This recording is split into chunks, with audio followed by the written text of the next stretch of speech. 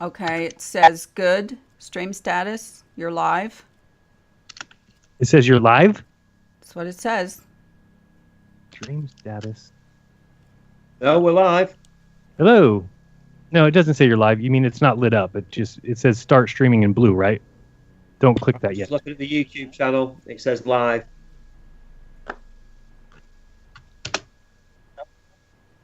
Huh? Are we on? Yeah, we are. And there's a slight delay on it. Yeah, there's people saying they could hear us. Okay, cool. So let's start then. Somebody introduce us. Now, let me get my. Wow, what a professional start. Awesome. Yes, always. That's weird because Welcome you to never the hit the flatter. stream. Go ahead and start it. Because I'm going to go live on mine here in about a minute. So go ahead. Okay, do you want me to stop streaming or start streaming or leave it alone? You're all good. We're already going. Okay. Say hello to everybody, Lorie. Hello, everybody. How are you, Daz and David and Jeran? We are good. We're very good. We're excited to be doing this debate. We really wanted, obviously, the flat Earth community has exploded and imploded and done everything else in between in these last couple of weeks. And we really wanted to get together and have a mature, intelligent, calm, adult discussion about the maps, about whatever. Just four friends who are all flat earthers in the room, discussing the evidence, discussing the observations without pointing fingers and accusations and all this other childish nonsense that seems to go along with it, and that everybody gets drawn into. And to show everybody out there, because most people are genuine truth seekers. They're looking for the truth. The realization that the Earth is not a ball in outer space, it blows your mind. And I think people are still recovering even a year or 2 years afterwards. And I think at that point, people can do all kinds of things. And I think it's the same with all truth movements. So what we all wanted to do, the four of us, was come together, have a debate tonight, talk about, like I say, talk about what we're going to talk about, but show the whole flat Earth community that it can be done, like I say, without the childishness, without their controlled opposition. This person's a shill and all that nonsense. We all know for ourselves that we're not on anybody's payroll. We're not trying to, push a certain thing. For myself, it's simply this: I look at the evidence. If the evidence stacks up against a model or against an idea, then that idea goes in the bin, and then I keep on looking and keep narrowing it down, and whatever you're left with will end up being. Obviously the truth, exactly as Arthur Conan Doyle said through Sherlock Holmes. So, or is it Watson? So I just want to say hello to everybody. Hello to everybody in the chat. I really hope we're going to have a really interesting discussion and discuss a lot of points that people might not have thought about. And the same thing that I always say with my presentations is you don't have to trust anything I say, but obviously write down the points, and then go and research them for yourself and use your own independent thought, independent sound reasoning about those points, and come to your own decision. Whether it agrees with one person or another, or it's something completely new. That's the only way to be sure that you're not being mind controlled, or you're not being psyoped into believing something that might not be the case. I totally agree. I wanted to say hello to everybody and we're trying something different this time with basically simulcasting it on, I believe. Are you on too, Darren, on your channel, or no? No, unfortunately, somebody the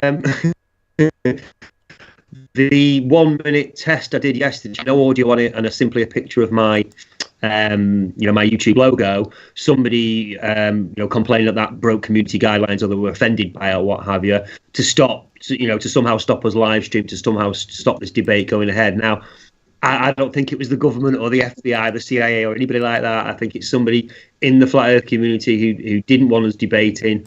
And unfortunately, it's not done anything. All it does is it just stops a few more people having a listening live. It's still going live to all your channels. And even if it wasn't, we just record it for ourselves and then put it out after as a podcast. So whoever's doing that, I mean, it's completely counterproductive, but somebody out there knows they've done it. Yeah. Okay. Well, I guess we have it on the two channels for sure. I know it's up and running on the Jeranism Raw channel. So hello to everyone in that chat room, and hello to those in Lorie's chat room. So yeah, I think what they just said was exactly right. That we all know that we're not moving. We all know that we're not on a ball, and that's first and foremost. And then after that, I think that people are allowed to freely research whatever they want. And I actually feel like we had a good thing going when different people were researching different avenues. And I feel like that was stopped, or somebody's trying to stop that by basically proclaiming that they already have the correct answer. And I don't think that they necessarily do. I don't think that they're, some maps are any better than others right now. I think it's kind of an open season. But if the map that I am currently researching and the map that I am currently thinking is correct is not correct, and it can be shown that to me without a shadow of a doubt, then I don't want to look at it anymore. So that's why we're having this conversation, because some people are certainly speaking as if it is, done. It's over. And if that's the case, then I don't want to be continuing down that path. So that's what this is for today, is to get some knowledge of the other maps that I haven't been researching as closely as I have been the AE. So I just want to mirror Jeran's words. I feel exactly the same way. I'm here to learn. I haven't really ever spoken to Lorie, except for a few years ago. I think we butted heads a little bit. And I've spoken to Darren, had some very pleasant conversations privately. And I'm looking forward to that again today. One thing that everybody, including all of us, are guilty of is saying this is impossible, or something is impossible, or there's no way this can happen. And we all used to say that about flat Earth when we believed we lived on a spinning ball, spinning, over the speed of sound. So that's just something that I want to bring to the table today, that, when we feel that something is impossible, we need to preface it with, in my opinion, or I believe, or some way, because we don't know what's impossible. I would agree with that, except if you have something factual you can back up your impossible with, then it's not really speculation anymore. Fair enough. I will await to see some of those things. Okay. For my purposes, I would think, for those who have not met all of us or watched all of our channels and don't recognize kind of who we are and what we represent in the flat Earth YouTube, podcast, blogging arena, I would just like to say that from the time that I started researching flat Earth for myself, and was inundated with what I call the circle map, and whatever most everybody calls it by now. I refused to call it the flat Earth map, and there was a reason for that, and that's because I hadn't done enough investigation yet. So when I started to do some investigation into it, Lawrence Wright and I started Flat Earth Conspiracy Hangouts and started just going through the map and the model piece by piece and following the theory of question everything, even that which everyone else inside your group or movement or community already thinks they believe or are going with. So in my investigation, I questioned, where did this come from? Who's using it? Why is it the flat Earth map and model? And is it just accepted already, and you either believe this version or you're not in the flat Earth community? And so, having broken it down over months and years now, we came to the conclusion that that is not a representative model and map of the flat Earth. And in time, we started curiously looking into other options. So, if you guys want to sort of follow that or use that as a template to bring people up to date on how you got to where you are today, I think that would help some people just learn about us. Sure. And I will say, as far as the AE map goes, that just like if you were to look up globe on Google right now, you would get a bunch of images, many of them little cartoon pictures of the globe, many of them little icons, whatever. But nobody ever says when they see those icons, those continents aren't correct. Those, oops, Africa's too close. No, they don't say that because it is it's just a depiction of the globe. It's not meant to be real. And for me, the azimuthal equidistant is it's a polar projection, but to me, it always kind of symbolized flat Earth to me because it was the first awakening I had to realizing that planes can go around the Earth and not necessarily around a ball. I even went as far as to call my wife stupid when she asked me if I thought the Earth could be flat because I said, no, how do planes go around it? And seeing that map was that first kind of realization that we can be forced into a certain direction of belief or a certain avenue just by what we're taught and what we're told. Everybody's taught that the flat Earth is dumb and it's the most ridiculous belief you can have, and that's what you want to call somebody else if they're stupid, and water falls off the edge, and how do planes go around?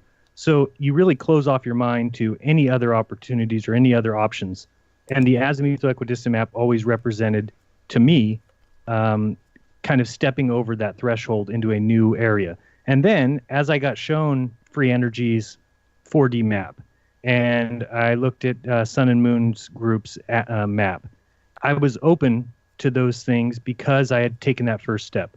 So, in Darren's video that he did, a couple months back, 6 months back, whatever it was, I had a problem with the point where he said that it's turning people away from flat Earth. Because to me, if it wasn't for the azimuthal equidistant map, I'm not sure we would be where we are in this movement. And I don't think that we would continue to bring new people on. It may not be the correct map. I can't say it is the correct map. I try and work out problems on it. I try and see if things will fit on it. And to me, it makes more sense than some of the other ones I've seen that kind of seem like a piecemeal kind of thing. But that's why I'm open to hearing what it is. But to me, that's why I've always kind of held on to the azimuthal equidistant. Again, if it's completely false, then I could see people saying we shouldn't use it anymore because we shouldn't be showing somebody something that's false. Obviously, like I said about the globe icons, that's not necessarily false. It is a depiction of it. But for me, I haven't found any major problems. So I'm hopeful to hear what you guys think are those, killer knockout punches. Yeah, I mean, we'll definitely discuss those, Jeran. And I hear that point, and I've heard it a few times about the the square or 4D, the diamond models, etc., the 4-dimensional, Pac-Man Earth, what have you. It's a bit too advanced, for people to jump over. And I hear that argument, but on the other side, what happens if we'd all been introduced to flat Earth and there was no circle pizza pie model at all? There's no Gleasons. Nobody saw it. Nobody used it. In fact, there wasn't even a model, or people just used the Mercator or what have you. Or everybody said, we don't know, but it's definitely not a ball. Now, like I say, if at the end of this debate, people go away thinking, I'm just never going to use. I'm not going to use the circle map. I'm definitely not going to use the circle map. I don't really want to use the square or the diamond. I'm not going to use any to represent the flag because they've got problems. And what it does is it stops people investigating the problems with the ball. So, while there is some merit to that argument, the point I was making is the rest of the world. We get very myopic in the flat Earth movement, and the way social media works and YouTube and Facebook and all those things is when we become flat Earthers, very quickly our feed is full of flat Earthers. We join flat Earth groups. We want to hear from other flat Earthers. We want to be around other flat Earthers, and it seems like everybody's a flat Earther. Whereas if you go and do proper opposition research on some of these channels, Vsauce with his 17 million view video, and there's plenty of others. The mainstream, the mainstream ball theorists have millions and millions and millions of views, and they easily outnumber what we're getting.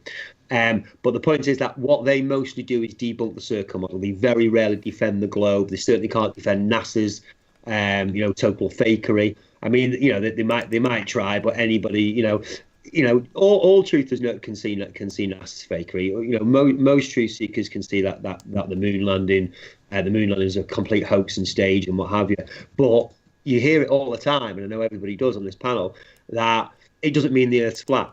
So the two for them are separate, and maybe we should also do that. Maybe it should be a case of, look, we're not a rotating ball. But like I said earlier, it's such a mind-blowing experience. I mean, somebody said it's like waking up to 9/11 all over again, and it's like another huge deep opening.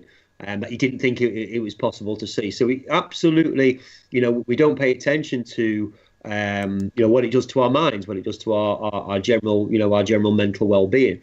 And I think it's a perfect time when you show people this amazing truth.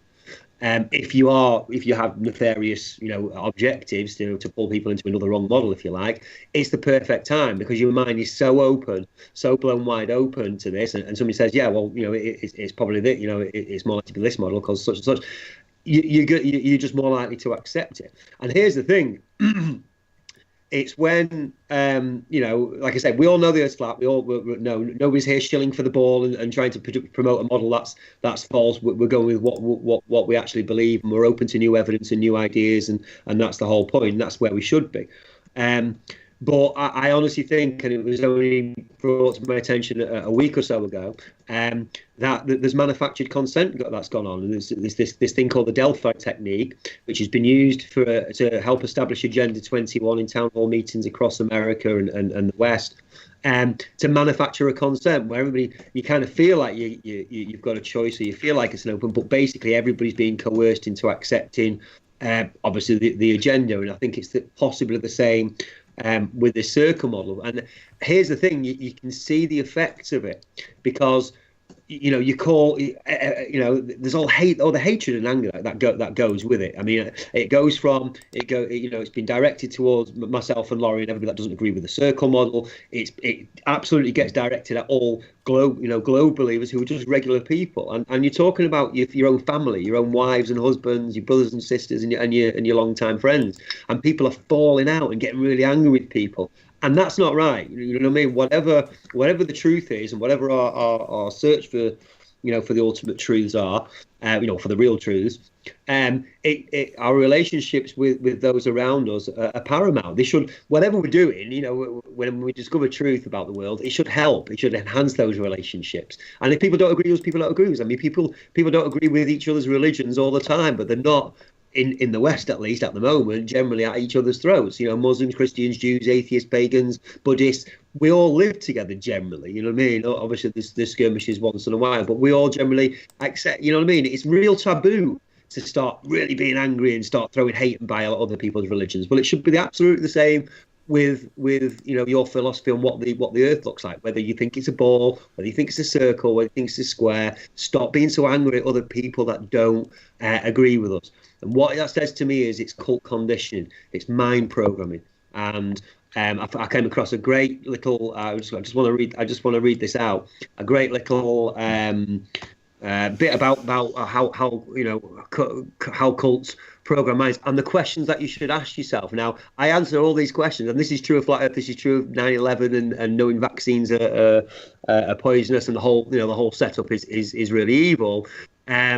But I can answer yes to all of these, and we really ought to take note. Have you noticed that the group's ideas have filtered into all areas of your life, your work, social and personal life?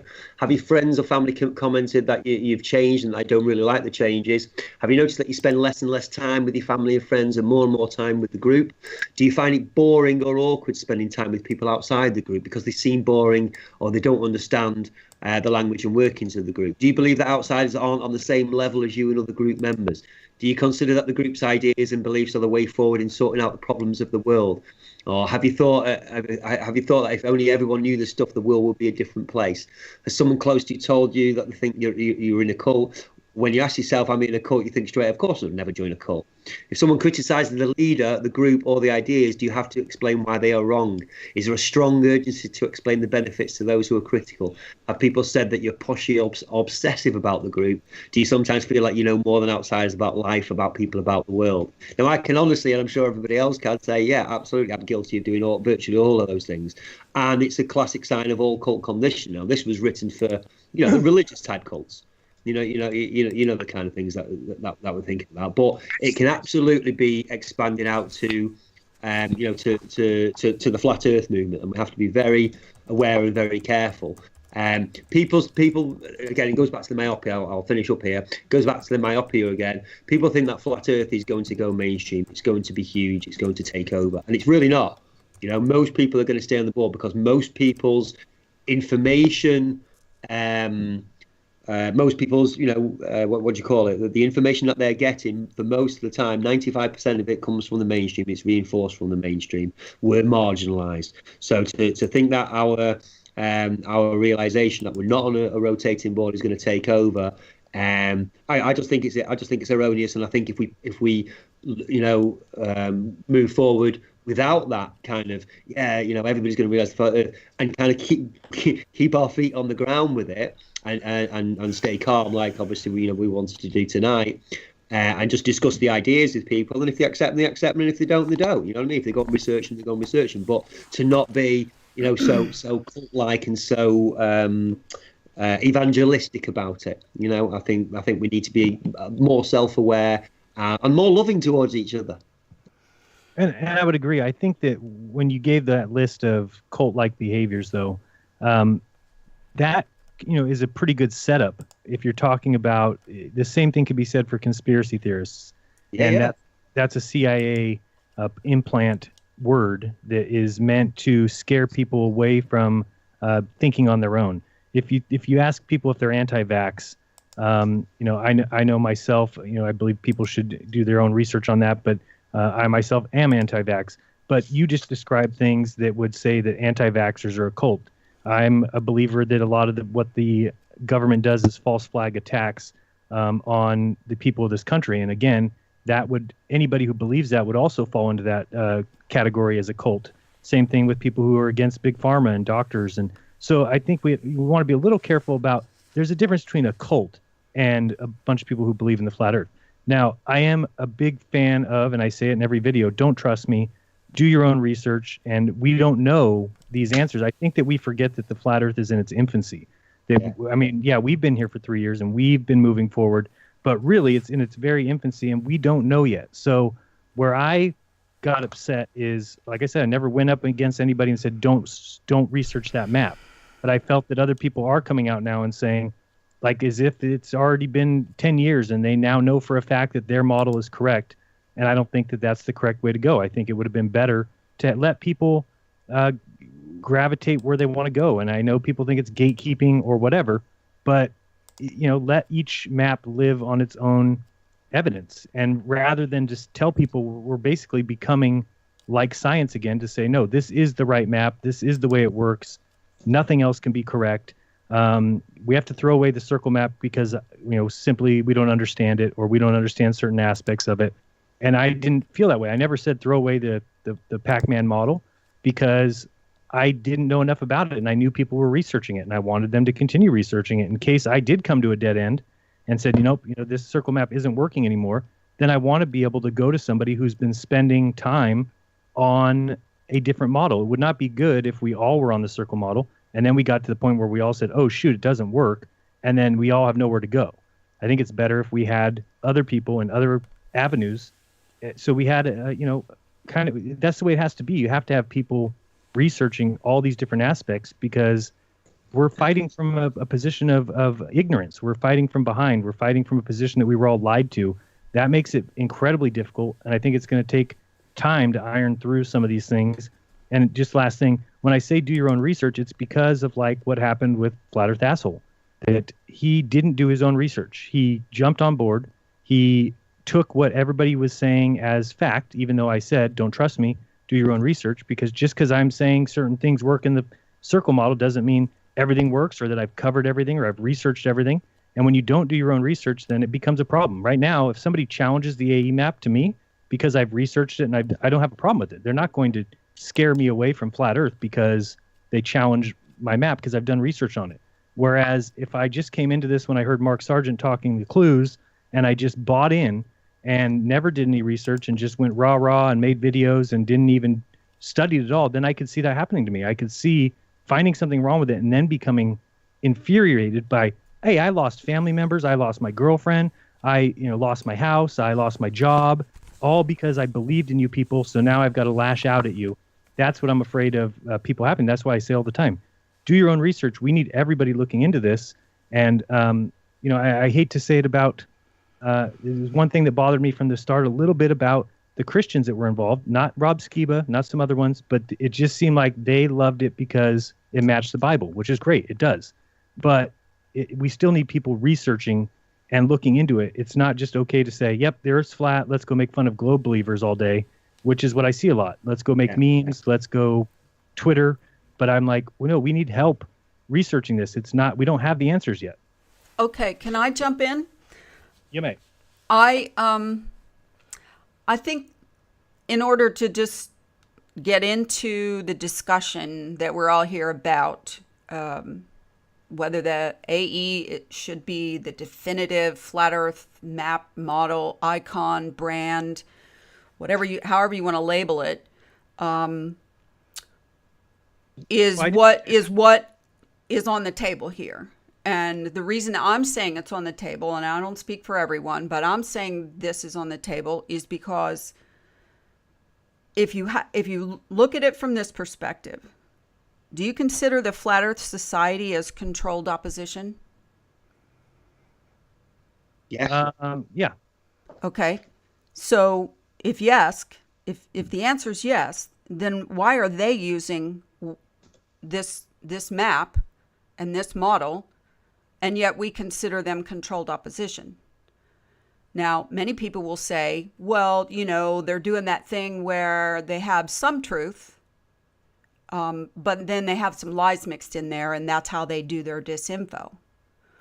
But from the get-go, when I walked into the Flat Earth research, and I'm not going to say I walked into the Flat Earth community because I wasn't a part of a community when I first started looking into this.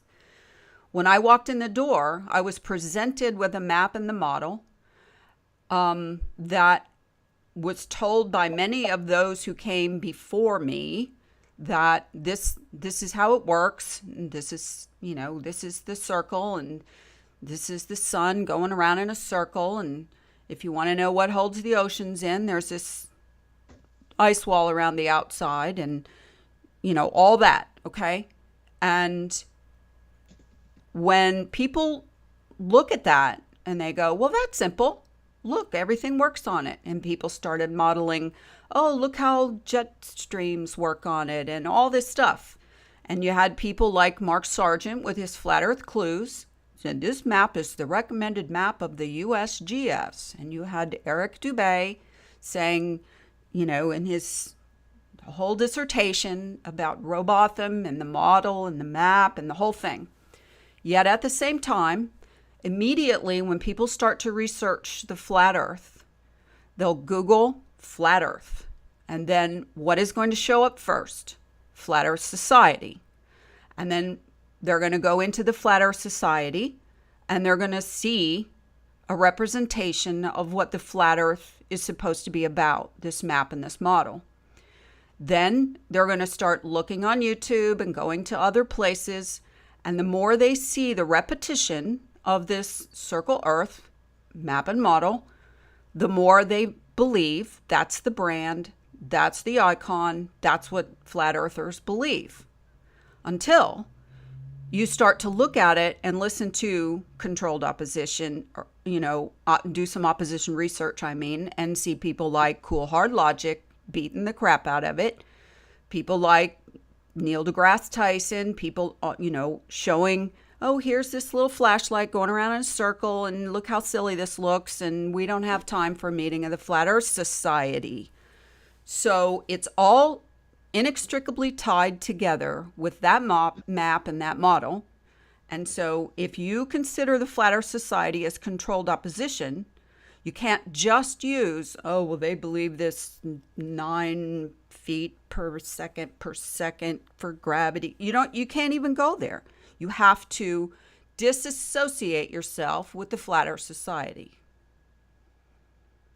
So the map and the model are represented by the Flat Earth Society, which is the first place every researcher is going to go, at least initially. So do you think the owner of the Flat Earth Society, the owners of the website are pushing disinfo? I mean, I guess you don't think they believe in the Flat Earth at all. Then you think it's all a complete total joke. So all the library that they have up there and the links to all the different publications, and you think it's all just because I guess here's what I'm saying is that we could, as a group, we could go take over that website. It's a forum. So it's controlled opposition because there's a lot of people there that are globe believers. And if you go and read the forum, it looks like a lot of basically a flat earther will show up and then 10 people will jump on his case to the point where he just disappears. Yeah. But if we took 50 of us, 100 of us, and went over there and overtook the website, it could become not controlled opposition. So I'm not really sure it's just controlled opposition just because, and since they use that map, that it means that the map's wrong. Okay, well, let's just for a second, just as a rebuttal to that for a second, let's go here. If the first place people stop is what information they're going to get, that's one thing. But the repetition of the information from within the Flat Earth community, and I put that in quotes, and the Flat Earth movement, and I put that in quotes, that repetition is condoning what the Flat Earth Society as a whole. The Flat Earth Society goes back way before this resurgence of Flat Earth interest came along. Right. Absolutely. Okay. So what I'm saying is, do you not consider that a form of cult washing, brainwashing, using the method of repetition? Yeah, manufactured consent.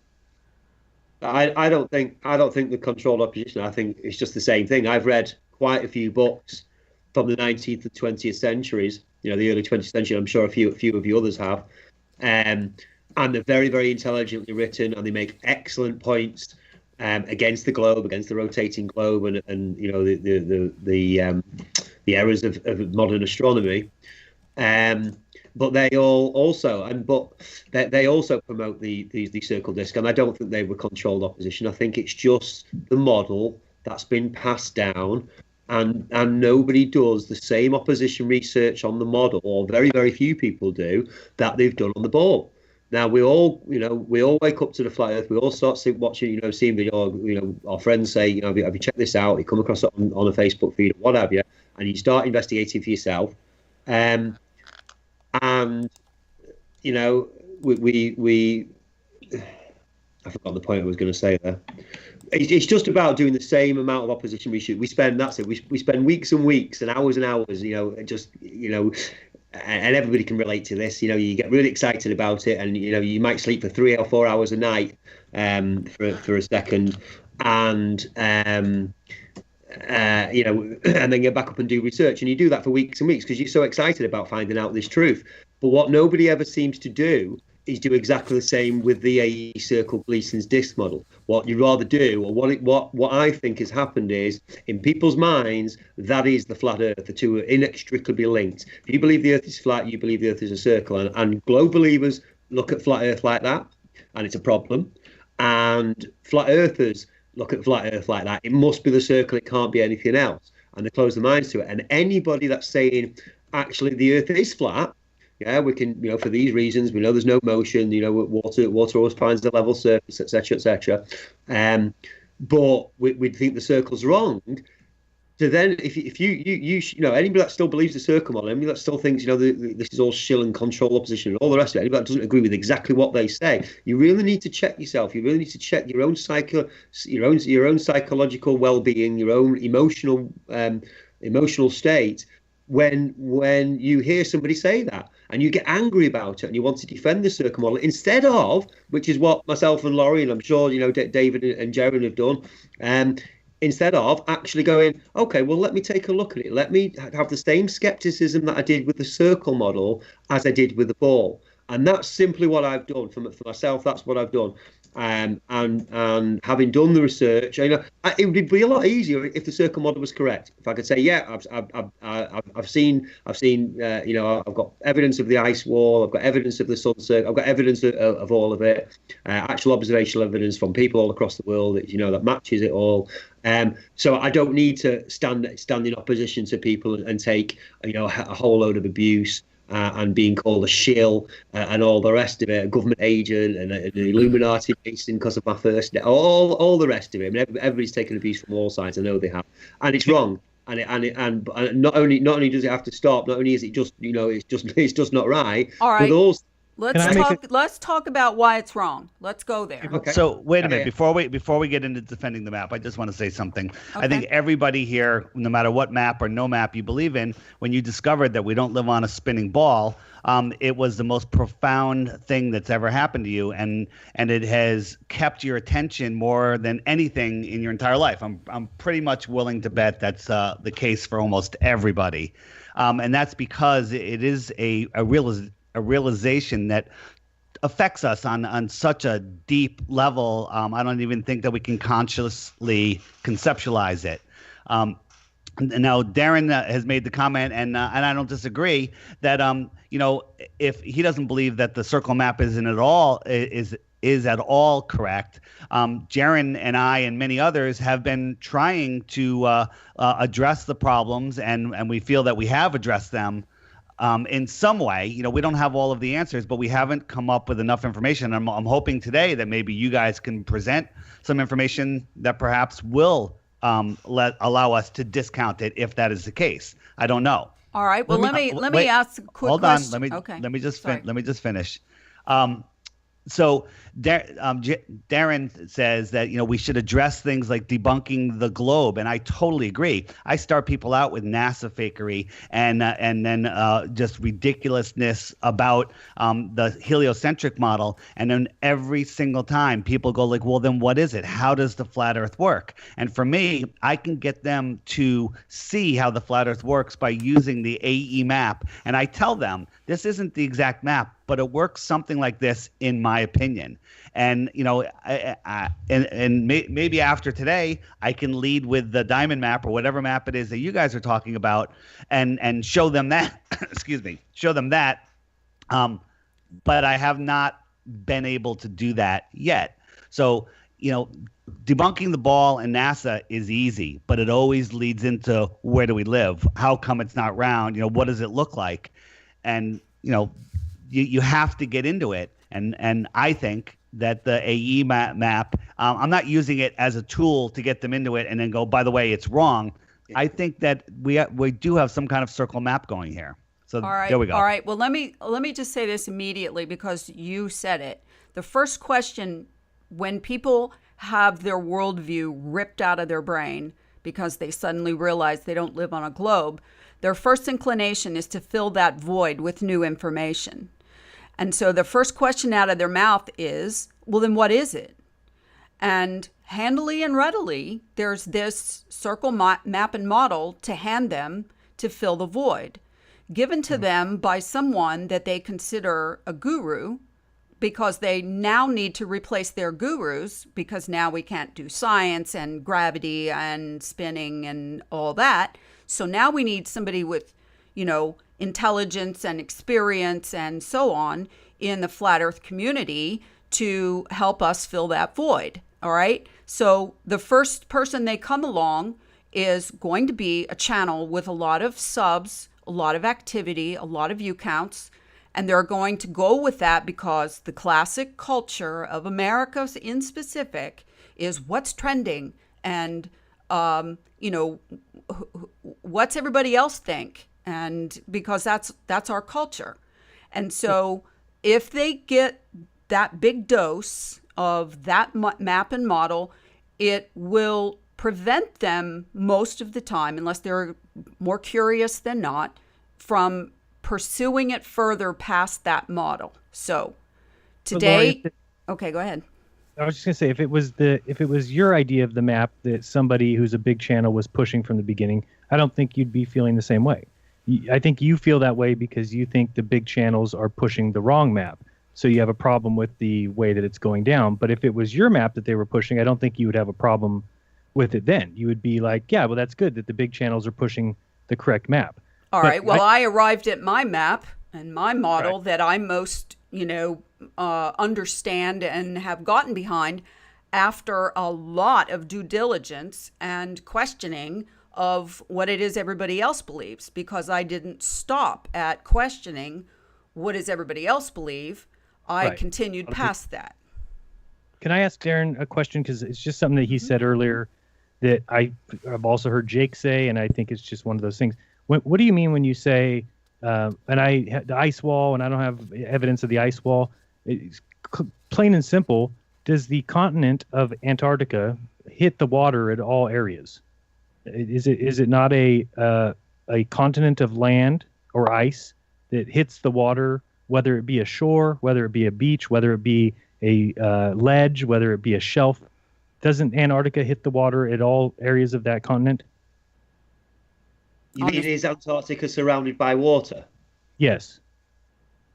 Yes, but it's Okay. only, as we'll discuss, it's only provably.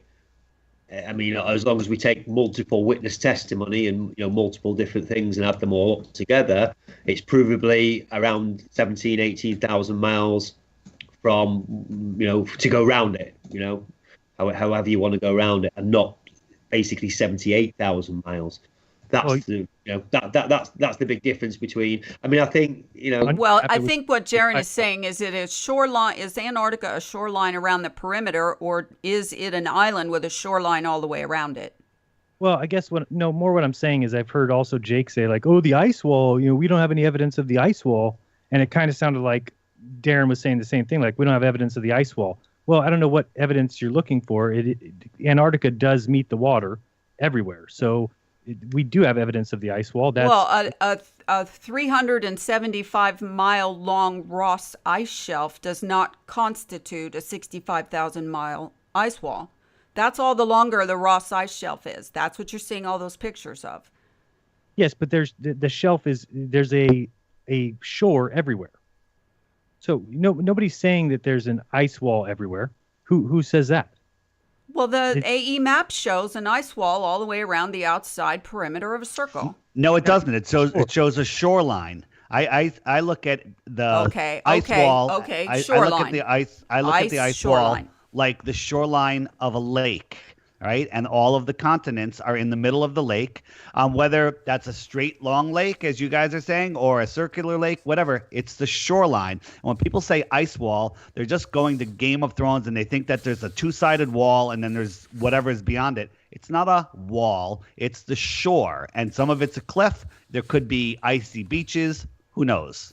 Okay, so what you're saying, though, is that the earth as we know it, the land and the waters, is encompassed and encircled with ice. If you go south from any direction, you will hit a ice shore. we all agree with that, but I think what the difference is, I wasn't aware that you two guys are kind of different to the mainstream model on this. But if you can clear it up, then as far as we know, what we're basically objecting to is this: that the flat Earth, is a circle, obviously, and that it has, it's basically encircled with the exactly as your logo shows, Jeran. It's encircled with Antarctica, and Antarctica is 65 to 75,000 miles, along. So if you started at one point, if you went south from, say, Australia, and you went all the way around Antarctica to come back to the same point, what you're basically saying is it's 65,000 miles. And what we're saying, is that is not the case, because lots of people have circumnavigated the Antarctic, and it's taken way less time than it would if it was 65,000 miles around. But the other thing is what way went? The mainstream flat earth theory says that there's an ice wall 200 miles high all the way along, and No, then but- it's guarded by an army as I've well. actually never heard that. I've only heard people like Cool Hard Logic say it's surrounded by an army. That's utter nonsense. And a 200-mile, I've never even heard of that. Forget 200 feet. I don't know how tall it is. I've seen pictures of some pretty tall, stuff in Antarctica, but that's you. And other people do the same thing. They take one statement, which is absurd, and say all flat earthers think that. And that's nonsense. Yeah, no, but I don't think that, and I don't think anybody else does that I've ever met that thinks that there's some sort of high ice wall all the way around it. But I also, you need to, when you talk about the distance that people have traveled, you can't go, nobody can even circumnavigate going west. Okay, because if you tried to do that, the currents down in the south go to the east. And we don't, the speed of those currents is what's carrying those boats. Think about how hard it is to calculate how far you're going. The boats don't have speedometers. The boats they're not going with a speedometer to figure out how far they're going. Captain Cook went 60,000 miles. Captain Wilkes went 62. Magellan went 58.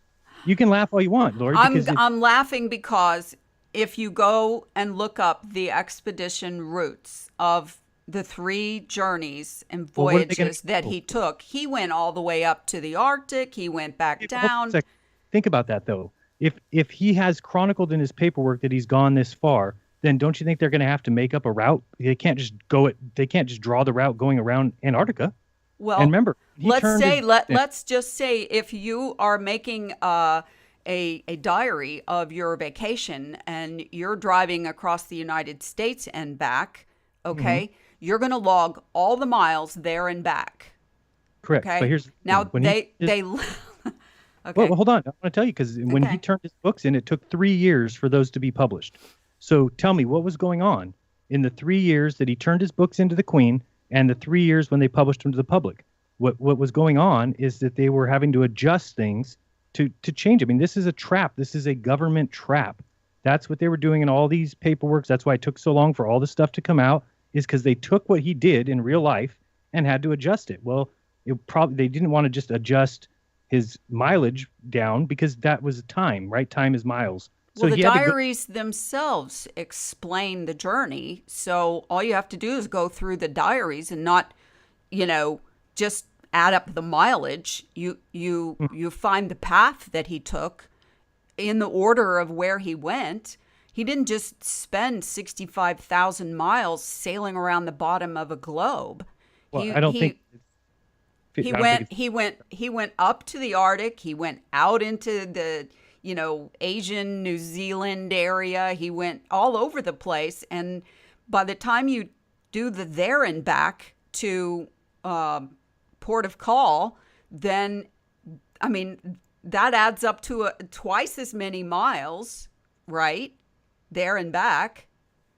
Well, I mean, if you look at Captain Cook's second journey, which is the one that is the one that I would refer to when I talk about him going 60,000 miles, he didn't go all over the place. I mean, it shows him like doing circles around Australia, but he doesn't go. Let's jump to Scott and Amundsen, who are more contemporary than Cook. Okay. Freemasons, both of them, but okay. Okay. The Antarctic expeditions of Scott and Amundsen, were they a hoax? I don't think they're entirely factual. I mean, because you're talking about the guys that crossed the South Pole, right? Do you know how far these explorers walked from their base camps to the South Pole, if the AE map is correct? If the AE map is correct, under what you're putting a 70,000 under the circle ice perimeter. Can you help me for 1 second on this OBS to screen share an image on? Yeah. Remember, you want to go? Are you using the same one from yesterday? No. I mean, you don't have the same. No, I have a picture that I would like to screen share to you, and I'm not familiar enough with this, and that one time didn't stick. Hit on the left-hand side where it says scenes, hit add a scene, and then type in image, and then under sources, add, and then an image source. Under scene. And then hit the plus button. Okay. And then next to it, you'll hit sources. And then one of those options will be image. Okay, there is no sources next to it. On the right hand side, where you hit the other plus button. Remember, you add things. You add the scene, and then Oh, you I add see. this. Okay, image. Okay. So do I do browser source or what am I doing? If it's on my desktop, well, that's what I want. Then just just select image instead of window source or you just say image, Got it. and then you should get your little dialogue to come up. All right. It's okay. Just give me 1 second. You guys go ahead and talk because I'm So, I think sometimes an easier way for me to explain it is that these guys who supposedly went to the 90 degrees, none of that even really makes sense when you really think about the fact that if you're carrying a compass, the compass points to the north, and so if you're heading south, finding the South Pole is going to be incredibly difficult. Then once you're there, you don't even know which way to go, because everywhere is north on a globe, which is what these guys would have thought, Amundsen, Scott, these guys. So it is easy to imagine them cutting across and then across. And if you look at the time period that it took them to do it, it took an extremely long time. I mean, I always look at the, Sir Ranulph Fiennes, who did the north-south circumnavigation on foot, and that took 4 years to go from Greenwich down to the South Pole, then to come out on the other side, go to New Zealand, and then up to the north. And if you look at the outline of what he did, he broke record times in the north because he did 80 miles a day, which is so preposterous it's ridiculous. But all of the time was spent in Antarctica, and that's to be expected. And just so I just want to go back real quick to when we were talking about Cool Hard Logic saying that there's guards out there to protect you. Nobody. I don't even think anybody thinks that. I dare anybody to go get in a boat. I don't know where you're going to get a boat. You can't go down there in a speedboat. You can't go in a sailboat. Go ahead and try it. Go down to Antarctica and just pop up on the land and see how long you last. What are you going to eat? There's no McDonald's down there. There's no Burger King. okay, Jeran. This image is showing up on the right screen, but it's not showing up on my feed. Can you tell me how to do that? You hit transition and it. Yes, put it on it's showing up on the right side. It is on your feed. I see it. Okay. It's on your feed. All right, here we go. Okay, so there's the image that shows you the Scott and Amundsen journey, okay, on the right side. You see the Ross Ice Shelf? Hold on, I'm trying to get to your page here. And, okay. All right, I'm there now, and I see what looks like a black screen. Hold on. Sorry if the volume. Okay, I see it on the right-hand side, yes. Okay, Scott and Amundsen's expeditions to the South Pole. All right, so Scott started from latitude 77.52 south and 166.96 east. The route shown by the green line started the 1st of November 1911, arrived 17th of January 1912. The distance to the South Pole was 858 miles. Now, what we're calling, or they were calling, the South Pole is obviously arbitrary, okay? But that's a journey of 858 miles. The average distance traveled per day equals 11 miles per day. Amundsen, and then it shows on the red side, Amundsen started what latitude? 78.30 south, 164.20 west. Route shown by the red line started 19th of October 1911, arrived 14 December 1911. Distance to South Pole 798 miles. Average distance traveled per day 14 miles. Okay? Okay. All right. So how far these explorers walked from their base camps to the South Pole if the AE map is correct. Now go to the other side. They would walk into Antarctica, so they would go 858 miles in. Okay, look at the map. Look at where the South Pole would be, latitude and longitude. Did they walk all the way around that circle? They walk around it? Do you understand the premise? Look at the longitude lines marked at along the circle. Those are longitude lines on an AE map. Okay. Remember, everything is south from north. Okay. All right, so in this projection, if you look at those longitude lines, got it? Longitude lines on the ice circle, if there was a circle of ice all the way around. So longitude 0 is on the total opposite side of the ice wall from where Scott and Amundsen both started, according to the longitude. See, this is what happens when you take an azimuthal map based on the South Pole and projecting out, and you take it and you reverse it and make the center pole at the north, it's squashing a sphere. So all of the longitude lines now become pi lines, pieces of pie. But those are still longitude lines. So what happens to the longitude lines when you convert them from a circle with the pole at the center? On a globe, they converge at the bottom again, right? Correct, but they're not real. They're not real, but they're used for navigation. Then nobody had ever been there yet. What do you mean? Those lines of longitude and latitude are universally agreed upon by every. But nobody hadn't been there yet. So you're right. They took the north. They knew the north, and they reversed it and made the south. They're not. Jeran, you're reverse engineering what I'm saying. On this map, if the ice wall is, let's say it's 65 to 75,000 miles around. Or ice ring, or whatever we're calling it, okay? Okay. They would have had to travel 36 miles around to the other side to get to the pole. Do you see what I'm saying? You would have, if the purpose of the mission was to find the interior from 2 locations. Hey, Jeran, can you share that to your stream? People are asking. Yes. Oh, I don't know how. She'd have to tell me where the image is. Oh, I thought you could just share her window to your stream if you're looking at it. I was looking at it on her. Oh, yeah. I see what you're saying. Sorry. I can do that.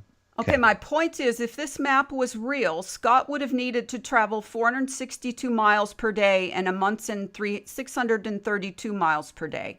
You see, this is the problem with the AE. You can't have it both ways. If the flat Earth was converted to a globe for the purpose of this, fiction, this globe fiction, mm-hmm. the longitude lines can converge at the north and the south on a globe. The AE map is a projection of a globe. Can we all agree on that? Yes. Okay. Anytime you have a projection, what happens? You get distorted. Equidistant projections correctly show the distances between any 2 features or locations from the center point, which only equates to true compass direction from the center. A projection is a system of mathematics and geometry where the information on the surface of a sphere is able to be transferred onto a flat piece of paper, a map. So following that, why are we using a projection of a sphere, obviously faked from a flat map, a flat plane, put on a globe, then projected back onto an AE projection? Why are we doing that? I don't know what you mean by why are we doing that, but why is the flat Earth community embracing a map and a model based on a projection of a globe that was taken and skewed from a flat plane, which we all know that it is? So they made these imaginary latitude and longitude lines to make a globe. They had to converge them at the top and the bottom in order to wrap it around a globe. Mm-hmm. The area of the sphere is a finite area once you define the circumference, correct? Mm-hmm. All right. So now let's take that and let's go from that to, if the area of a globe.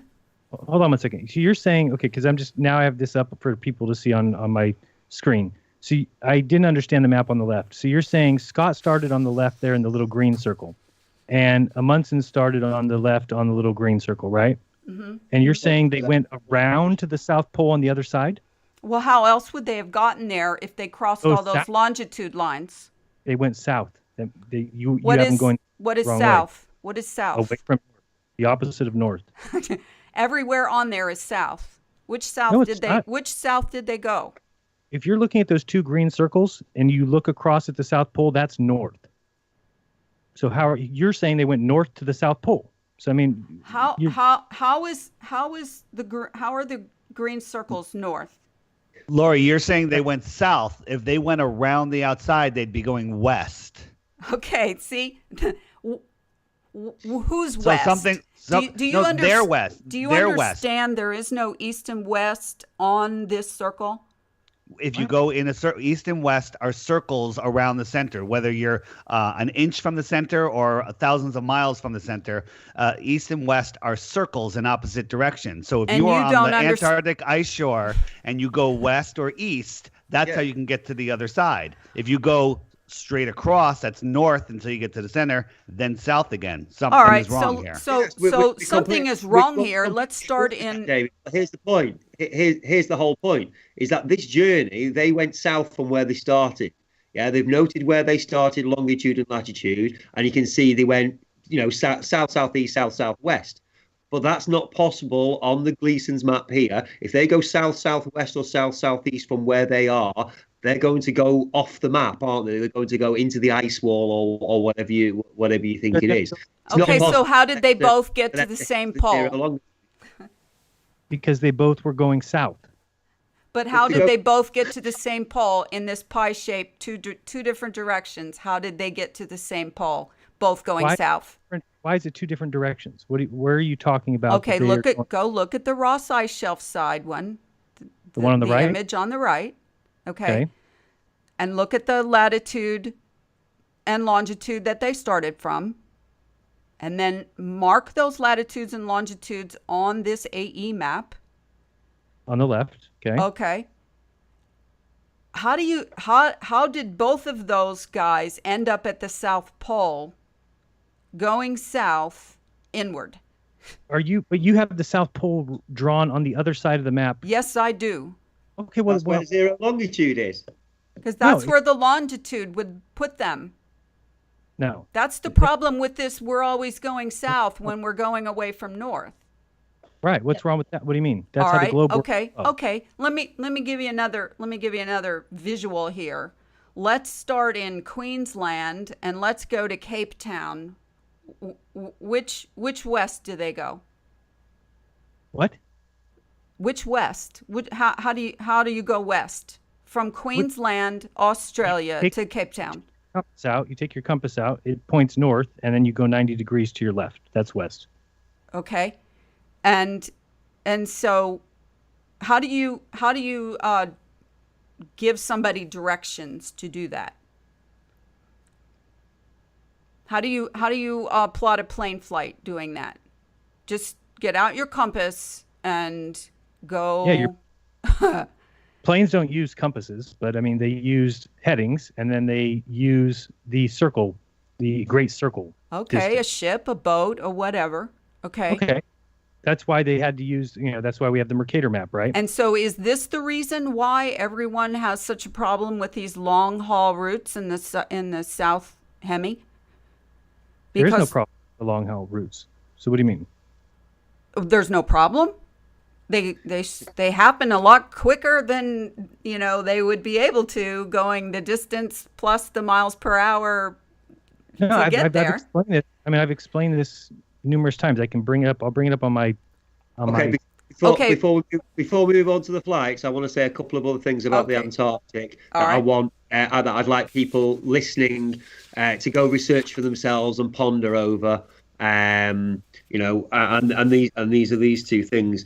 A guy called, people may or may not be aware of the Antarctic Cup race, which is a circumpolar, race. and a Russian guy who's a veteran sailor called Fedor Konyakov completed it in 102 days. Now, again, all I'm saying is, like I say, you can this this could be one of these. I mean, at the end of the day, anybody can dismiss any research or any evidence or any observation. Say that's not true. It's made up by Freemasons. I'm not going to accept it, and that's fine. If people want to do that, that's fine. But all I'm saying is that I'm just giving people pointers. I'm basically, you guys are basically want to know why we reject the AE circle model. It's a weight of evidence, just like the rejection of the ridiculous rotating globe. It's not one thing; it's many things that stack up. And now this guy did completed it in 102 days. And if even if you say it's around 60,000 miles around to go around the Antarctic, that means he has to be doing 600 miles every single day. Now, he wasn't in the fastest ship possible. He was it's a regular sailing boat, single manned as well. So that means not only would he be doing 600 miles every single day, he would also not have to sleep at all, and it's just him, and he's going to have to be, like I say, sailing that non-stop, 24/7 for 102 days. It's impossible to stop. Just it's impossible to stop. There's the circumpolar currents, which move so fast you cannot stop. You can't stop your boat in the middle of the Southern Ocean and just sit there. The current will carry you. So it is the same as him not going to sleep. He has to move during his sleep. He's not going to anchor his sailboat in the Southern Ocean. And when you keep saying 60,000 miles, he probably never went below 50 degrees. So he probably went 35,000 miles, 40,000 miles. And when you're moving with an additional current, it's just like the jet streams. The current is not calculated by anything other than GPS coordinates. So by them lying to you and telling you what GPS coordinates are, you would never know the difference, just like the planes. The plane would never know the difference because somebody lied to them about the distance between 2 points. Nobody would ever know. How would you know?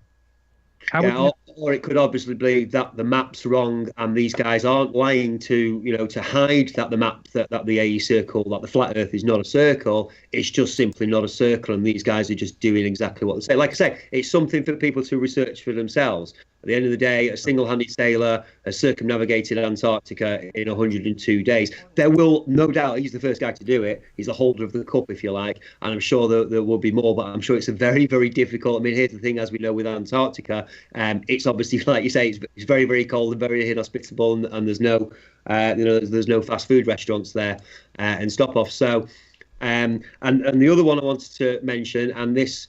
Wait, before we go on to the next one, I just want to say, in your Darren and Lorie's opinion is that it's impossible for that guy to have done that race in that amount of miles. And Jeran and my position is that we don't believe that he went below that 55 degrees latitude or whatever it was. I think Jeran even found some evidence that he was above that at times.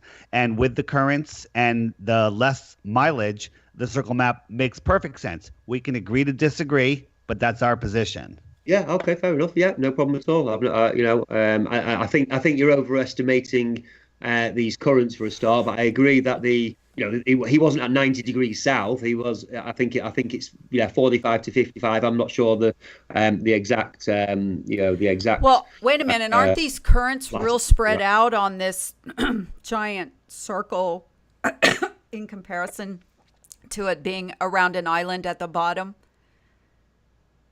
In other words, you're gauging the speed of these currents based on the globe. This is globe information, correct? Or is this? Yes, it would be globe information if you're talking about the speed. All right, now spread the area. Let's go back to area just for a second. Okay, spread the area on the AE map, which is over twice the area of globe, right? Right. It's interesting, though, because they don't even measure currents in miles per hour, which you'd think that they would. The area of the AE map and model based on this 65,000 mile ice wall. Nobody said 65,000 miles, but okay. Let's pick a figure. 50. It's straight. How can it be 50? Okay. How can it be 50 if it is 12,450 miles from the North Pole to the South Pole, according to so every map? You're basing that off the globe map, which nobody flies over the North Pole. We don't know what the distance is from the north. I'm talking about We make polar to we make polar. I'm not talking so about geometry. from the on the Areas AE of map. geometry. Okay. Go On ahead. the, Keep going. on the AE map, the Mhm. North Pole's in the center. From the center to the edge, to the bottom, to the ice, is Mhm. 12,000. Let's just No. say 12,000 miles. Okay. It's not. That's Then what you it- go you're- 12,000 from that side to the opposite side. That's 24,000 miles. That's the circumference of the Earth, correct? No, I don't think that. The circumference of the Earth is not 24,901 miles, according to all data. To the equator? No, That's not compare the two. Circumference of the Earth at the equator okay. is 24,901 miles. That's correct. Half of that on this map, from the North Pole to the south edge, whichever one of these wagon wheel spokes you choose, would be 12,450 miles. I think a better thing to measure would be from the North Pole to, say, the tip of South America. All right, pick an arbitrary figure. The point I'm trying to make is it's as far from the North Pole to the South Pole on the international date line as it is from the North Pole to the South Pole on the prime meridian, which are opposite longitude lines, correct? Yeah, I agree with what Darren Zero. said. You can take whatever you want as the truth. But I mean, to me, since I've never flown any of those distances, I'd rather look at distances that we know. I'm not talking about flying. I'm talking about mathematics, Okay, but you're saying geometry. you're assuming that the globe is real, and you're saying that the distance. Remember, the globe has curvature. It's not a circle. So just think if you looked at the circle of the globe, well, the diameter is only 8,000 miles, but right. yet on the globe you have to go all the way over, so it's actually 12,500. So it just added 4,500 miles there. It wouldn't be there if we're considering it a circle like the AE map is. All right. So- What I'm asking is, are you confirming the distance from pole to pole as 12,450 miles? I'm not. No. I think that How far is it? I think the diameter of the Earth is probably 17,000 miles across. I'm From- talking about the distance on a sphere from the North Pole to the South Pole down any one given longitude line. Sure, we want to talk about the sphere. Yeah, then the distance from North Pole to the North Pole to South Pole is 12,500. Well, the reason why I'm talking about a sphere is because if we're given all of this information, we can't cherry pick which ones we're going to accept or We can't reject. cherry pick. We don't live on a sphere. You're using sphere mathematics. You're using curved Do land. you think no one has ever sailed from as far north as you can to as far south as you can down Sure down the Atlantic or the Pacific? Sure, and you're telling me that they Captain use Cook did it. And did they use speedometers on their boats, Lorie? I'm not talking about speedometers. I'm talking about Are you talking about odometers. You talk about distance. How did they calculate distance then? How do you think that these guys in 1700, how did they calculate the distance that their boats went? How do you think they calculated that? You think they have a little paddle on the Speed side? times time normally. Oh boy. Speed times time. They know how fast the boat goes. How do they know how fast the boat goes? They've if the got current- nautical miles. They've got knots of speed. They've got all kinds of ways to measure. For crying out loud, with these guys weren't complete morons back in the day. No, they won't, Even but though you're- they didn't have GPS and every other thing electronic. My point is the miles would be the same as the radius of the AE map and would give a surface area of 487 million square miles. That's pi times radius squared. Compare the globe at 197 million square miles. Do you see this difference being a problem? Watch this. Let's take my estimate of 50,000 miles circumference. 50,000 miles. And you said, how do you get the area?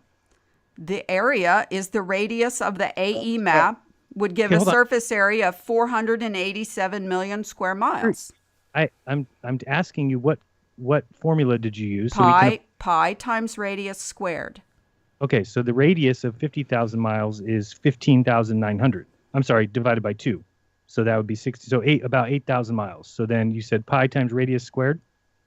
So 8,000 times 8,000 and times 3.14, 159, 159, and that equals 201 million. Wow, look at that. It's exactly the same as the globe.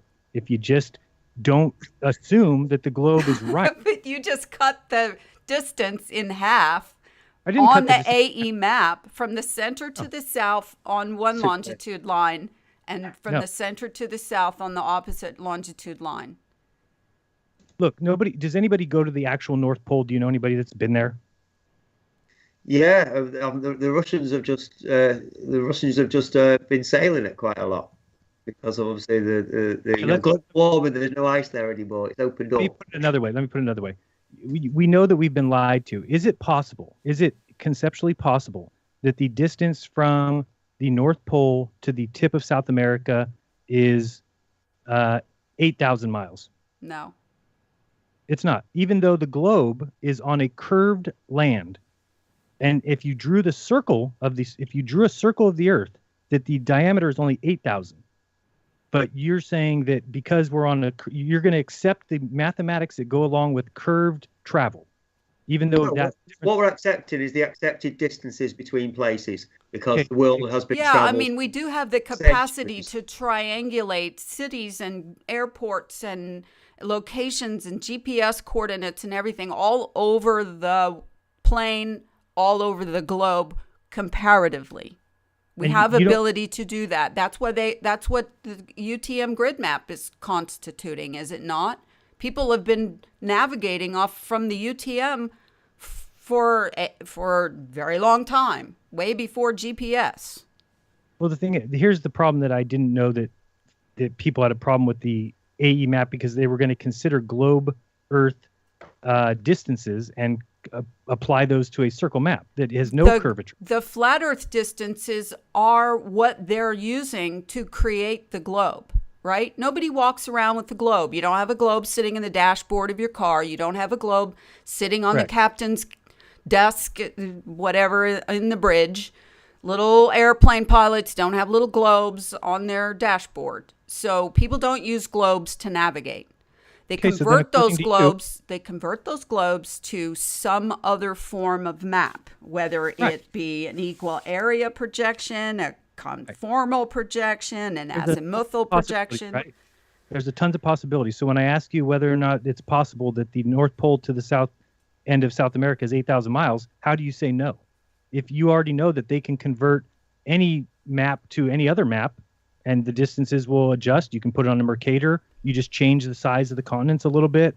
Okay, why is that? What I'm doing is I'm taking spherical spherical trigonometry, the same as we always bitch about that people can't find the curvature, okay? If it's 24,901 miles at the equator, be it a pear or an orange or an apple, it is relatively close to 24,000 miles on a circle. On a polar equator, polar axis. Okay, so let me ask you this. The polar now. axis is the opposite of the equator, correct? Yeah. Could the equator be in real life 22,000 miles? Oh my goodness. I'm just asking you a question. Could it be? Could the I mean, is it a possibility? Yeah, is it a possibility? That's what I'm saying.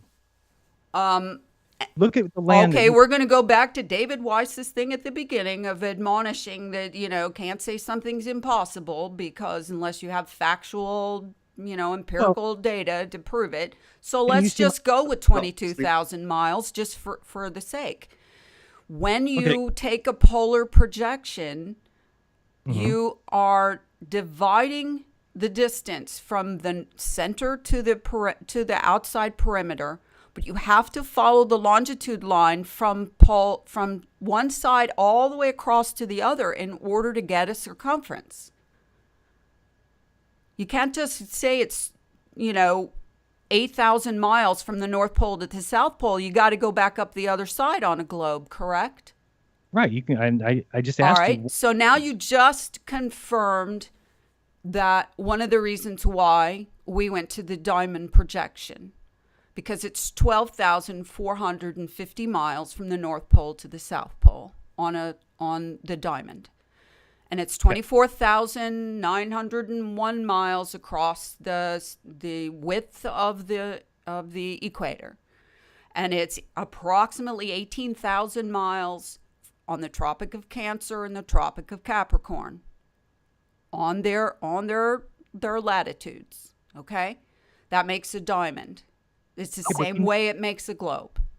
The hard part about this, though, is that if you don't recognize things like the South is wider than the North, if you can't recognize that people all the sailors every single time came back 15 to 19 miles off every single day because they were not reckoning with the stars like they were supposed to. That's because the South is a wider circumference. So when you just say it's the two distances are the same between the tropics, they're not. They're different. Now, granted, on the globe they're the same. We're still talking about the polar axis versus the equator. Okay? We're not talking about a bulge at the bottom. We're talking about the polar axis is following the prime meridian up to the top of the globe and coming back down on the international dateline-ish longitude 0 and longitude 180. Invisible, non-existent lines. Okay. Okay, but that's how you have to have a place to start and stop when circumnavigating a globe in any way. I don't care if it's at an angle at 45 degrees. It's still going to be roughly the same circumference. Those numbers have been given to you. You're willing to accept their grid lines and base your map of the world on the grid that the liars have given you. How far off could they be and have fooled us for hundreds of years that we live on a globe? How far off could they be that people haven't made comparisons and said, you know what, something's really bad wrong here? There is no comparison. How do you go down? Look at, MH370, the plane. Guess where the plane crashed? It crashed in a non-existent area of water that doesn't exist under their GPS coordinates. That's why nobody's able to find it, because it doesn't exist because it didn't crash there. How about that? If we're going to go with possibilities, well, I can think of, just like you can make up reverse engineered ad hoc theories for how something works opposite of the way other people think it works and come up with an explanation that sounds plausible, because you are good at that, Jeran. I've told you that before. Lorie, Jeran's opinion is that perhaps it crashed in an uncharted area where GPS says doesn't exist. No one will find it. You could say maybe it flew, somewhere else on your map. Both are possible solutions. We're never going to know until we find out, and that's it. So you can't say that it's not the case. It hasn't proven. All right. So far, before we move on to another topic, because unless we beat that one, it didn't go anywhere with either David or Jeran. So can I show you the map though? Can I show you the map so that you stop assigning different numbers to it that we don't believe or we're not stating? Can you see my live feed or no? No, I don't have it up.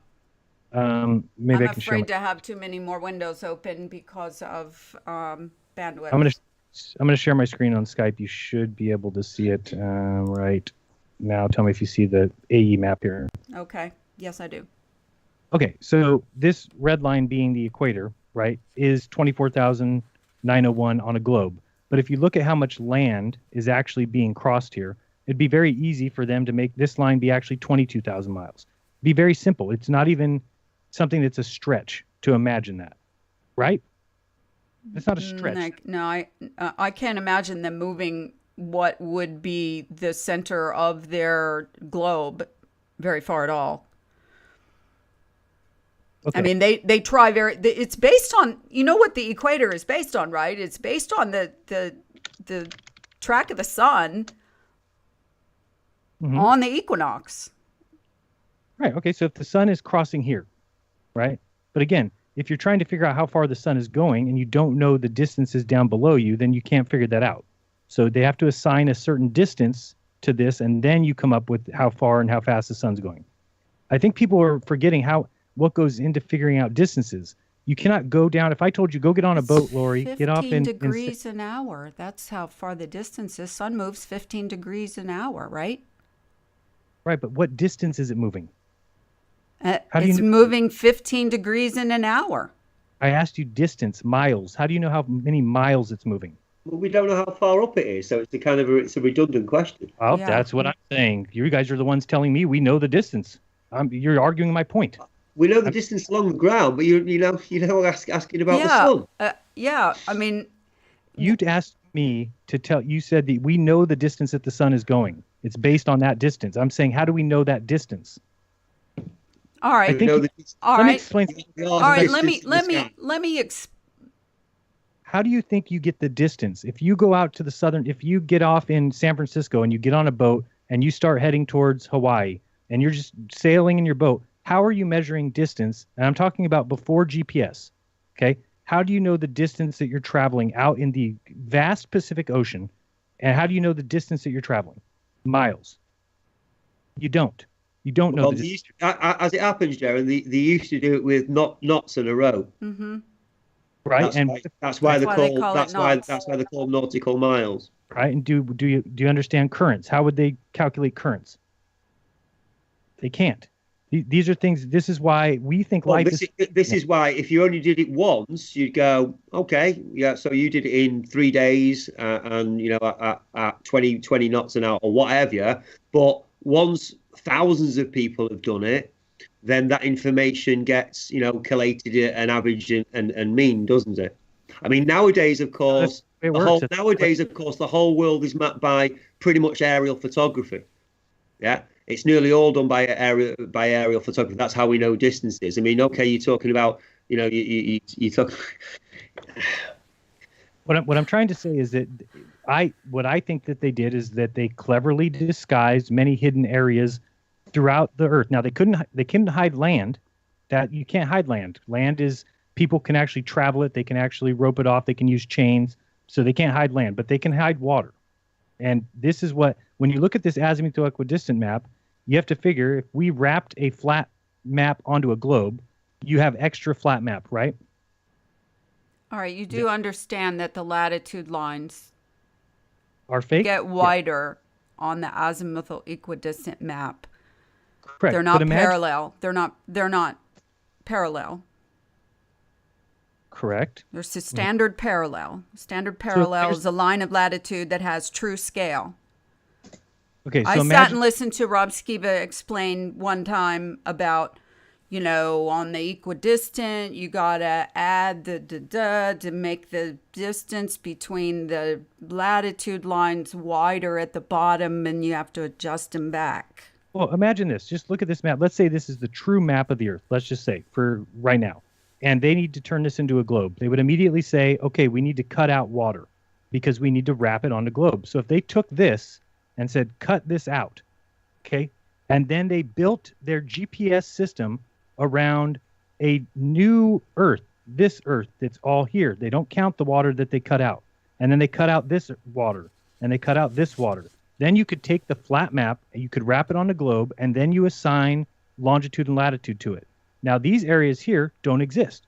So when a plane flies in the Southern Ocean, which isn't it interesting that they lose connectivity when these planes, let's say they take off from here. If the plane gets here over the land, it's going to move a certain distance at a certain speed, but this distance doesn't count, right? So it actually went here to here, and then according to GPS, here to here. And that's how you figure out the distance that a plane went is by GPS, by ground-based tracking.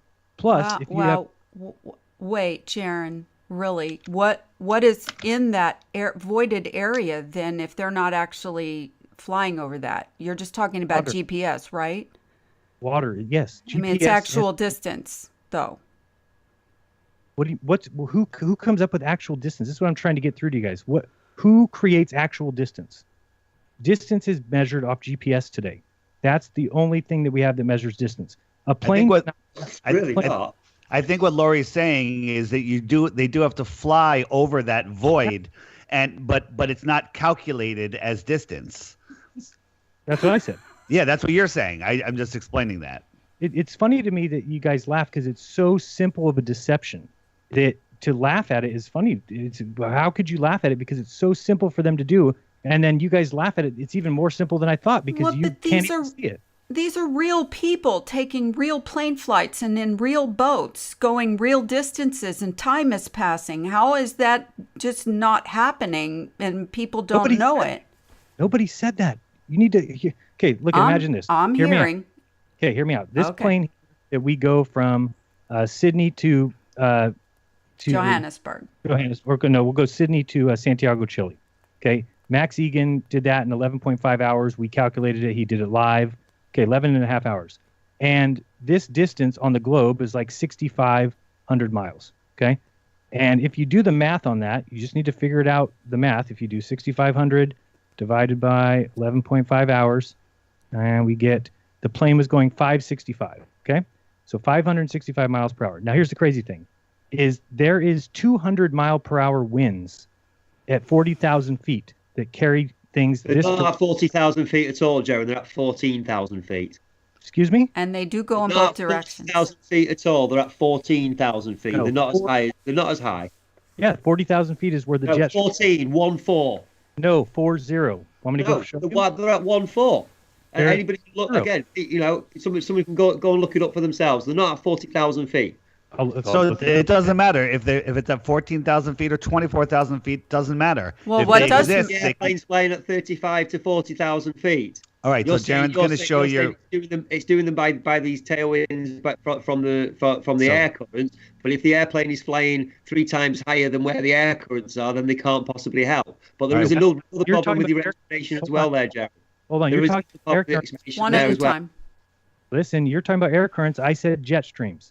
Okay, so these are the jet streams. If you go right here, wind, go up to 70 HPA, pull this into an azimuthal equidistant map, and you'll get.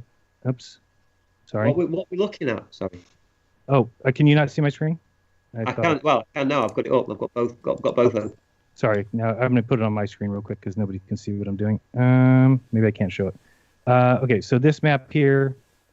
Hello, azimuthal equidistant AE. Can you show it on the live stream, Jaren? Yeah, I'll try 1 second, but I've never look at this thing won't go to AE anymore. AE. It's now that's crazy if that's true. It won't go to AE anymore. This is stuck on globe. I never seen that before. See this? It won't Yep. go to AE. Click it. Let me reload real quick. See if anybody's watching, go to earth.newell school and tell me if you can get AE up. See projection. I'm A, CE. You know, it's funny is that it used to be it used to center at the North Pole, and then the guy switched it to where it centered at the South Pole. And I wrote him an email saying, "Why are you doing that?" And then he said, "Because I wanted to show that it's not important that it's centered at the North Pole." And now it won't even let you go there at all. Anyway, we can look at here. There. We'll do it on the globe. So these are these red winds. Okay, that are Where are we? Sorry, I can't. Are we on lorries now? We've got no. I can't see. Go in the either. Skype. Look on Skype. Look on Skype. Okay, sorry, right. You see that? And let me try and get this up for people to watch because I'm in the wrong browser window. This one they need. Okay, so now it's going to be on my screen too here. Okay. And let me see if it lets me open it up over here with the azimuthal equidistant. And we're going to go here. And come on, AE. No, that's man. It's just more evidence of these guys, I swear. Okay, so here we'll just look at it on the globe. So here's these winds that are the southerly winds, the jet streams. But if you look at the red ones, there's 198 kilometers an hour, 193, 162. Okay, so these winds are at, if I go to 250 HPA, which is about 35,000 feet, and so now we're at 35,000 feet. These winds can be even faster. Where's the south there? So these winds here, can move even faster. These ones are 193. So knowing that, and these are, if you look up 250 HPA, 250 HPA altitude, that is going to be 35,000 feet. 70 is about 45,000 feet. So I'm not saying that planes go that high. Put 2505 in there. What did I put? Sorry, I put some wrong. Yeah. Okay, so here's your HPA versus your altitude. So at 250, you're at altitude 33,000 feet. Okay. And then 38,000 feet is 200. I was down at 70, which is obviously more than 50,000 feet. So this is another thing that's weird about this is why don't they let you pick a number between 250 and 70. But anyway, so these, even at 250, which is only 34,000 feet, you've got winds, let's say 150 miles per hour. So now if we go back to that drawing I was doing here. Okay. So now here's what we know now, that there's 150 mile per hour tailwind. So here's what you have to believe. Either you believe in the globe and you think that that plane is going 415 miles per hour, which is the most ridiculous nonsense. The plane can go 650 easily. So do you think it's going 415 miles per hour, or do you think that it's possibly going 565 plus the 150 and actually going 715 miles per hour? You know, which one do you think is true? They're saying that they go 415. That's what they believe. That's what you have to believe, because this is going in 6. They have to go. They have to go back.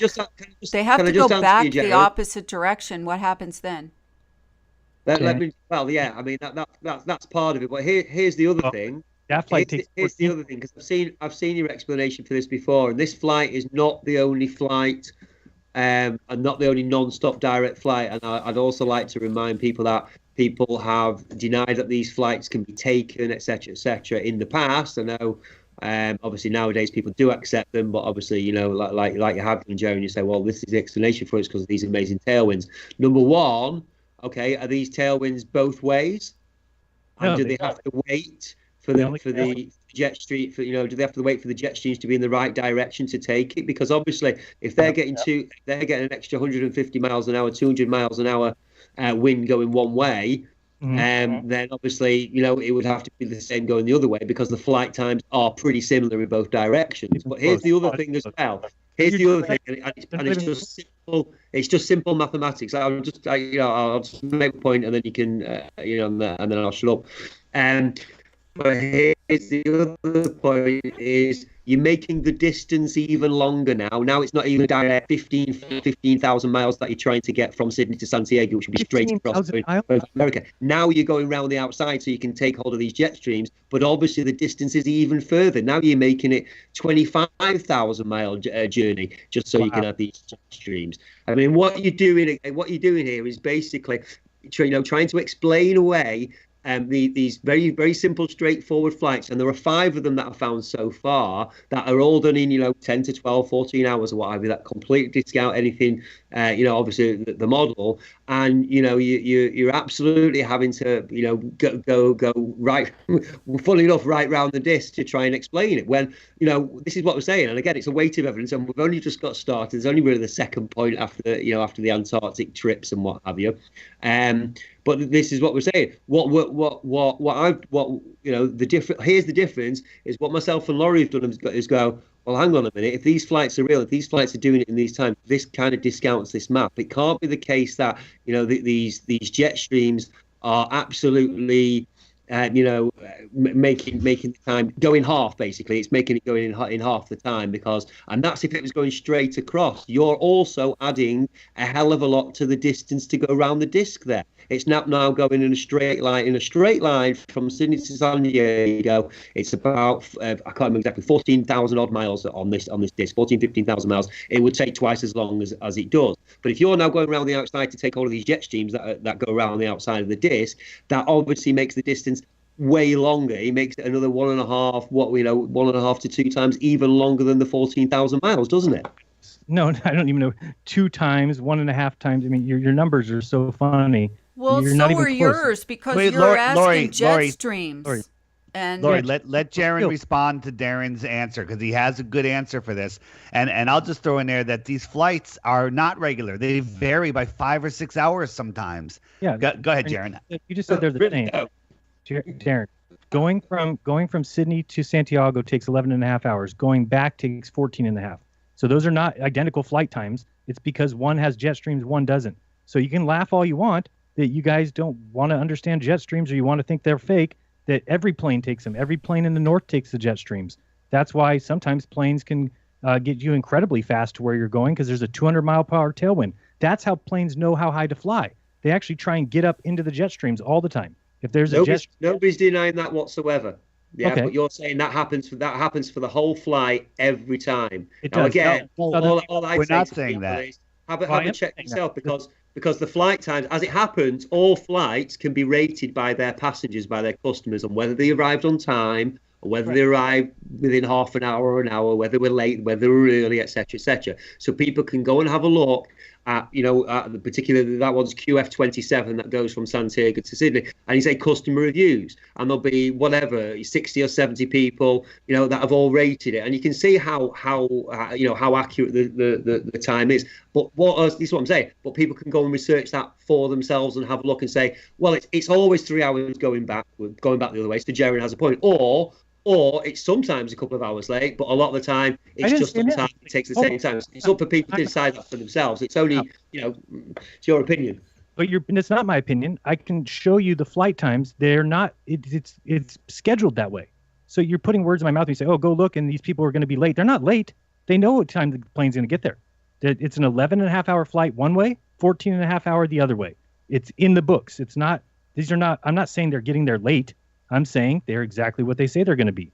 I didn't say they're going to get there late. Yeah, customers would complain if they did that, but they don't complain when you get told you're going to have a 14-hour flight and you have a 14-hour flight. Everybody's happy, But if you read about the jet streams, and you'll see that the ones located in the north and the south are basically fixed.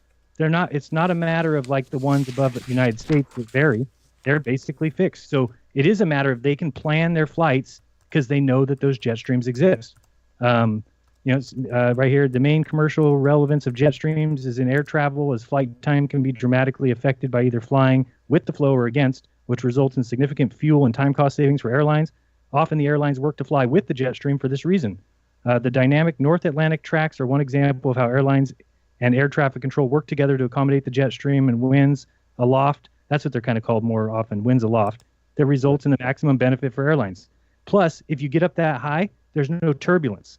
But what I'm saying here about distances, if you're being carried by a 200-mile-per-hour jet stream, the plane, the passengers, the pilots, the people on the ground, nobody knows that unless you reference GPS and ground-based tracking.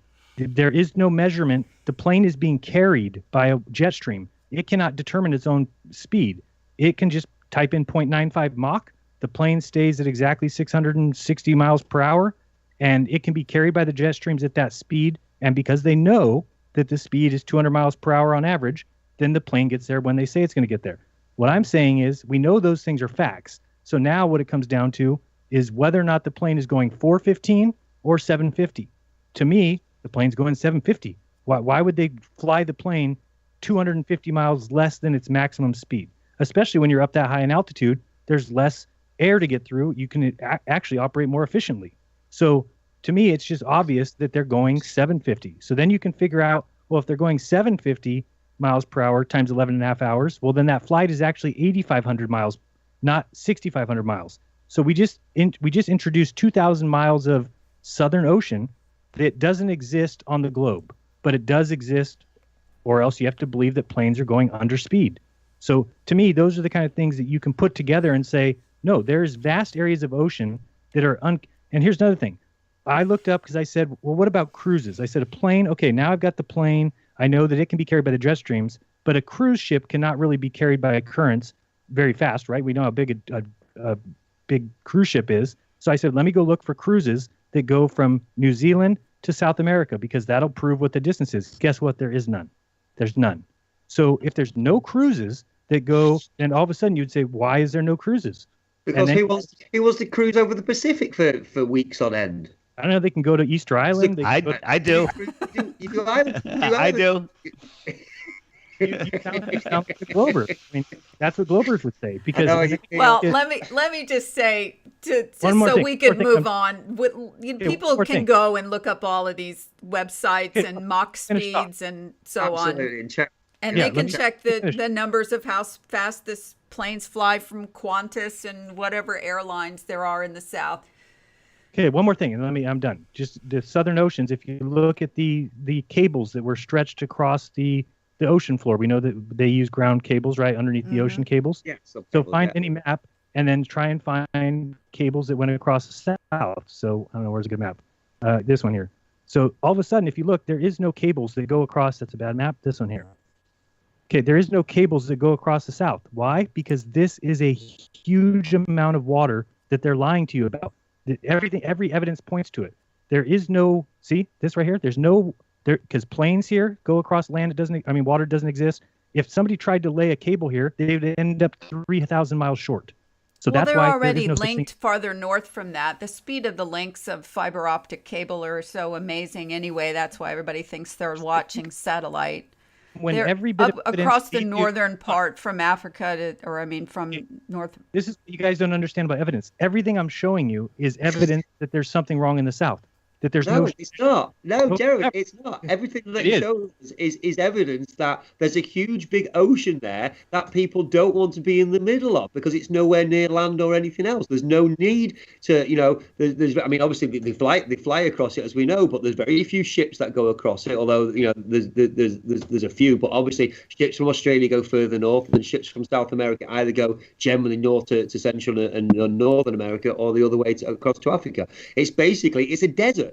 It's a wet desert that you know what I mean. So to say, oh well, there's the sea monsters there and all the rest of it. Honestly, as long as you understand, that's pure conjecture. It's truth movement conjecture. And if there's evidence for something, for something being missed, that's fine. But we can make up all kinds of stories about Jeran, it. share your screen in the stream. It's not. What am I sharing? It's not made up. That's the difference. Is that you're saying things are made up when I'm giving you evidence. You're saying things. But the thing is, you're not giving us evidence because what you're saying is you're making that distance, that flight distance that we talked about, the QF-27 flight, you're making it longer anyway. Yeah, No, the 7,200. I mean, the 14,000 miles straight line on the AE map between Sydney and Santiago is going to be even longer if you're going around the circle. Okay, If you're not going straight, if that flight isn't going straight across, you're making it longer anyway. The actual distance traveled between Sydney and Santiago is a lot longer, isn't it? No, not 14. No, I disagree with everything you're saying about your distances. They're so off. There is no 14,000 mile trip from Sydney to South America. On that we agree. You just said that there was. You just gave that number. If you use the AE circle model. Can I use your map that you're showing there to explain something that occurs to me? And the one of the cables that you just had up there. Okay, this one. All right. 90% of the population is noted to be living north of the equator, correct? Mm-hmm. Okay. They don't lay expensive cables if they don't have consumers. Okay. All right. So look at the amount of cables going from the west coast of the USA to the east coast of Asia. Look at how many cables are going across there. Okay. And then look how many cables are going down to Africa. Right, because it makes more sense to run a longer cable up to Hawaii than across to South America. You're right. They're so expensive that they'd rather run longer routes than just straight across to South America. Okay. You don't make sense. So also, I remember when I first got into investigating flat Earth, and we were, all poo-pooing satellites and all that. I remember reading that they were putting into effect at that time, getting ready to lay fiber optic to Antarctica. That up until then there wasn't any. They were using satellite. Okay, well that would make no difference to this because you could run it from New Zealand or South America to Antarctica. Okay, but my point is nothing existed from the southern tip of Africa, the southern tip of South America, Australia for fiber optic cable. What's the reason? Consumerism. There's not enough people. There weren't enough people on Antarctica. On your map, how would they do that? On the AE map, where would they run? Would they run a cable from the tip of New Zealand to Antarctica, and then would they run another one from South Africa to Antarctica? I mean, there are stations all around. Well, they don't have cables now. So what are you talking about? Why are you bringing up things Fiber that they don't optic cable. That's what you're showing there, right? Yes. They don't have cable right now to Antarctica. So why are you saying what would they do on the AE map? They don't even have it on the globe. So what do you mean? I don't know what you're saying. What difference does that make? If you're talking about, they would run it from South America here, and they would run it from Australia to here, and South Africa to here. that what you wanted to know? Okay. I don't Yeah, know. yeah, yes, that's what I'm talking about. I'm talking about where these lines are run. Now, if you convert those lines that you show on that Mercator-ish map onto the AE, how much farther are those cables? None, because they're just going from the tip of the land to the ice. No, So I'm they not would be- talking about now Antarctica now. I'm talking about the map layout that you show of the This one, what do we call those? Subwater, sub something. Southern Ocean. Okay. No, underwater cables. Okay. Okay. Convert that. Do you visualize converting that to the AE map? Right. That's why there's no cables there. Because if you do convert it to the real layout of the Earth, they're much longer than this. So if somebody saw this map or the globe, they would say, all right, we need 7,000 miles of cable to run it to here. Then they would run it and they'd be 2,000 miles short. And then there'd be a problem because people would catch on to the deception. So they don't run them there. Aha. They can't. That's why All they right, don't. That's go back to your circle map with the red circle on it for a second. Okay. All right. What is the farthest distance between 2 points on that map? I don't know, 15,000 miles, I guess, if you were to travel from here to here. No, from the edge of the ice. Who flies that distance? I'm not talking about flight. I'm talking about geography. I'm trying to use real world examples. Nobody's I'm flying trying to use real world examples. What is the distance that should be geographically on the terrain across from one point of the ice? And I see you're fudging on the little short sticky out part of Antarctica there, but that's okay. No, I'm saying this distance here, if the outside is 50,000, is 15,900. Now, I don't know that. I'm not going to claim that that's the truth because I don't know that. So I don't know what that distance is. It could be 16,000, could be 18,000, could be 20,000. I don't know. I mean, according to the globe statistics that we're all used to using, that it would be 24,000 miles from tip to tip. Okay. And you would also be going over a gigantic hump that is not real in reality, right? If you're flying from the South Pole all the way to the South Pole, then you're going over a hump as big as the Earth. Okay. And so what is the farthest distance between 2 points on the globe? On the globe, farthest distance between 2 points. 24,901 if you're coming back to where you started. Or are you talking about going as far as you can go without being a shorter distance somewhere else? No, the farthest distance between 2 points is 12,450 miles.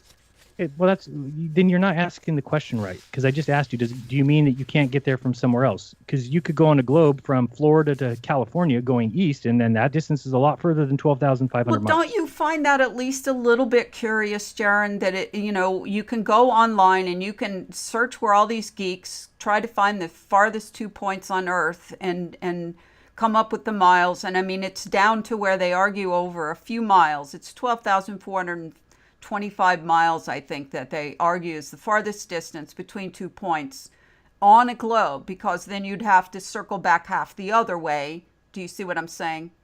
Yes, so that's what I asked you. You're talking about, so you can't get there shorter distance from another. There's no shortcut. Yeah, I remember when you and Lawrence were saying that, and it's not correct in the way that you were saying it at the time. Now it is, but you said before that if you left Florida, that the farthest place you could go is 12,500 miles, which is incorrect. Would be the point on the other side of the globe, opposite of it. Correct. Right, but you could. Yeah. Okay. So that was early in my investigation. So forgive me being off a few numbers. No, that's fine. Jeran, share your screen, please, for the stream. They're all screaming. I also want to interject here, because obviously we've been running for a couple of hours, and I'm happy to carry on as well. We're only on point 2, but for a lot of people that are joining us, just to reiterate what we said at the top, the whole point of this debate, we're all flat earthers here. We all know we've been lied to by NASA and the government and the wizards of science. We're not on a rotating globe. Everybody here is on the same side. We wanted to put 4 people together and show how we can debate the points. I mean, yes, we're going to get passionate about it. Yes, we're going to disagree, but also we're not name calling. We're not calling each other controlled opposition or shills or any of that absolute childish nonsense. If people really want this movement to grow and this realization to spread, we really need to start growing up and getting more scientific about things, doing our own research, not accepting what the group says automatically or what the group leaders say. And we all know who they are, and there's many of them. And actually, taking a point like we are now with the flights and what have you, and go and research for ourselves. We've talked about the Antarctic Cup race. We've talked about how far. We've talked about Scott and Amundsen and their trips around the pole, their trips to the South Pole. People can go and research it themselves, but that's the whole point that we want to get across. Number one, we can have friendly debates. We can be mature about it. We can be scientific about it, and also. That people shouldn't accept what anybody here necessarily says. Oh, I agree with that person. I agree. I'm a fan of that person. I'm a fan of that person. Don't be a fan of any person. Take each point on its merit and do your own research. We've all been guilty of accepting what other people say just because they were right about one particular thing, and it's a big trap to fall into. It's the best way to fall victim to mind control and psychological operations is to then accept what that person says about a lot of other things. David Icke and Alex Jones are great examples of that. Everybody's aware that they tell half truths and half of what they say is just nonsense, and we should do that with absolutely every single topic. So I just wanted to remind everybody, Jeran, you definitely need to share the screens that you're sharing on Skype because people want to see what they're talking about, including me as well. And I'll shut up again now. Now, I'm just going to say real quick, just so people understand my opinion of what's going on here, and that is that once I realized how easy it is for them to manipulate numbers with GPS, with a grid system, with anything, then I had to take, what can we know for sure? And we may know that from New York to California is 2,500 miles. We know that. But what happens out here, you don't know. Meaning if a plane is flying from here to here, we don't know this distance in any other way besides the GPS coordinates that they've laid out here is how far the plane thinks it's traveling. So planes are set at Mach 0.95 or 0.89, meaning that the plane flies a consistent speed versus the speed of sound up in the sky. And then when it gets to its location, it figures out how fast it was going and everything based on the ground-based tracking. So if those numbers are manipulated, then there's a lot of options available for us to look at the Earth in a new way and say, okay, land masses are probably not too much different. I still think they can be different because if you traveled this distance on a globe, you're going over a hump, which is more miles than if you're not going over a hump. So when I look at these distances and I started playing with it, made perfect sense to me that this could be 8,000 miles. This could be 8,000 miles based on how much land you're actually traveling over versus how much water, and then everything else can be adjusted. If we think that they've lied to us on the level that we've all agreed that they've lied to us, I'm shocked that people can't understand that they need to go a little bit further into giving these guys a little more credit than you're giving them. We're pretending like we know the miles are correct because people have done it for thousands. No, people have not done it thousands of years. There were a lot of people that didn't sail the oceans. They didn't because they didn't know how to navigate until there were GPS and things like that. Now there's cruise boats but these boats are all traveling distances that has been given to them. Granted, on a. The thing is, Jeran, I get you, but they know how fast an aeroplane flies. Yeah, it gets tested and tested. We know how fast an aeroplane flies, and they know how long the flight takes. Okay. Yeah. I mean, it's a basic mathematical thing that, speed, distance is speed times time, isn't it? So I just showed you that you then think that the plane going from Sydney to Santiago goes 200 miles below its maximum speed, just because. That's what you think. No, to be honest with you, I don't think it's going that route at all. I mean, is it using some air currents and Jeran, hold on. Yes, very, very probably. But like I say, I don't think it's going all the way around the outside and doing this 20,000-mile trip that you've got on the map. Stop saying that. That is upsetting me when you're saying we're not going to call each other names, but by continuing to refer to this map and saying 20,000-mile trip, it is not a 20,000-mile trip. I just drew the equator for you. If the equator is 24,901 and it was a circle that you've just applied a. So this Okay, so let's take half. Let's take half of that, which should be 12,450. But then we need to expand it out so it's, whatever. I don't know what's that. They're another 1,500 miles out, but then that circle's going all the way around. So it's.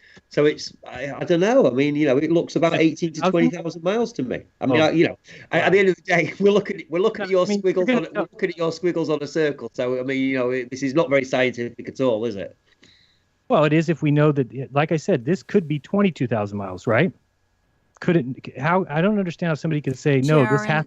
Are there people actually flying these planes, real pilots? There are people actually taking these flights? That's the real dumbest people? question. Okay. It's not a dumb question. You said, we don't know how far this distance is or whatever. There's actually pilots flying those flights. You think you're going to get in that cockpit and not know how many miles you're going and how much gas is going to, fuel it's going to take to get there and all that? I mean, come on. You know that pilots don't even fly the plane. They take off and they land. The rest of the time it's done by computer. The whole flight. They take naps. They play cards. Well, then how come the GPS can take me and tell me to turn right in 25 feet? Because you're on land. I just told you that they can't fudge the land, but over water, they can make changes. We can move on from this topic because I call it an impasse on agreeing to even disagree on this one. So on the AE side, we've discussed flights, we've discussed distances. A bunch of stuff we agree to disagree.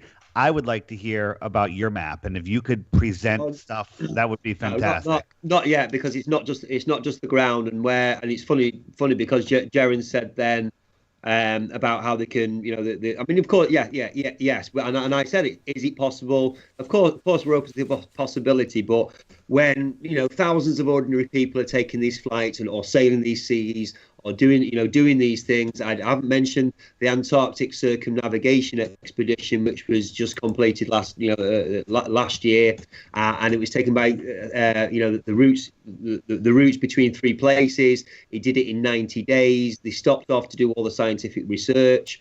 They've got videos of penguins on there, and again, you can. This is for people to search out for themselves and say, are these people just making it all up? Are they doing it just to disprove that there's no 65,000 mile, ice wall or whatever you say is around the side? Because there's 165 scientists were on the trip and at the three different legs. So it stopped off at the three different points, which is Hobart, Tasmania, is it? Cape Town, and I forgot the place on South America. But it's obviously it went between these three places. It took 90 days. The vessel that it took is a Russian vessel, the Academic Treshnikov. I can't hang on. It's the Academic, Treshnikov. Its maximum speed is 18 miles an hour. So again. And like I say, and even if it was doing even if it was trying to do the Antarctic Cup race, it wouldn't be able to do it in that time. But it wasn't. It was a scientific research, multinational research experiment or expedition, and they stopped off in like 40 odd different places as well. And again, that wouldn't be possible if the ice wall was around the outside. It would be possible if the Antarctic is 16 to 18,000 miles. Around whichever way you want to do it. And no, I don't believe in the globe. But like you say, let's move on. But the other major thing. So we talked about distances on the land. The other major problem for me with this model is the fact that it's one pole. Okay, it's got the North Pole in the centre. And obviously, to go with it, everybody talks about a dome. When everybody's trying to explain the heavens that go with it, the astronomy that we can easily observe and that you can't fudge. Yeah, you can't say, okay, we're seeing that, but the lying about the stars that we could see. Everybody, obviously, all over the Earth plane can observe the stars that they see. They observe the motions and the times and everything else. And that's something we need to discuss. We need to discuss as well, because for me. And I'm saying for me personally, my research, when I started, really dig into astronomy, it was the other major thing that absolutely discounted this model for me. And even though the Earth's flat, because it's only a one pole, at the end of the day, you've got Polaris is at the apex of the dome, and you've got all the stars rotating I presume, like I say, anti-clockwise around Polaris, and it causes severe problems with what can actually be seen. And again, mainly for those in the south, for those that are living in Australia and New Zealand and South Africa and South America, they have serious problems with the AE circle model, with the dome model, the one-pole dome model, because what the astronomy that we actually observe, or that they actually observe, is not what this model proposes. Okay. That was just the introduction. So first thing would be, let's take these three locations, Australia, South Africa, South America. Do they have night at the same time? No, obviously they don't. Okay. So when they have stars, let's say that there's a southern constellation like this. Okay. When it's nighttime over here. You want to share this, Jeran? I'm sharing. Okay. Maybe it's just mine. Oh, you mean on He's Skype, sharing sorry. on his channel. You can't see it unless you're there. No, I'll share on Skype. Yeah. Oh, it does say I'm sharing screen on Skype. No, you are. He was saying share it on your channel for the people. Okay, so if you're talking about this little constellation here, these three, well, by the time it was nighttime over here, the constellation would be turned, more. So it would be something like this, right? Then when it gets over here, it would be turned even more. So now they got a center spot that the stars rotate around, right? Everybody in the south. Okay. So Yeah. So if this is one giant disk of stars, okay, so we've got this North Pole star here, and then you've got all these stars around the outside that are moving in this motion. If you think about it, when you look north, all the stars rise in the east, which is on your right, and they set on your left. And if stars rise on your right and set on your left, they're going counterclockwise. And if you just turn and face the south, now all the stars rise on your left, they go up and over and set on your right, which is clockwise. So there's your north-south clockwise. Now what you have to figure out is, why do stars circle around a center point in the south? Well, if it was a star, if we were looking at a star, we'd have a problem, because how are these people each seeing a star that stars are rotating around? But they don't see that. They see an empty area. They see no star, and they see stars rotating around the empty area. The reason why is because each person, it's going to sound weird, but we all have our own personal dome. What I mean by that is that we each have an atmosphere above us that, if you look straight up above your head, is the least amount of atmosphere. And if you look off in any distance, there's the most amount of atmosphere that you're looking through. That creates a personal dome. It creates a personal circular dome, like a snow globe, that you're inside of. And if this person is inside, let's put this guy right here. If this guy is inside of his own little snow globe, because the sky works as a dome, as the stars rise in the east and set in the west to him, when he looks up, he would see stars rotating around an empty spot in the south. If he turns and faces north, he's going to see the stars coming this way, right? If you turn and face north, they're rising on the right, setting on the left. And they would actually look like, to him, they were doing this. Even though, just like the sun, when everybody says, how come the sun does this? Well, it does that because that's how it would work inside of your dome. It's coming this way, but to you, you have to picture you're facing north, stars are rising on your right, setting on your left, and picture the way the dome would be for you. Here's even the more confusing part, is the highest part of the dome is at the equator. That's the most difficult part to understand, because it creates, like, the dome would go like this over the equator to here, and then back out over like this. The reason why is because the lowest part of the atmosphere is at the North Pole and the South Pole. The highest part of the atmosphere is at the equator. So each person is looking through, this person here would be looking at the dome that ends at the North Pole.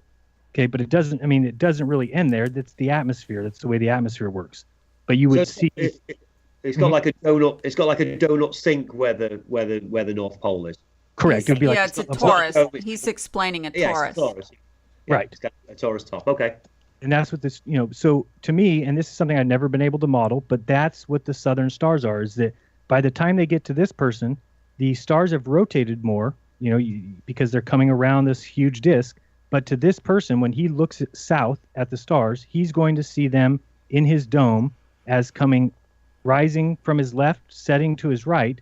But this to him, and again, he's not taking a 24-hour time lapse, right, to see the stars actually make circles. We take star trails that are like 12 hours. Right. And then they multiply it out and it makes a full circle.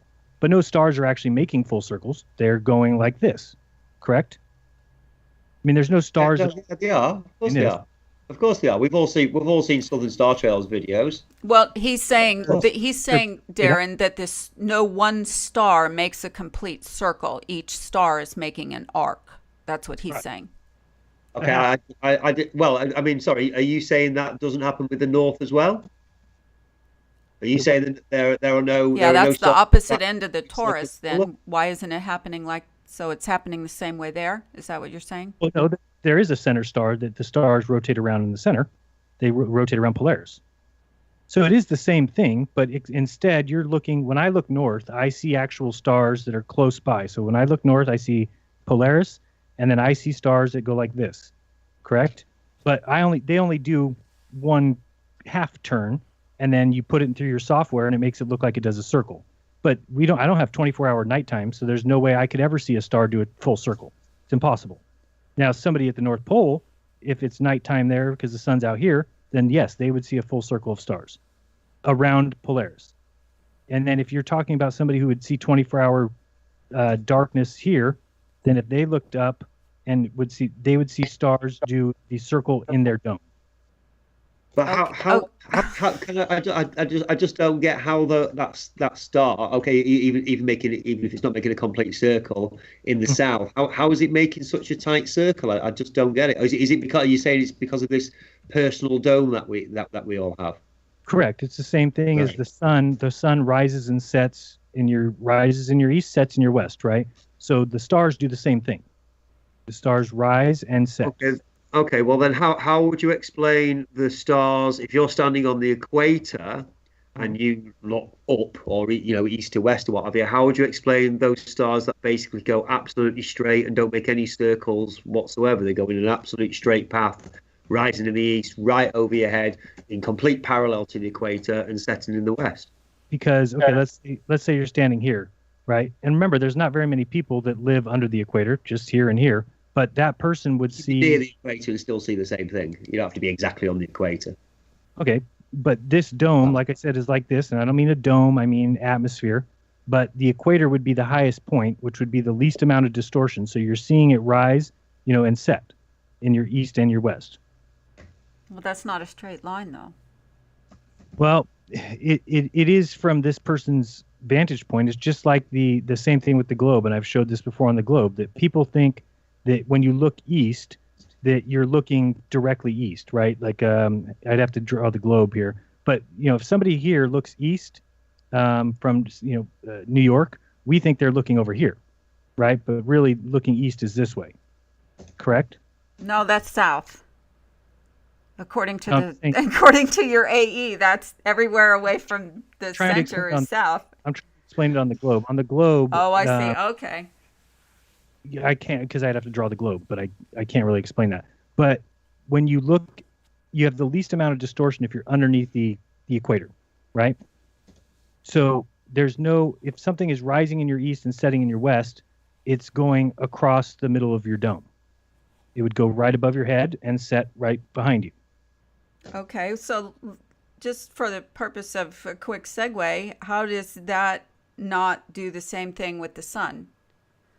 When the sun's on the equinox on the equinox, it's going in a perfectly straight line, or there wouldn't be any need for equatorial sundials.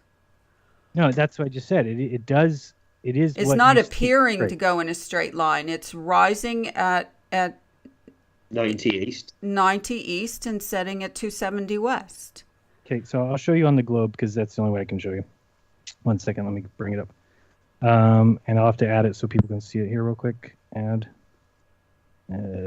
Google Earth. Okay, Google Earth, and then I'm going to add this one. Did it open? There it is. And just no window capture. Oops. And tell me if you guys can see it there. Oh, window capture. No, I can't. Hold on. Window capture. Add the new one and globe. And Google Earth, Google Earth, Google Earth. Okay, so tell me, make sure everybody can see that. Should be everybody sees it, correct? You should be able to see Google Earth on my screen now. Yeah, I can see it in the Skype window. You see it on Skype. You've not got it to YouTube. Oh, you have now. Okay. It's not So on the if we- feed to YouTube. Yeah, it's there. What is there? Okay, so this, when we look at somebody's looking east, let's say it's the equinox, right? So the sun's rising on the equator. If we started somebody at 50 degrees, we would think east is off this way, but east is actually, if you draw east, 90 degrees east is right. Hopefully you can see my little calculator that I'm using. 90 is right there, there. So now you'll start to notice that we've got an issue here. Everybody on Earth, when it's the equinox, is looking 90 degrees, but 90 degrees is to the equator. They're not looking east. The reason that everybody thinks they look east on the equinox is because everybody's looking at the equator. That's why, and because the sun is above the equator.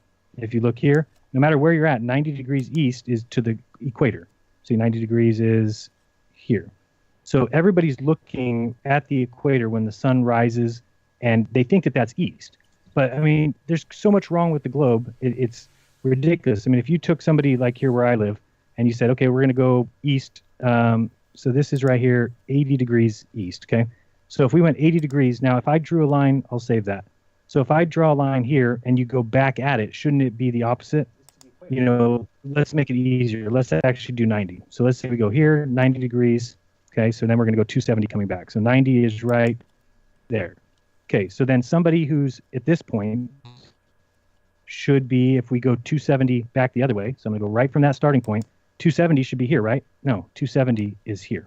So there is, and this is what's called the heading, is if you really started to go this direction and you wanted to keep that heading, your compass constantly changes because you're actually moving off the North Pole.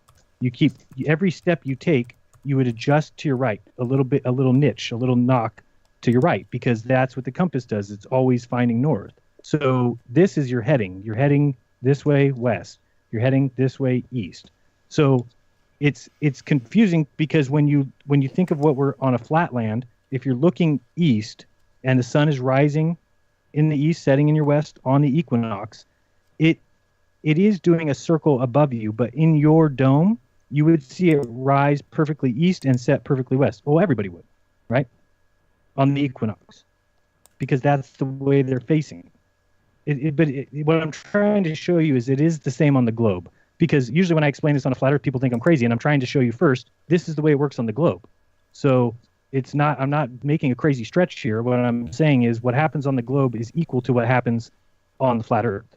That if you, it's crazy. I mean, if you take any spot and go 90 degrees east, you're not going to go east. Like people think if you were at this I agree. Don't struggle with that, because I agree. Lawrence and I did a whole hangout on that, following a line around straight west or straight east, and you always cross the equator. Correct. And if you do a rum line, right? Did you guys look into rum lines? Which is we did. Yeah, we did all that. And so, you know, Google Earth is useless as far as trying to draw an actual compass direction, following a compass somewhere. Because if you got down, you know, even though this is 90 degrees east this way, and it's going towards the equator right here, and then you did 90 degrees west, 270 west from here, you would think, because somebody would say, well, that's impossible because they're both opposite each other. Well, they are. If you go here and then go 270 west, 270. Well, if you got down to the personal size, like right here, if you got down here, these are right across from each other. But the point is that most people think that east and west from their location would follow, like, say, a latitude line. Correct. Yeah, but here, I mean, look, if this person looks this way and says, my sun is rising at 90 degrees east and setting at 270 west. Well, if you really pull back and look at what those lines are doing, they're not a straight line. We just don't realize that from our perspective. We are so small. This is what I'm trying to say, the same thing with the sun. For instance, if the sun rose here and set here, then you would say, but Jeran, it doesn't. It rises straight with my east and sets straight with my west. I'm trying to show you back out, and you see that that's actually curving. So the sun doesn't. No, back out, and you realize it's doing that for every location, everywhere on that day. On the equinox. Yes. Right. So what I'm saying is, when you said, how come the sun looks to us to be rising in the east and setting in the west? I said, well, from your perspective and in your atmosphere, it is going to look that way, but it doesn't mean that that's the path of the sun. Because I just showed that here. I'll just share the difference with visual observation versus a compass or an app on your phone or whatever, okay? It's even as simple as if your house is on the earth grid directly east and west on your street, okay? In other words, the front roof line of your house follows east and west exactly. And many locations are set up that way. If the sun rises on one corner of the house on the equinox, as it did this year for me as I watched, and went directly over my house and set directly at the other corner of my house, just standing on the same spot, watching it. Okay, that's an exact observation. It does arc over your head. The celestial plane does have an arc to it. Okay, if you went down here though, if we got to this person's house and this person was you, they would have the same thing happen. If they looked here, the sun would rise straight off in this direction, and it would set right behind them, straight on with the roof of the house. But again, if we back up and look, that's not the path that the sun's taking. Okay, but that doesn't disprove the sun is traveling in a visible straight line. I mean, you could put an equatorial sundial at any one location all around the equator on the globe, or all across the equator on a flat map, no matter which one, and you would get a straight path reading. Correct. And this is what I tried to explain to Event Skeptic that he never could understand, is that it just because something has a curve to it doesn't mean it's not straight. It is straight. People don't understand the difference between, and I use this analogy and it seems to work for some people, maybe it'll work for somebody listening, and that is if you took two Frisbees and you put one above the other and hovered them parallel to each other. Do you have that visual? Got it. All right. Then you take the top Frisbee, which is the celestial plane, all right? The arc of the luminaries moving across the sky, and set that at 23.4 degrees. It would look like from the ground that it was going in a circle. Mm-hmm. Okay? So if you live in the northeast, in the northern hemi, you're going to see what looks like a circle arc of the sun coming in from the northeast and setting in the northwest. Okay? On the equinox? No, not on the equinox, because it's equal that day. Okay, but when the sun is in Cancer specifically. Correct. Okay, so the arc of the celestial plane is set at a degree, 23.4. That's where they stole it from.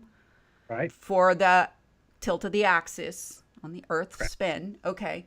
Now, that to anyone in the northern hemisphere hemiplane is going to look like it's circling around a single pole in the center. So I can totally understand where people see that. The problem happens is the people in the southern hemiplane see the opposite in their summer when the sun is in Capricorn. It appears to them to rise in the southeast and set in the southwest.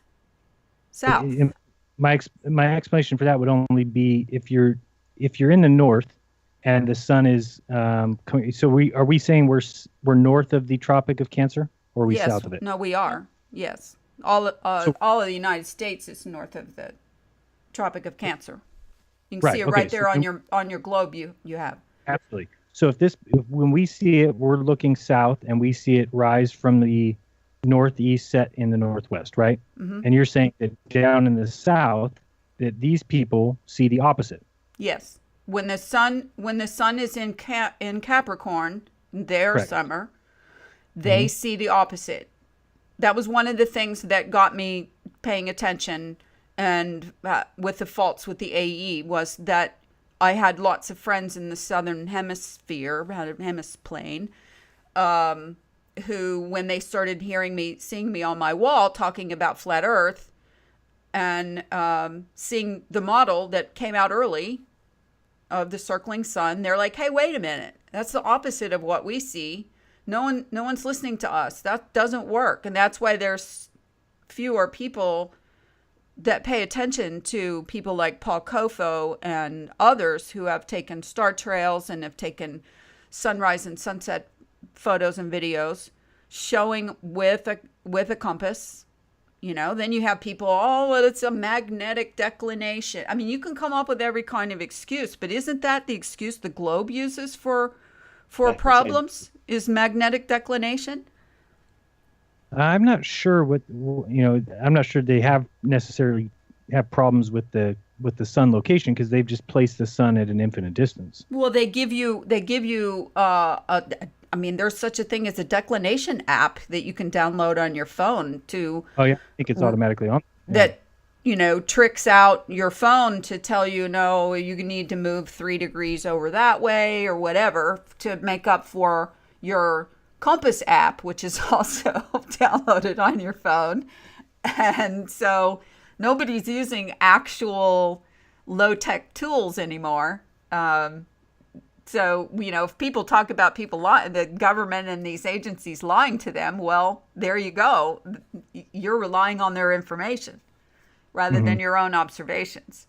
So real observations from people in the South. I have friends in Peru and Chile who have, sent me videos and photos with their compass, a regular compass, and showing the direction of the sun, which is another segue for me to one of the reasons why I like the diamond, is because if you plop a pyramid over the top of it, that helps to describe all of these anomalies with the sun.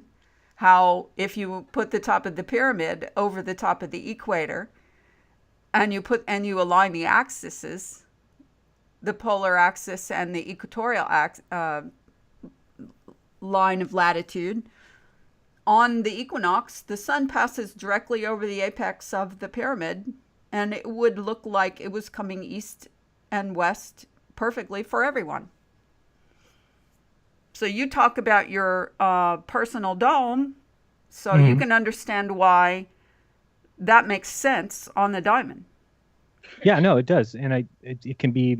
I think it can be measured. It takes numerous people, and it would take time, and it would take effort. But I think that wouldn't prove that one way is right and one way is the other. I'm sorry, one way is right and one's not, because I think you're right about the diamond map would fit that observations. But I think that we can kind of start to eliminate things that don't fit. Well, describe one. On the Because just before you start, we've had the diamond map out there for nearly 2 years, and no one has come along to debunk it. Well, to me, I never thought it really was like a real representation. Why is the water? Well, because immediately when we came out with it, if I have to be the first one to utter the word Pac-Man, we used Pac-Man as an analogy for how the realm worked based on this shape. And, we got made 10 kinds of fun of. So that's what shut down any more discussion about it. And the reason to me is, if I said, what are the reasons we know the globe isn't true? One would be we're not spinning, right? The other would be that there's no curvature. So once you have these top 3 things that are problems with the globe, well, if I've got to equally employ things that are the same, to me, somebody's saying that the sun morphs. That it goes through. The sun does not morph. Morph is not even. It's not even a category of a word for that. Let's hear you guys explain your map, because honestly, I don't understand it. So I would love to hear you guys explain it to us. And there's many people in the chat that have no idea what it is. Please tell us. Okay. Get on that screen. Let Jeran share the screens or whatever. Let me put that map back in the. Jeran, I guess you have to share her stream and yours. She has to share hers on. Oh yeah, I can do that one. Sorry, I keep thinking she has to do it on Skype. All right, you may have to refresh for that image to show up. I don't know. Let me see. It's on my feed. Yeah, I think I might have lost your feed. Hold on. Oh, I see it there. Okay. Okay, got it. All right. I'm gonna put it here and put it on here. The point and just for the sake of announcing this is speculation and nothing more. And the reason speculative, speculation. This is a spec. And so the idea of why we arrived at this configuration is because it mimics the known elements of the globe. There's two poles. There is an equator that is twice as long as the distance between the North and South Pole. The Tropic of Cancer and the Tropic of Capricorn are approximately the same length, which they are on a globe. And the triangulation of major cities and airports was done, and there's only a little bit of distortion in the south because of the bent longitude lines. So if you use the longitude lines as just a visual of how the continents are laid out and not get stuck in the bent, because obviously the Collignon non-conventional diamond form is a projection of a globe. Okay? They all are every map you look at is going to be a projection of the globe. So the reason why we continued to observe this as something to speculate on is because every time we looked at known, accepted globe measurements and phenomenon, the sun would travel in a straight path. It would go back and forth between the Tropic of Cancer and Capricorn in a straight line. If you look at the contiguous layout of it, the amount of ocean water is very similar. All that. There's just some distortion. Obviously, you can see there's some distortion in Australia, and Greenland not so much. So that's why we started looking at the sinusoidal and then got to this. The reason when we got to this is because you can move from east to west. You just can't circumnavigate around the equator without something supernatural appearing to happen. But if you add up all of the observations of the sun traveling east to west, coming back to repeat, if you took this map and took this model and fanned it sideways and just kept fanning it as if you were traveling, it would just keep going. It would be like wallpaper, a repeating realm. So all the measurements and everything work on it much better than any kind of like a UTM or Mercator, so on, and it answers to all of the other questions. The only thing is that you have to be able to understand how time works on it. And that's the fourth dimension. And that is where, if you're willing to admit that you were okay with thinking about each person's personal dome, then each person's you can't be in two places at one time. And so each person is going to be in this realm, and time is going to pass by. And if you take this realm and you repeat it like wallpaper, and you've seen free energy's method of doing that, then you'd basically take free energy's idea and apply it to the diamond. Questions? Got a few. No, I mean, so what about when you're standing at the North Pole and we see them do a 360 to watch the sun? Okay. Well, just like I was describing earlier about a pyramid type shape being over the top of this for the sky firmament that people are so fond of trying to describe as a dome, the same anomalies would happen with that shape as it would with a dome shape. Right, but nobody's saying I'm not saying there's a dome. I'm saying that the Well, because atmos- the dome would be over the center of the center. On your version, you would have to alter that to place it over the top of this. In other words, the top is the top and the bottom is the bottom. Right. Okay, got you. So you're saying that the bottom of the atmosphere would be at the poles, the highest point above the equator. Correct? Yes. In other words, imagine this: if you were going to circumnavigate the Antarctica, okay, you see it down at the bottom. Mm-hmm. If you come in on the right side and you go, you're circling around this so-called island. When you get to the other side, you're just going to come back in on the other side, back on the right side, just like the whole thing would work. The sun comes in from the right, goes out on the left, east to west. So there'd be no way to ever prove it. The outside perimeter of the diamond would be the equivalent of the international date line, and the center would be the equivalent of the prime meridian. Would there be any way to prove Pac-Man or time or ether or any of those things?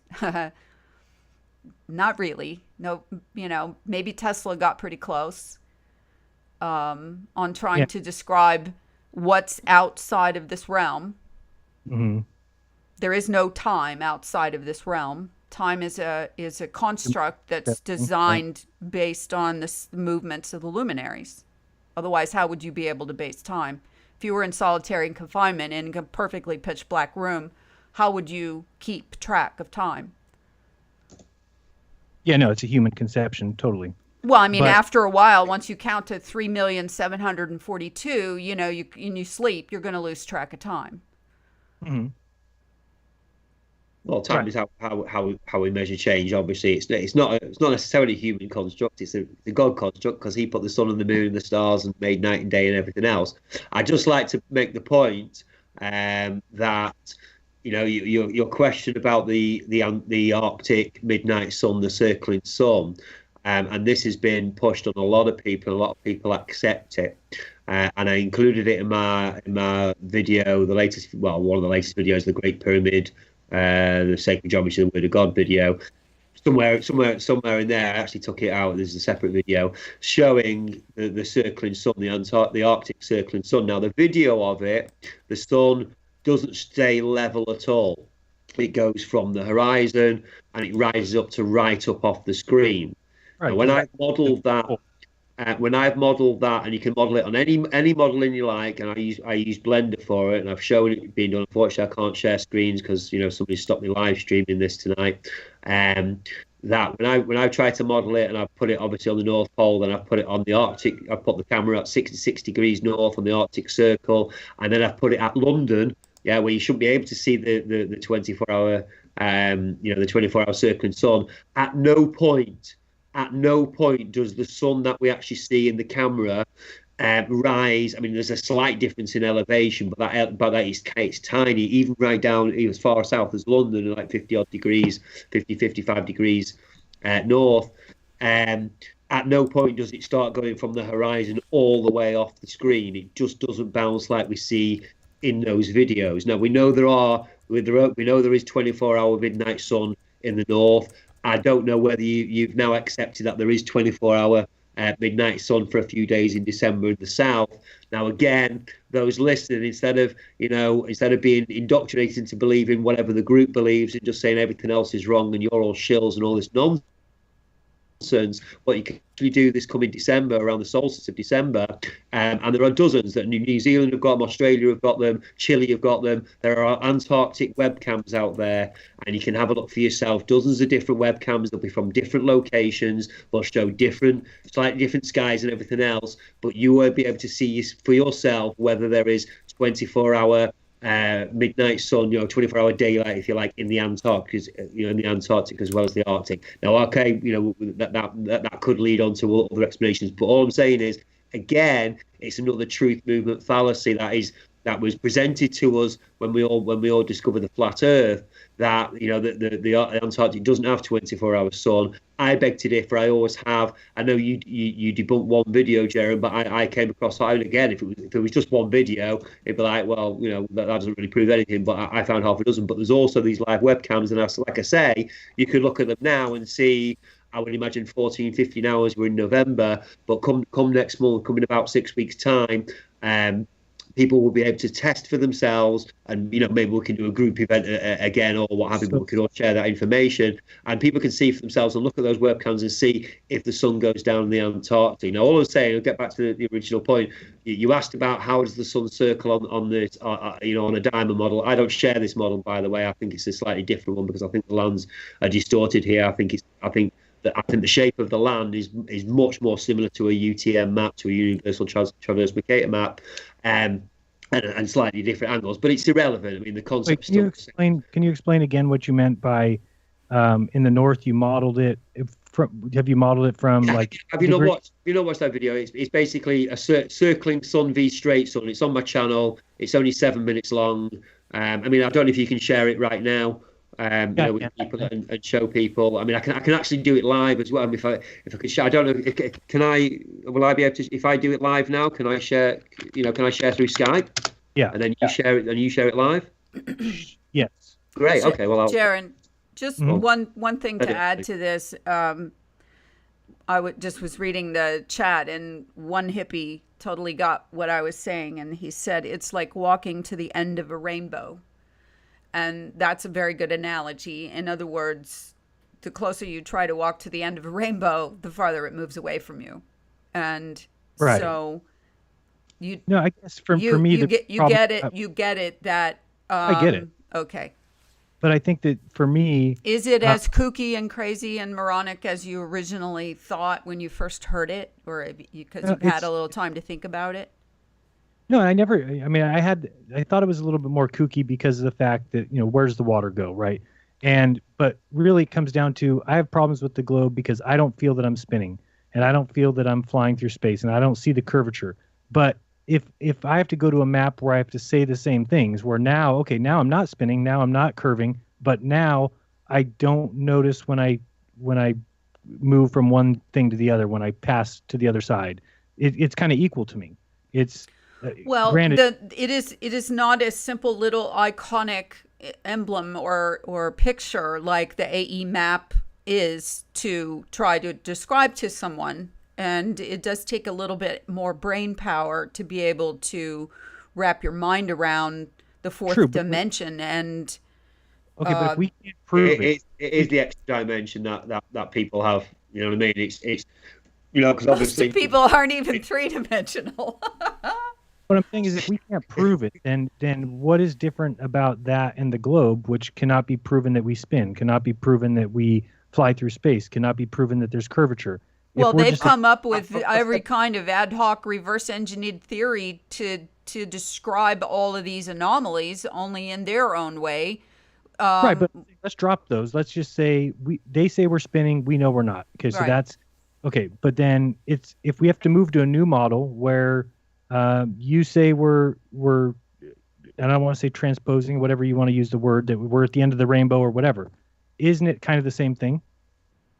That it's no, it's a logical conclusion. I mean, Jerry, I would never have come to this, and maybe this is why people have a point. And what David said at the top of the debate is relevant, and I'm glad I agree with it to a point that it is advanced, but it's a logical step. So exactly as we all agree, the Earth's not spinning. Water always finds a level surface. We know it's not a globe. Yeah, even a stationary globe, because there are a lot of geocentrists out there who believe, well, it is a globe, but it's not spinning and everything spins around us. And it's a possibility, and people should entertain, or at least consider that theory as well as all the others as well. If you're closed-minded, then we're never going to get anywhere, and people are just going to be in the sandpit, throwing crap at each other, and nobody's going to get anywhere, and the whole thing just looks ridiculous. So what we need to do, like I say, is A, be open-minded, and B, be scientific and consider all the options. Now, like I say, if I hadn't discovered that the world was flat, I would also think, well, there's just no need for this. But I've discovered that the world is flat, it's fixed, it's a fixed realm.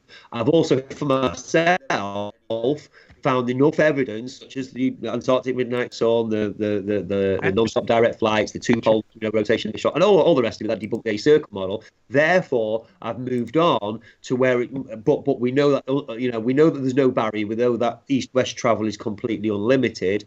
If you go west from California, you'll end up going, obviously, to Japan. There's no barrier. It's a continuous space. There's nothing stopping us. So it acts like a cylinder or a ball, but we know obviously it's a flat plane. So for me, it's a logical conclusion. It's adding up all this evidence and saying, well, like I say, it can't be that. And it can't be that because of all this evidence. Therefore, that leaves these options. Now, whether it's square or diamond or a double pyramid diamond or whichever. I mean, I'm open to all possibilities, but obviously it must be pretty close to the globe, because obviously they fooled everybody with the globe for 500 years. So yeah, take that map. Take that UTM. I'm sorry, thought you were finished. No, Delay. No, So, hey, I just want to throw something in here. Darren, you said that you've moved on from the AE map for a list of reasons that, in your mind, have been proven. But I believe we just went over all of them, and in our minds, they're not proven. So I just want to say that those are your conclusions. That's why you moved away from the AE map.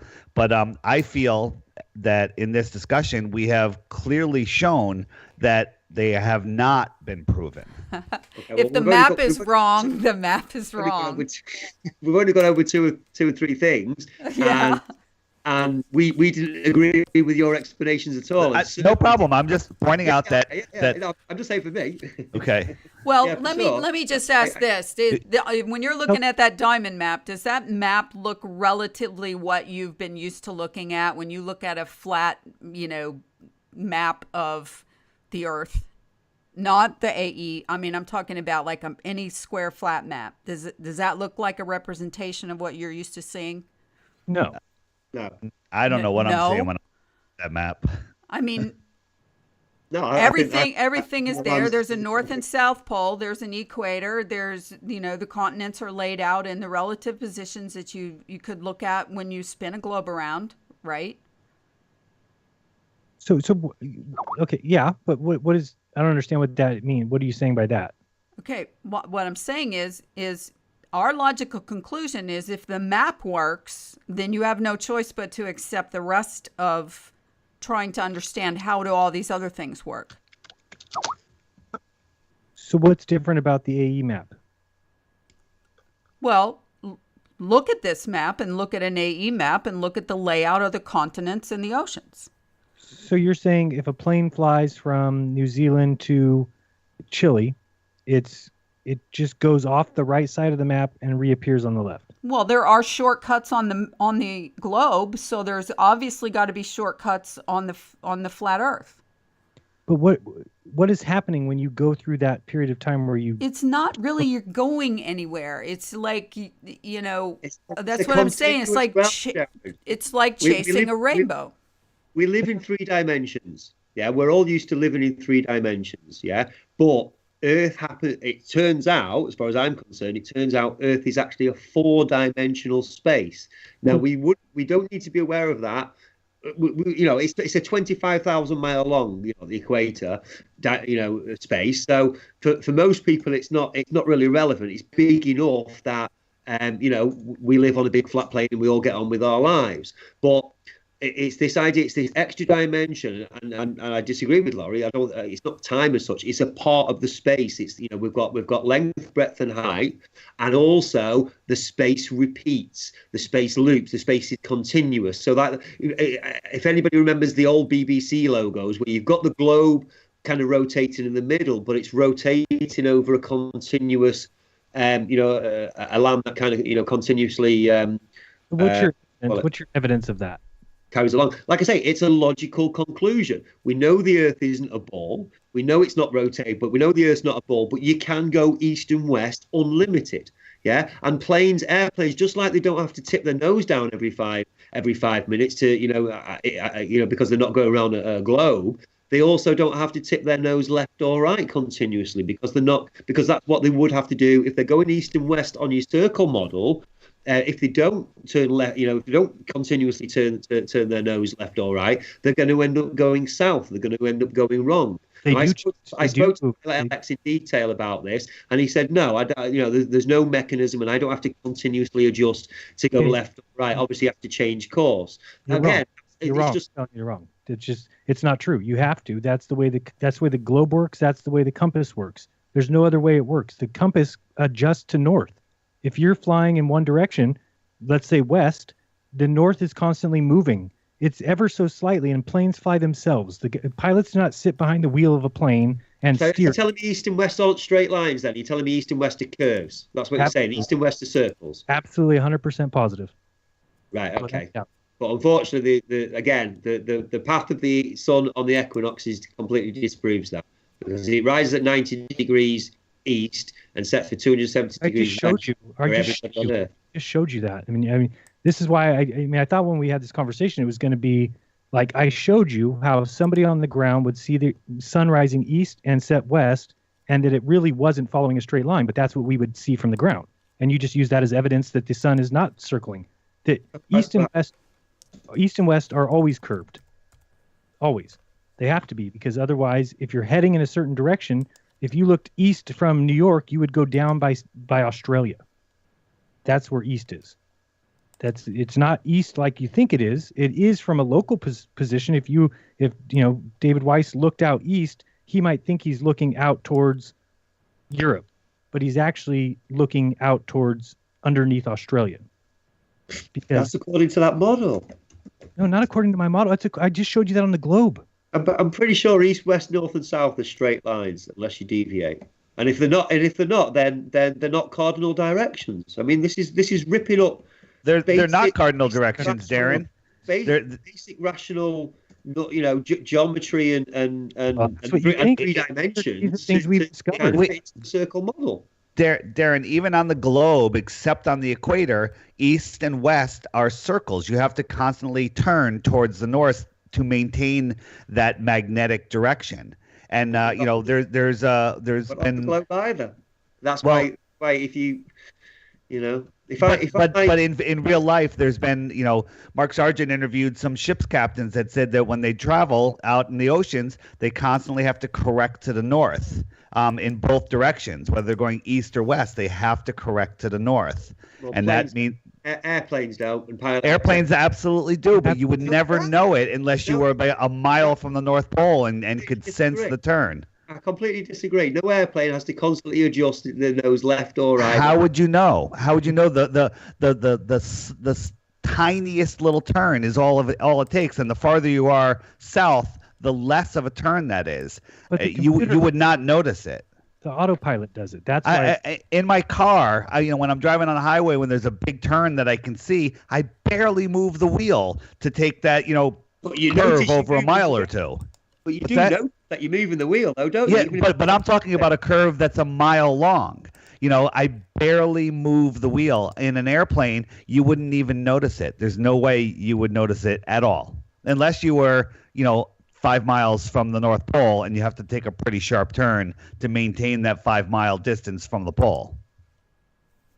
See, but this is what scares me is that and I'm not saying that I know everything and anything, but I'm just saying I don't dismiss other maps because I don't know everything. But you've dismissed the circle map, and you don't even know that that when you fly or boat or anything that you have to constantly turn. That's how can you dismiss? No, I don't know. It's that I disagree because I've spoken to pilots and done research. And if it's a thing that our machines, if you can show me evidence of that, yes, our planes constantly are automatically constantly turning left or right or dipping the nose down or up or what have you. If you can show evidence of that, then no problem at all. But you're just saying it. Well, I've already looked it up. I'm asking you, what would you consider evidence? Do you want to hear it from a pilot? Do you want to hear it from Wikipedia? What would be okay? And I'll find it for you. Ship cap. Well, I generally want multiple evidence, so 3 or 4 sources that tell me, yeah, planes absolutely are constantly having to turn left to keep west, to keep straight west or Let me ask you east. a question, Darren. Do you believe that there is a North Pole where Polaris is directly above you? Yes. Okay, so if you were 100 feet from the North Pole and you went west, do you believe that's a circle or a straight line? um, Because if you didn't curve, you're now going to be more than 100 feet away and you're going to keep going away. You're basically going to be going south. But you have to make a circle that's 200 foot in diameter to maintain a west or east setting. And that's a pretty tight turn. But the farther out you go, the less of a turn that you'll notice. And that's the only way to stay equidistant from a center North Pole, unless there's something supernatural I am unaware of. There's lots supernatural that we're all unaware of. And you know what? I agree with you on that. There probably are many things that we are unaware of. and I think that's one of the things. I think that's one of the things we all should agree on, at least if we don't. But I think that's one of the things that also keeps us arguing. Well, what makes it supernatural? And I definitely think that we should keep that in mind, that there are many things that we don't understand. I will hold up my hands and say, over the last 2-3 years, I have learned far more about all kinds of different sciences, including astronomy. I'd never studied astronomy before, but I did a lot of intense study for months and months.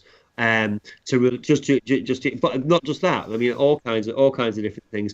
And we're all neophytes. We're all new at it. I mean, I'm a musician, and other people are writers and artists and what have you as well. So we're all just discovering being scientists for the first time, if you like. And I think if we hold up our hands and say, yeah, there are probably lots more. I mean, this is something that Globers don't do. For them, the science is already settled. The wizards and the high priests know everything. And they, and we should just accept what they say, and there's nothing new to discover. That's one thing that we have in our favor, is that we are all open-minded enough to say, you know what, there are things going on that we don't know yet, that we need to remain open-minded, but absolutely precise in our research, and not to cling to any particular thing. If there is enough evidence that shows that it can't be that particular type, that particular model, that particular shape, then obviously moving on. But I think that the supernatural thing, that there are things going on that are beyond our pay grade currently, is something that we all need to take on board, and it will help. It will help the movement. It will help our research. It will help our understanding, because if everything's equal, if everybody's being straight, then the goal is to understand our world. It always has been. It's just a continuation of the same scientific debate that's been going on for thousands of years. Darren, and you asked me, if I can show you that you have to turn to maintain an east or west heading. Do you have an explanation in your model that if you were, a mile from your North Pole, that east and west can be straight lines? Do you have a way to show me how that works?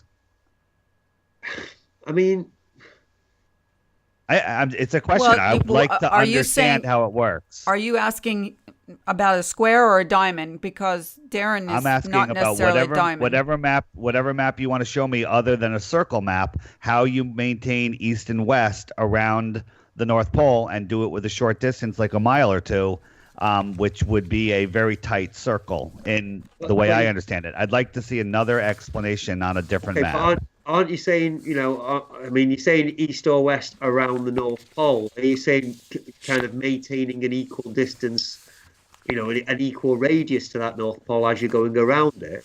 Is that what you're saying? That's what the lines of latitude are. They're parallel with the equator. I have one. But not on every model.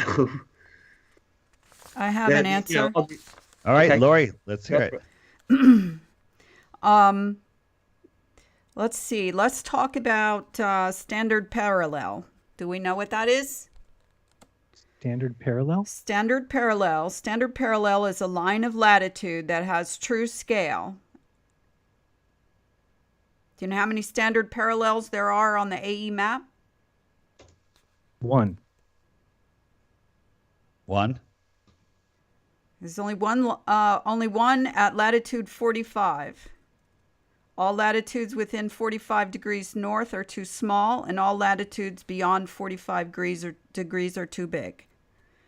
So how is that possible if the AE is an equidistant projection, and you said from the North Pole to any location is correct on the globe? So Because that, you have to adjust for an AE projection, each segment out from each line of latitude out from the center gets wider apart, right?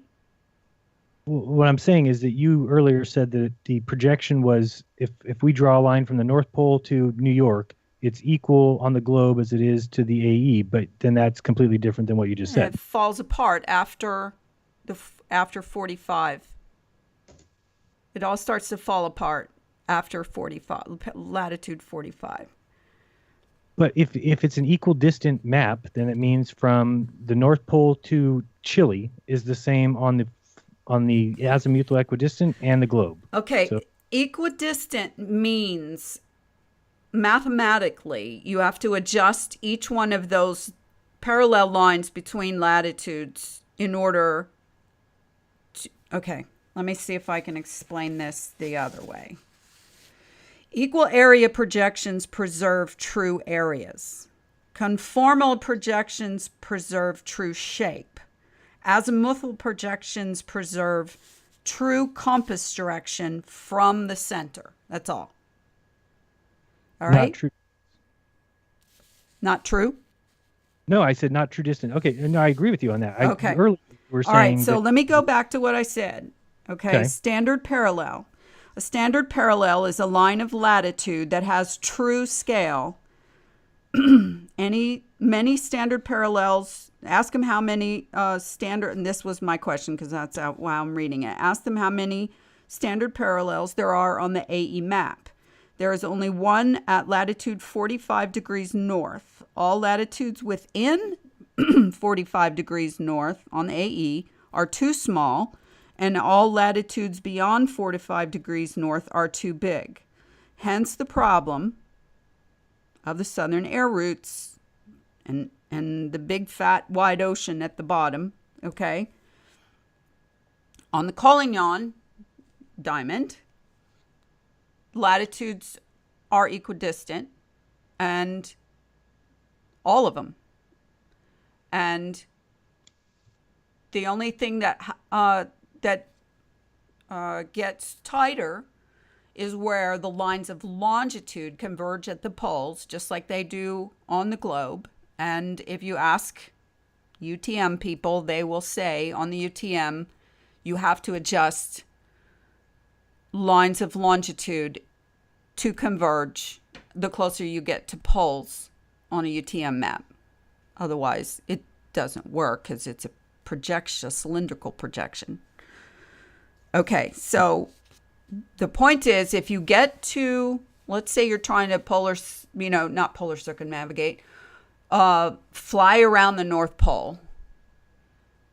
If you look at the Collignon projection, let me put it back up. If you look at the Jeran, are you sharing? if you look at the Collignon projection, it's the same thing at the top as it is at the bottom. You would be able to fly around the pole, okay? But you're chasing the rainbow. I mean, Right. throw that out there for one hippie. Instead of saying Pac-Man, you're chasing the rainbow. I'm sharing it. Okay, so people think that there's solid ice at the North Pole, and it's not. In the polar summer, Arctic summer, most, if not all, of the ice melts. I've seen enough documentaries to have witnessed that. And just recently, a Russian icebreaker crossed the North Pole route to cut off a whole bunch of time of not having to go all the way around to the Suez Canal. So how is that I threw possible? that out there for the purpose of people going to actually look that up because Right. But if the sun is at the equator, then what is the explanation for why the north would have no landmass full of ice and the south does? Same, because it's the same reasoning you're using. The end of the earth may not be the end of the earth. It could very well be I know all you guys hate the word portal, but it could be a door. It could be, you know, you have to have some change in your dimension to be able to go past it. I mean, there's enough old mythology of the Nordic people that came over from the north, and like, where in the hell did they come from if there's nothing out there? So people that believe in the AE map don't have to consider that, because it's a central point. They only have to consider the bottom being that way. And so, you know, it's like the whole more land thing. So now I'm changed over to a picture that Lawrence Wright just sent me, and shout out to Lawrence. Without him, I wouldn't have had somebody to bang back and forth these ideas with, and to, you know, do some little mind expansion.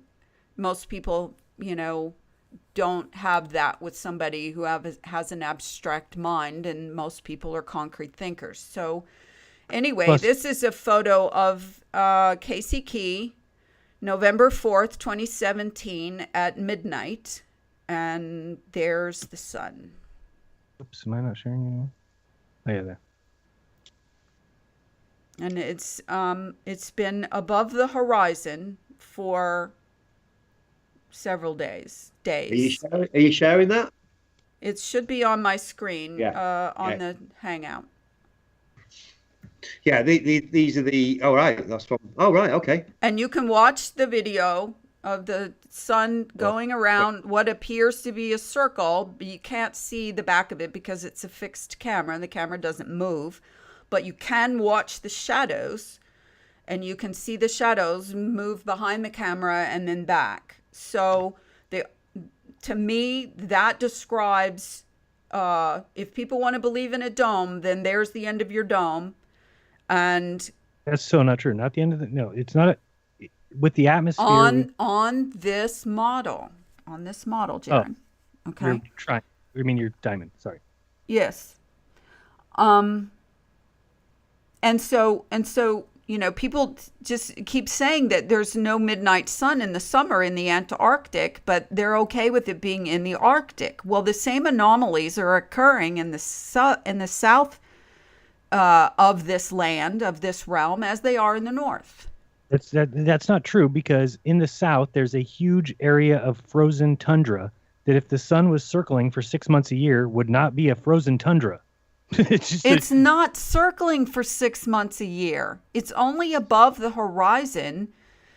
On the AE map, what would it have to be doing even to be above the horizon for visible from Casey Station, one location? What would it have to be doing? You know, now you can understand where somebody came up with the idea about a shifting lampshade. You know, if you go to timeanddate.com and you look at, project ahead an hour, at this time of the year, you will see that there is daylight, or at least twilight. And if you go to SunCalc, you can see that the sun is above the horizon, south of the pole. If you bring your cursor below the pole, you can see that the sun is south of the pole. So they're not hiding anything. Wow. They're not hiding anything? Well, they're not hiding anything about that. I mean, the data is the data, because, you know, people live everywhere and they can go to their own location on Time and Date and on SunCalc and verify the information. But people don't live in Antarctica in huge numbers. They live at the couple camps, right? But you're making it sound like there's people that live there 12 months out of the year. It's just a very limited amount of people who live there in the Antarctic winter. Yeah, I mean, me personally, I don't think that there's a 24-hour sun. I think that there's a 24-hour daylight, and I think that what you could be seeing as a sun could easily be a reflection. I didn't say it wasn't a reflection. Notice the black dot in this photo. Right. because it could be. I've shown the coffee cup caustic. I've shown the when you get the optics page and you move a point source light.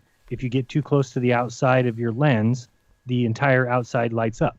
Well, the coffee cup works from one location, but go to the other stations in Antarctica, and they are plotted around the AE map, just like the earlier image that I showed you.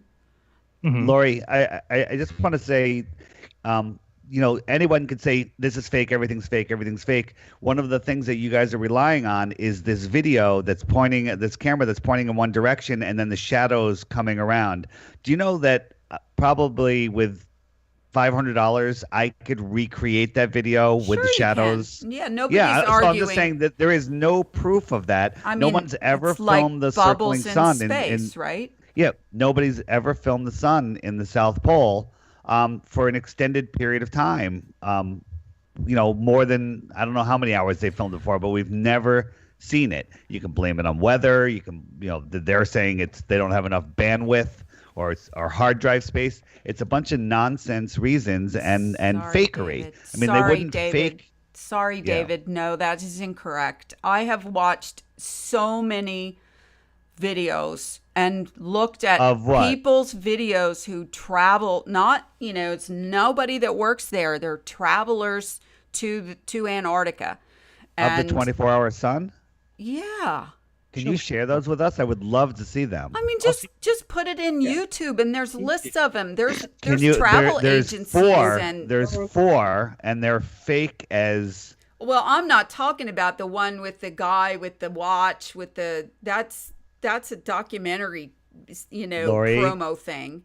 Lorie, I would just love after the show or whenever. I will. I'm not going to go digging into it right now. Yeah, when you have time, just send them to me. I would love to see them. For those listening, really, you cannot ignore opposition research. If something doesn't jive with your theory or your belief system, you cannot ignore it. It's like, don't put your feet out from the bed because the monster under the bed will come up and grab you. Don't look in the closet. Don't look in the basement. That's the kind of thinking that will limit you from finding information that will complete your hypothesis. If new information comes in that doesn't jive with your hypothesis, what do? Do you throw out the information, or do you have to adjust the hypothesis to include it? I am saying show me the information. I don't want to throw out any information. I have not seen what you're saying there's tons of, so please. That's fair enough, David. And like we say, if it was just one video or one webcam, then I'd probably be more like you and be like, well, I'm thrilled. I personally have done this research. I wanted to know, somebody alerted me to that. Hang on a minute, there is 24-hour daylight in the solstice in Antarctica. And I'm like, really? Okay, well, let me go check that out. And I personally I found about half a dozen videos, all different. I also found these webcams. I mean, this is the Casey station. This is the Australian one, but there are New Zealand ones. I think the British Antarctic Survey have them. I think the Americans have got them from McMurdo. So you can check for yourself this coming December. There are dozens of different webcams, and you can look at multiple evidence and then decide, obviously, and decide for yourself whether it's all been fake. Not only that, not only have we got the visuals, but we've got lots of written testimony. There's lots of people who've written about their trips to the Antarctic. Not only that, but there is a company in Australia, and I'm sure there are more as well, that will do trips to over the pole. I don't know whether they'll do whether they'll do it during December because of the weather. But the point is that you can take a trip for $1,200 or $2,000 or what have you, and fly right down to 90 degrees south. So if you believe that there's an ice wall, I have a question for you. You can take, then you know what I mean. You can do this research for yourself. In your map, are the winters and the summers in the north and the south the same? Like you see the same amount of sun and the same amount of darkness? No, they're not. So it is well known that the weather is harsher in the Antarctic than it is in the Arctic. But forget the harshness. The amount of sun that you should see in the Antarctic's winter versus the Arctic's winter, is it supposedly the same, kind of like it is supposed to be on the globe? I think it's I think it is roughly equal opposite, just like the same way that we have the aurora. Oh, The same way we so have so equal the opposite is northern what you're lights. saying. We have the northern lights in obviously in our winter, you know, and they're equal opposite to the southern lights in their winter. You know, All right, they so you are saying they're equal opposites. Kind of. I'm not comparing it to the ball. I'm just saying they're equal opposites, like the ball has equal opposites. in terms of daylight length of daylight hours, in fact, I think it's Cardiff. I'm not sure if it's Cardiff or Swansea. At 50 something, I haven't got the numbers in front of me, but 50 odd degrees north has exactly the same solstice day length as Rio Gallegos in Argentina, which is exactly the same latitude south, so 50 odd degrees south, within a few seconds of each other. Now, so do Sydney and Beirut, which are also they're equidistant from the equator. Okay. Now, they have exactly the same solstice day length, obviously, again, 6 months apart. One's in December, one's in June, as we know, but they have exactly the same. Now, whether that is the case, I mean, again, you know, that's the case for the extreme north and south. You know, obviously, yes, we're taking it on. You know, we're taking it on because obviously the further towards the equator, the more people live in places. And you know the obviously you can't lie to millions and millions of people and say you're getting 12 hours of daylight today, and you're only getting, you know, obviously people only get 8, what have you. You know what I mean? Darren, just we've mentioned it a bunch of times, and you guys haven't heard us. There's a difference between daylight and sunlight. Yes. So, you know, all right. So just be aware that we're not saying there's not 24 hours of daylight at certain times of the year in Antarctica. We're just saying that there isn't 24 hours of sunlight. Right. We're not saying there's 24 hours of sunlight, but you have to define it as the sun is or is not the sun above the horizon. Okay. Well, that would be sunlight. If the sun is above the horizon, then that would be sunlight. Well, then we disagree. Okay, no problem. But do you one last question? I'll let Jeran show you what he's just pulling up here. Do you believe that there is 24 hours of? Yeah, I guess you do. 24 hours of sunlight in the north. You do, just like you think in the south. It's above the horizon in the north, just like it is in the south in your model. There's an Arctic midnight sun in June, and there is an Antarctic midnight sun in December. Now, obviously, the weather is not as good down south, but this is what I'm saying. People will be able to research this for themselves next month. The webcam's up there, and they can see for themselves. And maybe we'll get one of the days will be clear, and they'll see 20. Now and again, like I say, you can discount anything and say, "Oh, it's just fake" and what have you. But you know, at the end of the day, I prefer to take the evidence. If there's a multiple of evidence, if there's a multitude of it, not just one person saying, "I've been to the Antarctic and there's definitely 24 hours sun there," because don't forget, people have done that with Auguste Piccard, and they've done that with Admiral Dickie Bird. Yeah, he's a known Freemason. Obviously, the famous interview that everybody talks about, and he says certain things, and everybody takes it as gospel. Well, that's one man's witness testimony. We're showing a multiple, you know, video that you can see for yourself, and people are saying no, it's all fake. You know, so people have got to be aware of the difference in quality of information. In what will accept something, it's just confirmation bias at the end of the day, isn't it? Now, I don't. People can say the same thing. Well, you're just confirmation because you don't like the AE. No, if the information confirmed the AE circle, we'd be going, yeah, it's an AE circle, and this is why, and all the rest of it. But it doesn't. And if you know, at the end of the day, there is 24-hour sun in the Antarctic and Arctic, so that might discount. That might mean it's not a diamond or a you know a portal model. It might mean something else. Yeah, until it can be fully explained, I won't fully settle on something. And when new evidence comes up, I will keep changing the hypothesis, and that's the difference. It's not sticking to one model and going, well, that evidence doesn't count, and you can explain that away, kind of, and all the rest of it. I'd rather keep to, you know, just myself. You know, if there's a multitude of evidence showing that one model doesn't work or one theory doesn't work, then the theory has to change. It's simple as that. I suppose it's a different method of truth seeking. So, in yours, what would be the distance to go around Antarctica? I think it's about 16 to 18,000 miles. But the equator is 25,000 miles long. Yeah. Well, how does that work? How do you mean?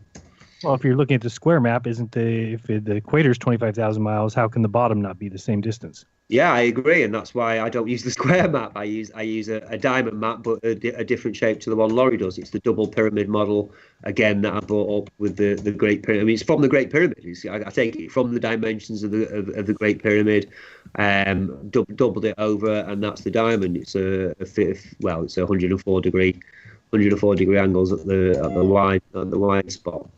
And You were going to show something earlier. Antarctica is a lot bigger on it. Sorry. You were going to show something earlier, and you didn't. Can you show that? I want to see that. Yeah, on the circling sun. So if I've got Blender, I've got Blender open. Well, click call on the top of the Skype window, and then share screens. Yeah. Right, and share my screen. Share a window. Or just hit. I'll click Blender.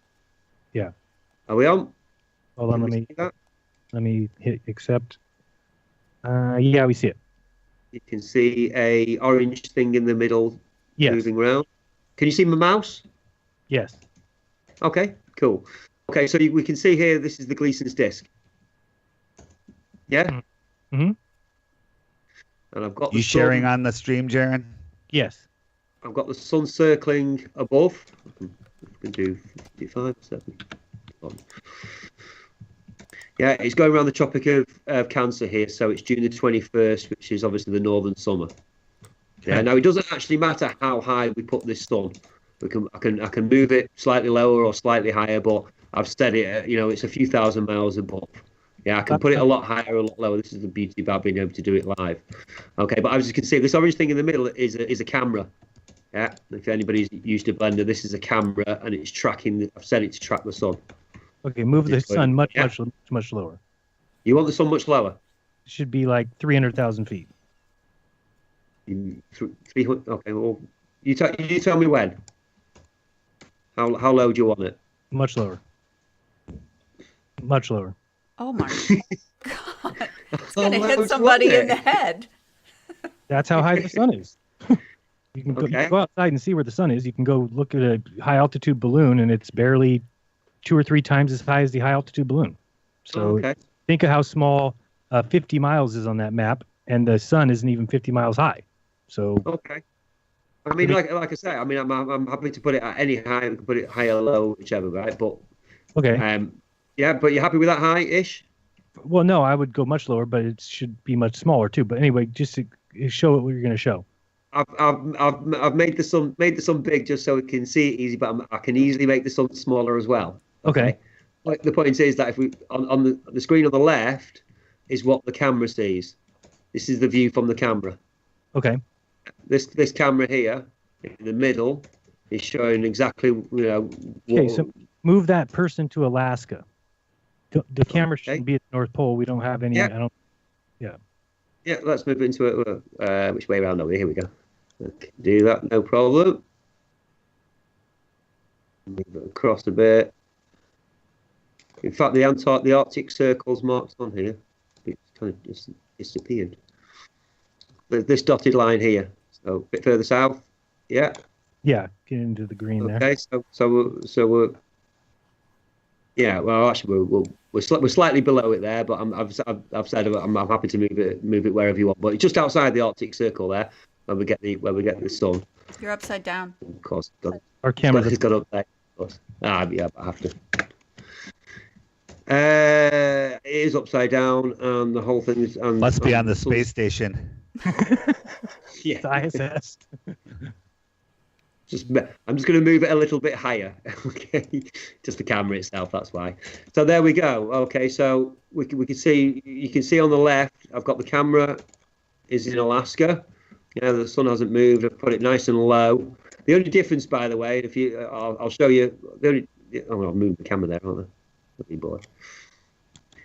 If I move the sun up, all it does is it moves it to the same, it just moves it above the horizon. It doesn't really make any difference. What we're looking for, guys, is the difference in height. Now, as we all know, those Arctic midnight sun videos, they go right from the horizon, and it should be going right off the screen. If the sun is circling around the North Pole center, then what we should be seeing, what we should see is match. We know that anything closer to us is going to be higher than something far away, right? So we know just by that alone that if we're standing in Alaska, that when the sun comes near me, it's going to be higher in the sky than when it's all the way across the other. This is what we're modeling here. This camera is you in Alaska. Yeah, it's watching the sun doing a circle around us. This on the left is showing what we see. Yeah, now there's a slight raise off the horizon, and obviously the sun gets a little bit bigger, and then it goes smaller again. Look at it. I can move the camera right down. I understand. What I'm saying is that we've seen tons of video evidence of this happening, and you're saying you're believing We've seen 2 videos actually. 2 videos? There are only 2. I've only found 2 videos of the Arctic circling midnight sun. There are only 2 videos in existence. There's one, and it's in 2 or 3 different forms. What but about it's the same video? Fray? And there is one separate video of it with a kind of it's not as good quality, and it's got a bluer sky background. There are only 2 I found. If you found dozens of them, then fine. But what I'm showing here, I mean, I don't get you. I'm modelling a circling sun over a disk Earth. Yeah, well, we know there's no way to get, it just doesn't it doesn't rise and fall like it does in those videos. It proves that the sun isn't circling round. What I'm saying is we know that if you go stand outside at noon, the sun is higher in your sky because it's closest to you. And then an hour later, it's going to be lower in the sky. So by just that alone, you should be able to figure out if you're in Alaska that you cannot, the sun would not just circle at the same level because it's getting far away from you, lower on the horizon, coming close to you, getting higher. Circling round. That's exactly right, because it's not circling round. I completely agree with you. Well, the celestial plane is at an angle anyway. We already know that. That's what makes the arc from east to west. This is popular flat Earth circling sun model. Yeah, here's the camera.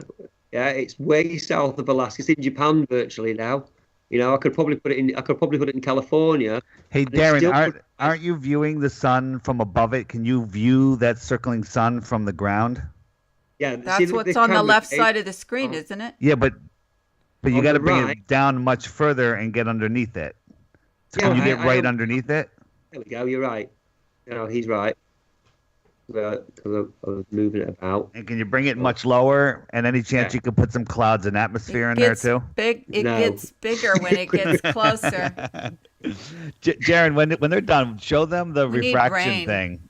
Need some rain. The light thing. Right there, because I was wondering why there was no rise and fall, because it should be rising and falling a little bit. Yeah. Right. But again, we're right outside the Arctic Circle here. I've put the camera right on the ground. Yeah, and if you look on the left, there is a rise and fall. There is slight rise and fall as it comes towards us and moves away from us.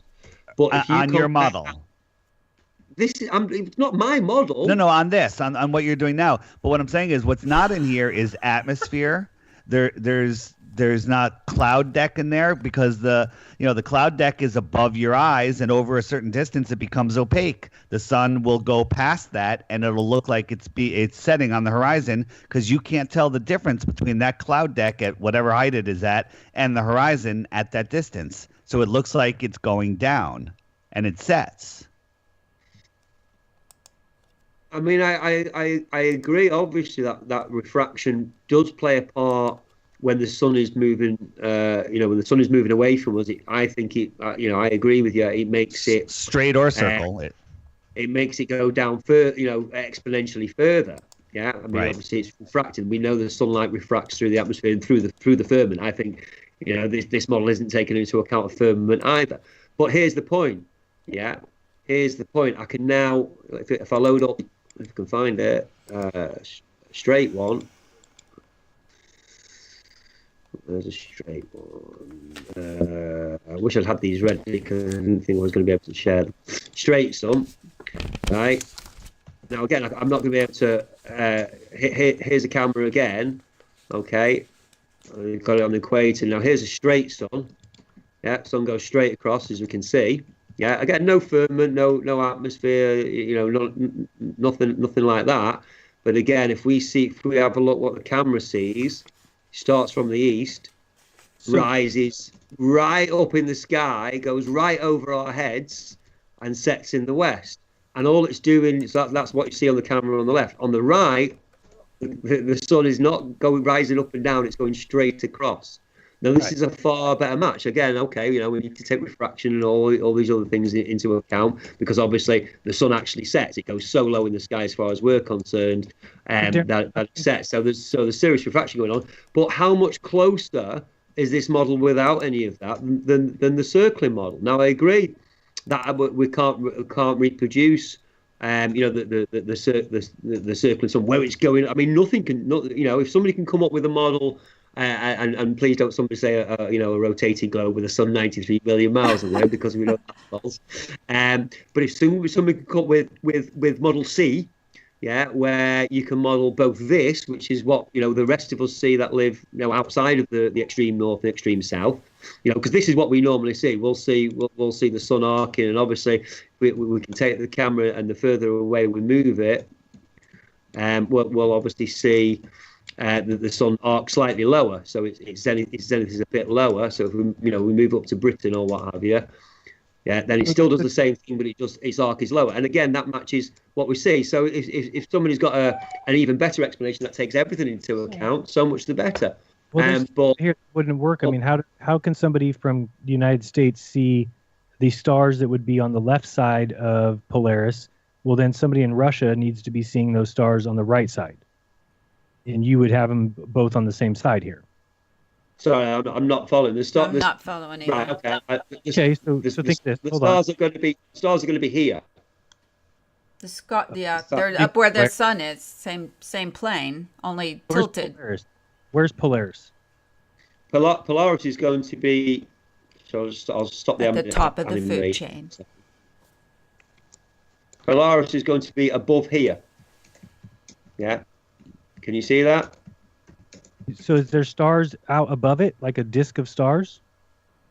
There's a whole kind of semisphere that surrounds the whole Earth, with an axis that runs across the prime meridian, assuming that the map that they show us is correct. The axis runs just obviously above the prime meridian. There are two poles. There's a north pole here, around which Polaris, I think it's 0.75 a degree out.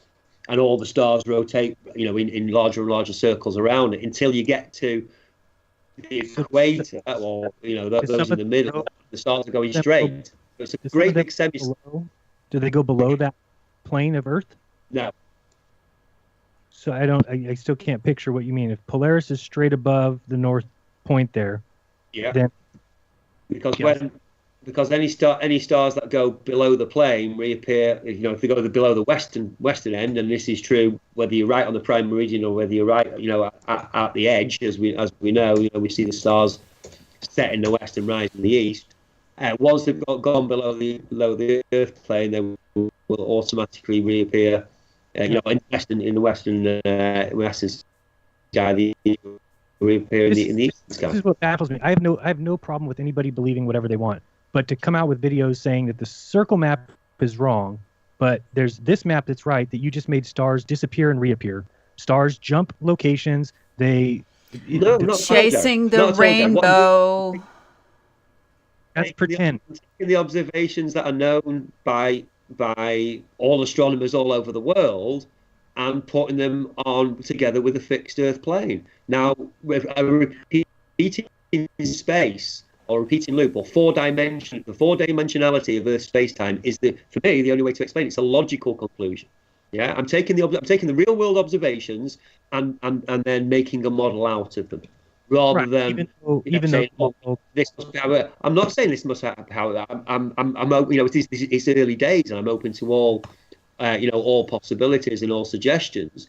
But all I'm saying is the only one point I wanted to make with obviously these blender models was, first of all, that the Arctic circling sun, everybody goes, well, it's circling around, but it's not. It's rising and falling crazily in real life in those videos, but that's not something we can recreate, in any kind of 3D modeling. I mean, obviously refraction plays a part, but it's not going to get the sun to completely go off the screen, to rise and fall that much. It simply can't. Refraction is going to play a part. It's going to play a degree part, so 5% or 10%, 20%, whatever. But it's not going to start. It's not going to make it go from basically a level circling sun to one that's basically sine waving up and down from the horizon all the way to off the screen. Okay, if somebody's standing in Russia, if somebody's standing in Alaska in your model here, then. Yeah. How are they seeing? What do you expect them to see when the sun goes around them? How are they seeing the sun? They're seeing the sun all the way over there, like right now where you have the sun. You understand it attaches back to itself at the international date line, right? That 55-mile little span between Russia and Alaska, and from there the pole goes down and then goes all the way down, right? But listen, or not Lorie, the pole, the longitude line. The person that's in Alaska makes a 360 with their body, their physical body. They make a 360 and they can follow the sun. So at which point does the sun morph to the other side of their body? How you're not describing how somebody who's watching the sun in return to their body, then it just magically appears over here. But you're saying that that sky connects itself?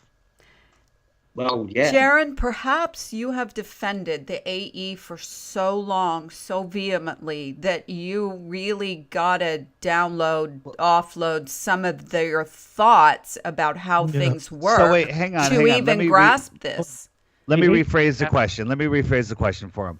Somebody standing in Alaska can stand there and slowly turn around over 24 hours and follow the sun. Show us on your map how somebody can be standing there and turn 1 degree at a time, looking and never losing sight of the sun. We don't know, David. Okay, there's a good answer. Wait. That's your answer. Wait. I'm fine. David. Number one, they are on the terrestrial plane, watching what's going on in the celestial plane. Right. They're two different elements. I understand. So you guys say you don't know. It's just something, and that's fine. And let's say you might be right.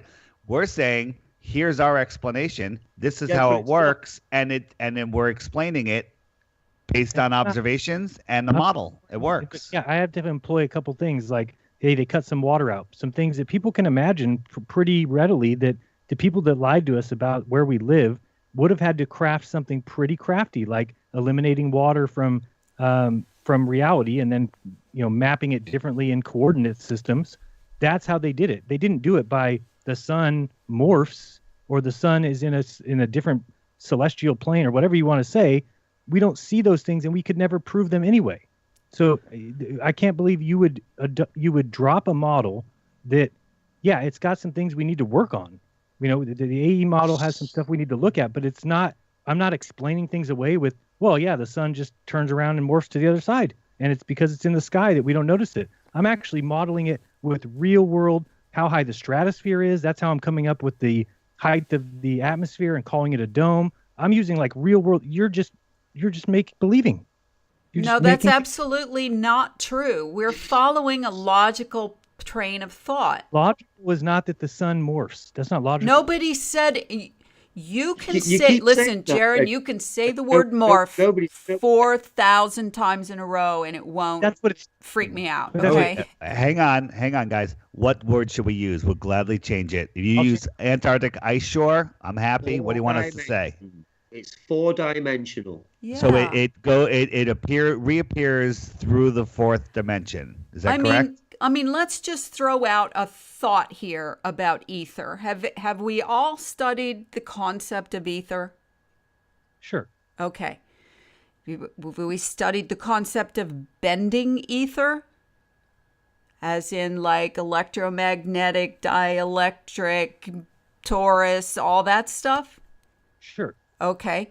So why do you have such a problem with the concept of how energy moves inside this torus field? Because anything that goes away from me drops on the horizon, right? So when I picture somebody on the maps that you guys have drawn, standing in Alaska, watching the sun, well, it would look nothing like what you're saying it should. I mean, Well, that's in because reality, you've not been to the top of this concept, to the top of this diamond, and in your mind visualized yet. I'm hoping that you kind of can after you have time to think about it. Maybe go back and watch some of this again. I don't know. But I've been thinking about it for 2 years, and I have very good visualization skills in my head because I'm an artist. I'm a creative person, and that's easy for me. Not everybody has that. Most people are based in pure logic.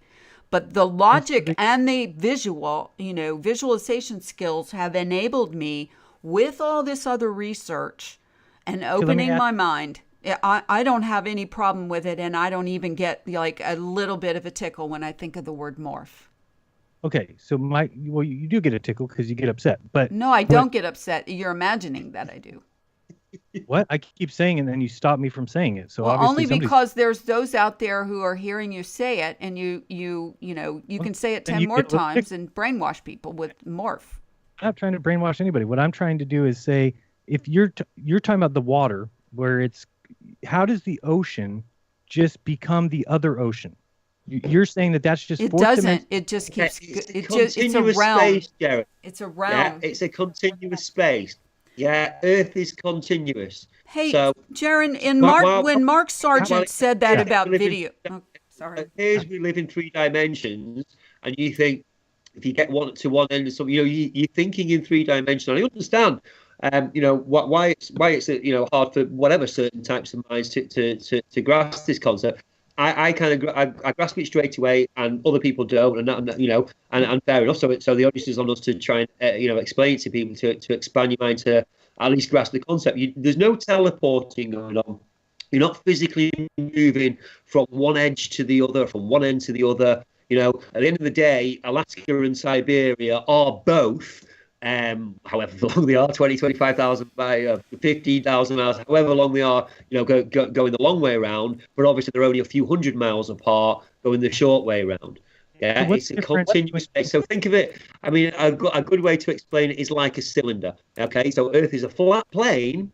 Yeah, it's a flat plane, but it behaves like a cylinder. That's what the 4-dimensionality of this concept does. That's what 4D is. So you keep going around it forever, you'll never fall off. Do not. It's the space itself that's doing the weird thing. You yourself, if you were, a Superman, and you could run really fast and keep going west or east, whichever, then you wouldn't notice anything different. You wouldn't go through any portals. You wouldn't, there'd be no flash of lights or weird colors like they do in sci-fi films, or the hyperspace thing from Star Wars. Anything strange like that. As far as you're concerned, you would leave California, run across the ocean, and get to Japan, and then keep going, run across China and Russia, and then across Europe, run across the Atlantic Ocean, over America, and do the whole thing again. You'd keep going and keep going and keep going. So it behaves like a ball or a cylinder, but obviously, as we know, it's a flat plane. Now, I know that concept's like, wow, you know what I mean? That's like, how it's just, like I say, it's the logical conclusion. I'm prepared to accept that there are, serious supernatural things going on with our amazing created fixed plane Earth. Globers believe in wormholes and black holes and light speed and all this other, fantastical nonsense. And we all, to a certain extent, believed in it before we became aware that we're not on a rotating ball. I'll be honest with you. Although the Gleason's disc, he doesn't necessarily need his supernatural, apart from the fact that the sun and the moon are in the sky, and the planets are in the sky, the stars are in the sky, and they're not wires, and there's no projections from the ground. They're not being, they're not being projected by the government or anything. They are there supernaturally. So there is a supernatural part to it. But at the same time, and it's where we started from as well. There is no physical evidence whatsoever of a 65,000-mile ice wall. Nobody's flown over it. Or flown up to the dome edge, and proven it exists, in any way, shape, or form. But people will believe it. People believe it without any evidence. Now, what we're saying about 4 dimensions, 4D, is that whilst obviously you can't prove it, because, like I said, if you were Superman, you just keep going, and you wouldn't, that it's the Earth itself that would be doing the weird thing, which is kind of repeating without seam. It's completely seamless, it's completely flawless, you can keep going around it forever. And the point I made in the pyramids video where this is from, was that if you just imagine you're the creator, just imagine you're the creator and you're going to create a realm for people.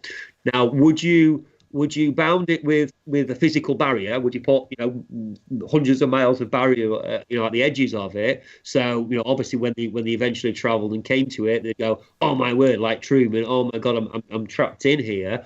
Or would you make it so that they could keep going around it forever and not feel trapped and feel like they had a free space to explore? I'm just saying, I'm just putting it out there as a concept, just to try and get people to get their minds around what we're saying. You know what I mean? It's hard to reject something if you don't fully grasp it. And I'm not saying this is the case, and I don't want it to lead on to various other discussions, because we've already spent nearly 4 hours just on these few points that we've done. But that's the point I'll make. At the end of the day, I believe that God's bound it with doors and not a wall. Darren, what happens when you go north from Alaska? Where do you come out? You'll come south. You'll come south 180 degrees along, or is it 90 degrees along? I need the map to look at it. Can you? While you're doing share that, the map? would you let me read the definition of morph? Okay. The definition of Sure. morph: change smoothly from one image to another by small gradual steps using computer animation techniques. Undergo or cause to undergo a gradual process of transformation. Okay? That's what morph means. Now, to use that word is not even weird, okay? Because for one thing, if you think about how many people have researched simulation theory, and that, what do they call those theoretical physicists who say everything can be reduced to code, and, we're living in a video game of gods or something. I don't even know what they think, but simulation theory caught on pretty strong and hard there for a while, because once people started looking away from the AE circling concept, they started looking for other explanations for how their observations work. We know that you cannot go faster than time itself. We have listened to videos of pilots saying we saw the sunset, and a few hours later we looked behind us and the sun was rising, or however they said it. I don't even remember, but you can go and look that up. And Well, how is that good for your argument if you don't? well, the how's it good for? I'm not even making an argument. I'm saying there's more than one way to explain the same observations. For example, you have spent the last few years explaining the observations on the AE map, and you have convinced a lot of people and kept them convinced that your explanations are valid. The same thing, they spent hundreds of years making explanations for the globe based on the same observations you're putting on the AE map. We're just taking the same observations and putting them on another version.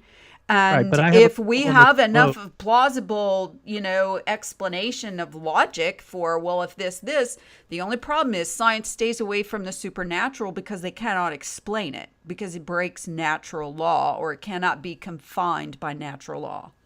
Right. So yeah, the difference is that I'm trying to keep it all within realism, not to go. I mean, if I'm going to accept the morphing sun and the sorry. If I'm going to accept the sun, it's in a fourth dimension that, it never really ends because it's always continuous, then I have to learn to accept maybe that people are upside down from me on the other end of a ball. There doesn't seem like there's that big of a difference to me between. Well, that's your choice. You completely you completely can make that choice to go back because the other explanation doesn't rip apart your family. What I said is that to me, it doesn't seem like there's that big of a difference. That when I first started this, it was because there's things that we are told are happening that we don't feel, that we can't test, that we can't prove. Exactly, like spinning and moving and all that. Right. Exactly. But what you're describing is another version of that. Things that we can't test, that we can't prove. The things that I'm saying can be tested. We can show them.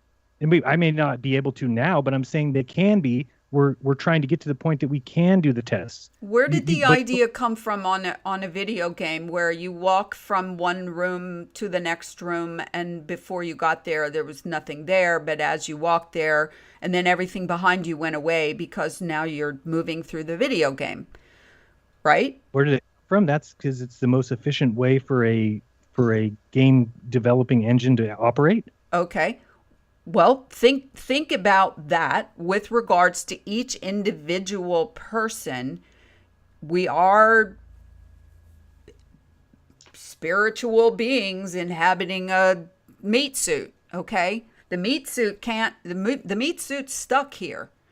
And so it has to experience life based on today. I washed clothes, washed my car, went to work, pet the dog, got groceries. Okay, that all took time.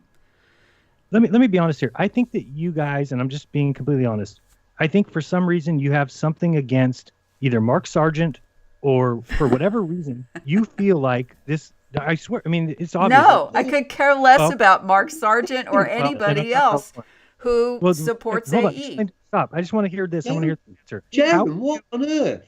Hold We're on. talking about models. Where's that come from? Well, because Yeah. I have a problem. Well, Why you start to make it personal? Let No, Jeran make his point, Darren. I'm not Let saying- him finish his sentence. I'm not saying it on a personal level. What I'm saying is that a lot of people feel like he dropped the map on us, the AE map. And No, I disagree. Okay. I okay, well, what I'm disagree. saying- okay, well, hold on. Dubé brought Robotham, and Robotham brought the map.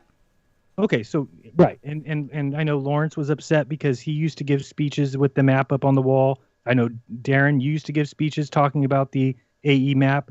No, I used to believe in Santa Claus. What has that got to do with anything? Well, what it has to do with it is I feel like you're adopting something that has way more issues than the AE map has. The AE map has things that can be explained.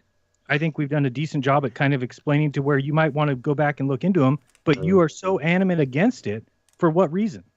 What is the? Because it's a process of elimination, Jeran. Once I It's an observation, like the rest of the world does as well. Like I say, we've done opposition research on this model. Yeah, it doesn't work. It doesn't match reality. So you've done opposition research on your model? It's fundamentally flawed because it's a projection of the globe. Wait, and it what? makes Just sense. one second. There Here is we sense are to back it with now, this dichotomy. in No, reality. wait, So please. nothing works. One at a Please, time, Darren. please. One at a time. Darren, Whether it's we're, Go ahead, Darren. Darren. Nobody can hear you when you're talking over each other. One at a time, and then leave room for other people to speak. I would like to say something. Next, go ahead. Darren, you're up. We're dealing with a dichotomy here. Again, if we don't have something to replace it with, then we have to stick with what we have. It's the best we have. Okay. We are not saying that if you drop the AE, this is the next thing you have to believe. Nobody ever said that. You ask us what we think. This is a culmination of several years of research, and we presented it. We didn't present it to persuade anyone. We didn't present it to mock anyone. The only reason why we're giving people another option to look at is because people need to fill a void. Okay, but you came out, and so did Darren, and this is the problem. I never came out with any video telling anybody not to research anything. Okay, you came out with a video, Yes, Lorie. you did. I'm sorry, Jeran. No, okay, but you made a point then. You've said it twice tonight. You actually made a video, and where you said, I would rather go back to the ball than accept any kind of square 4D Pac-Man model. Darren, Jeran, you made a video that has tens of thousands of views on it. Give it up about me and Lawrence and Pac-Man. And Come on. Because you said what was the reason I made the video, Lorie? What did you say on your channel? What did you label a video? Go ahead and tell people. What did it say? It's either Pac-Man or it's the globe. That's when I made my video. So because you took that step too far. You went past the let everybody do it. Now you're saying it. Let everybody choose whatever they want. But you came out with a video that said it's either Pac-Man or the globe. And I said, bullshit. I'm not standing for that. Then Darren came out with a video that said the circle map's wrong. The circle's wrong. How can't you guys see it? Jeran, Look, Jeran, hold on. have I made a video about you that was personal and made funny pictures and played calliope music in the background? Come on.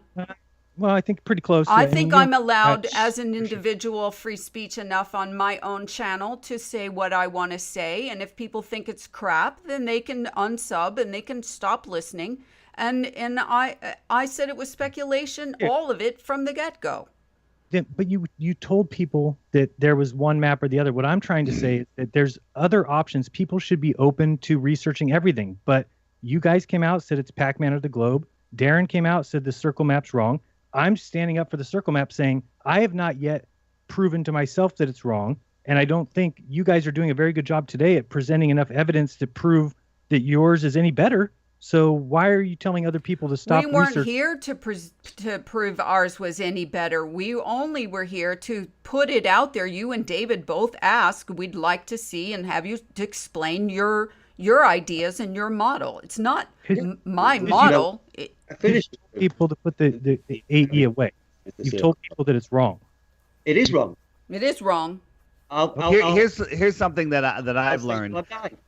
When you get a large group of people, you can't control them. You can't tell people what not to do. It's like telling, you can't. So what you do is you present the best that you have. You don't go negative against them. We've all seen what that does. Just present the best, and the best information will prevail when it's explained. I have not seen the proof that you guys think you have seen. Hold on, don't interrupt. I have barely talked, and I won't talk too long. I asked you guys to show me the proof of the midnight sun. You just sent me one video. I know that I'm waiting for more, but you sent me a completely edited video that shows the sun on the horizon, and I go, oh, it's midnight. I mean, I could take a picture of the sun, a video of the sun, and tell you that it's midnight. That's not proof. That's just somebody telling you, look, it's midnight and the sun's up. Where is your proof that that's midnight? You don't have to get into it now, but everything that you guys are showing us, I don't see it as proof, and for some reason you guys do, and that's okay. You have the right to believe it, whatever you want, and dig in and put out more information. And you know what? I'll watch your videos. If you guys put together a video explaining this better than I've understood it today, maybe I'm just stupid, I'll watch it because I want to learn your map and I want to understand it. All right, but right now if I had to choose between the square, triangle map, diamond map, whatever it is, versus the circle map, I'm still on team circle map. But guess what? I don't know the answer. There's a lot more to this world that we live in. But and, David, do you agree that they should continue researching on their absolutely. line? I hope that they do. We want people researching everything and not saying don't look at other things. And I think you guys are telling people point blank, you're telling people how to think, that the AE map has been a plant, that it's wrong, that it's got all these problems. But I don't think that you've shown a good job today of explaining why there's such problems that anybody should put it away from their research. I mean, well, you don't think. You said you don't think five times in a row. Lorie, just one second. Lorie, just one second. Jeran, I agree with you to a certain extent. We're telling people how to think, but not what to think. And here's my big problem. Yeah, people aren't being allowed to independently think. They have been absolutely psychologically manipulated to this manufactured consensus of the AE circle model. Every single leader in the flat earth uses this model. It's everywhere, and nobody apart from people like Lawrence and Lorie and myself and all the other guys, Free Energy, Mike Helmick, and there are a good few other people, the Sun and Moon team and Thomas Thompson and various other guys, and Dave Marsh as well, who's done brilliant work on the speeds of the sun and the moon, because the sun is something that we've not discussed. The sun and the moon would have to be faster around the Tropic of Capricorn than they are around the Tropic of Cancer. It's 1.7 times longer. They need to be 70% faster, and the moon makes the trip every 2 weeks, so it's very easy to see. Now, Dave Marsh has done some brilliant work, actual scientific observational work on the speeds of the moon, and it's fastest over the equator and slightly slower on both the tropics. It's certainly not 70% faster on the Capricorn as it is on Cancer. Now, the whole point is that people need to go and research that for themselves. Unfortunately, channels like yourself and Eric Dubay and Mark Sargent, whoever else, you know what I mean, there's some big channels out there, they haven't shared that information. They haven't shared that information for one reason, because it absolutely disproves the model. We don't want to do it. It's confirmation bias. It's a natural human thing. We don't want to be wrong. We're all the same. We don't want to be wrong. The difference with us is we don't mind saying, you know, at one point, I don't think I've done a presentation with it, you know, so having it on the wall or anything. I think you know, luckily I realised it was wrong before in the live presentation. But absolutely, I will have argued for the circle model in the past. I believed it at one point. I didn't come into the flat earth and go, well, that's wrong, but it is flat. I absolutely believed it at one point, but then I have to go, yeah, that's wrong. Now, in the future, if somebody says, well, the diamond's not right because X, Y, Z, it's actually a hexagon, or it's this, or it's that, it's this completely concept that nobody's thought of yet, I will happily admit, actually, I was wrong there, and this is why, because this explains why we get the midnight circling sun in the Arctic and the Antarctic. This explains this, that, and the other, that other model can do, and with two pole stars, and, you know, the flight times, and you know what I mean, all known reality. I'm happy to admit when I'm wrong and to change my opinion. Jeran, and so are we. And I don't like being compared to Eric Dubay, because I'm not Eric Dubay. I don't agree.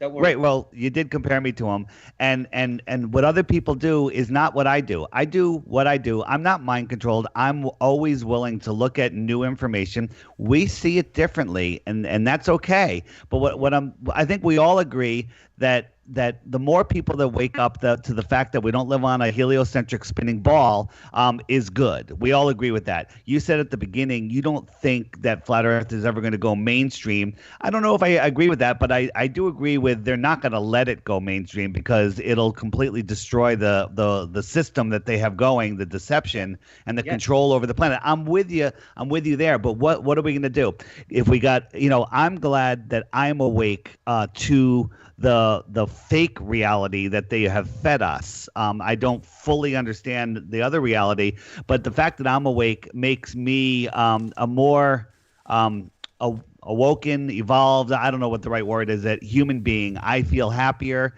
I feel healthier, and I am able to see through all of the other nonsense in the world. There's so much going on in this world right now, with the incessant spraying of our skies, which is a whole nother thing, to all of these false flags that are happening all around us. Our freedom of speech is ending. These hangouts are going to end soon, in my opinion. And with all of this going on, I don't think that any of us should be fighting. I don't look at this debate, by the way, as a fight. I look at it as we're sharing ideas. People are listening. People are making up their own ideas. And I agree with you that people do follow leaders. We're not leaders. We're just people with big mouths that can't keep quiet, because the flat Earth reality, we're trying to figure it out. We want people to know. We want people to know. Exactly. We want people to. We are on the same. We are on the same path. We have the same goals. Right. Yeah? So we want people to realise the huge lie of the ball. And here, this is my problem. And obviously, you guys can't see it yet, and that's fair enough. You know what I mean? It's been pretty much an audio presentation. I didn't realise I was going to be able to share. If we do another one, and I really hope we do, that I'll have some more visual stuff ready to show you. But this is my problem with the AE circle model. This is why I'm so against it. Only because I've done the research myself, and I've seen the weight of evidence which shows it's just a projection of the globe and it's not reality at all. But here's the point: is that the rest of the world hears about flat Earth, sees probably the first thing they see is not, you know, a DITRH video, or a Jeran video, or a Darren Nesbitt video, or an Eric Dubay video. What they'll see is a Vsauce video, or a Coolology video, or a Neil deGrasse Tyson video, or one of those videos where they show the circle model and they show why it's wrong. And therefore, the chance for us to explain why NASA are liars, why the moon landings haven't happened, why we're not rotating, all the scientific experiments, Michelson, Morley, and Sanyak's turntables, and George Airy's failure, and all of those, and why they prove that we're on a plane, and we all come up as a community. This is the great thing: as a community, we have come up with amazing evidences and observations and proofs that we're definitely not on a rotating ball in a vast universe. But the rest of the world isn't listening, and it's extremely frustrating for everybody. But I believe and then we've got they're a shill, and this person's a shill, and you're controlled opposition. Nobody's a shill. Nobody's a shill, Exactly. Darren. And you said exactly. It's all complete crap, and I think the reason why the rest of the world hasn't woken up, because I think most people know, most people accept. I don't think we went to the moon, or at least it's probably maybe 50% of the population. That's a huge chunk of people will say we didn't go to the moon, but that's because. And again, here's where the controlled opposition comes in. That's because they were in a space race with, they were in a race with Russia, and they had to do it, so they faked it for that reason. No, we know they faked it so they could show fake pictures of a fake ball and keep people believing that they're on, that they're in this vast universe that doesn't matter. Now, like I say, that doesn't mean we're on a flat Earth, because when you present a model of flat Earth, and I say, I'm not saying that the diamond's right. I'm not saying the square's right. I'm not saying, even 4D might, the whole concept of it might not be right. But here's the point: is that the AE circle model, is proven wrong on many. In your opinion, in my opinion, but also in mainstream opinion as well, mainstream scientific opinion, and some of those guys are clever, even if they are. In mainstream scientific opinion, we live on a spinning ball. I mean, you can't use that against them. Hold on, one thing, because you go on and you keep changing the subject. You said that people will tune in to Cool Hard Logic or Vsauce, where they disprove the circle map. Well, they don't. They don't disprove the circle map, and we've gone into that, and we showed all of the misconceptions they make. You know what? When I talk, it's only for a short period of time. Just let me say it and then talk, all right? Please. I'm done. Okay. All right. I mean, listen. We all like to talk, but we're stepping on each other. And Jeran and I, when someone starts talking or we're talking, we stop and we let you talk. Let us talk once in a while. And by the way, we've been going for 4 hours. I think we need to wrap it up pretty soon. Yeah, definitely. The only point I was going to make there, David, just right at the end was this. Listen, if we decide to not promote any model, don't promote the circle model, don't promote the diamond, don't promote the square model, just completely debunk the ball. And no flat earther ever uses the circle model, because there are problems with it. Everybody admits that there are problems with it. Even Dubay says, it's not completely accurate. There are problems. I think everybody admits that. So our problem is, well, why use it? Because let's face it, the point is that it does stop people from discovering that they're not on a rotating ball. It does. It simply does. So if we at least all agree to not promote that as the flat earth anymore. How about this? I agree to, whenever I promote it, to say, this is my opinion, this is the research I'm doing. Please go check out other maps also. We don't know what it is, but this is what we're looking at, and we're trying to prove it wrong. Something like that. Because people, when you tell them that they don't live on a spinning ball, they want to know what they live on. And I don't know a better way to. So again, I will be very careful to say in my opinion, but who the hell am I? David, I'm raising my hand. Go ahead, please. I think it's completely fair. For one thing, I congratulate all four of us for doing a hangout for this long with no moderator and being civil enough to each other. No one's called anybody names, and no one's really yelled, except maybe get a little closer to the microphone now and then, or such and such. But thank you guys for the opportunity to do this, number one, and number two, for being civil, because I think we've all called each other names at one point or another. All I'm asking for is for you guys, if you want to push AE or defend it, whichever way you want to look at it, that's your choice. That's fair. But please don't make fun of people looking into other models anymore. That's the only thing that I would ask, because I have been labeled everything imaginable just because Lawrence and I came out against the AE map 2 years ago. And we've had to take a back seat to a whole lot of people. And in all fairness, I never called you a name. Well, I never made fun of you guys. I've been reading lately, since Jake Gibson came out with his meltdown video about the AE, that, you know, if it weren't for Jake, there would be a lot of people who wouldn't be waking up to this. And no one person makes that big of a wave. Jake wouldn't have known about it if other people hadn't already been talking about it. So, you know, the bottom line is this. Darren and I and other people who have, in our own opinion, debunked the AE model and the circle map, we'd like to see a no map concept come into the flat earth so that when people walk in the door, they are not inundated with the same visual and the same iconic thing, you know, from everywhere. That's all we're really asking. I hear you. What do you do when somebody, you know, you point out NASA and everything, and they're like, well, how does it work? What theoretical map do you first present to them?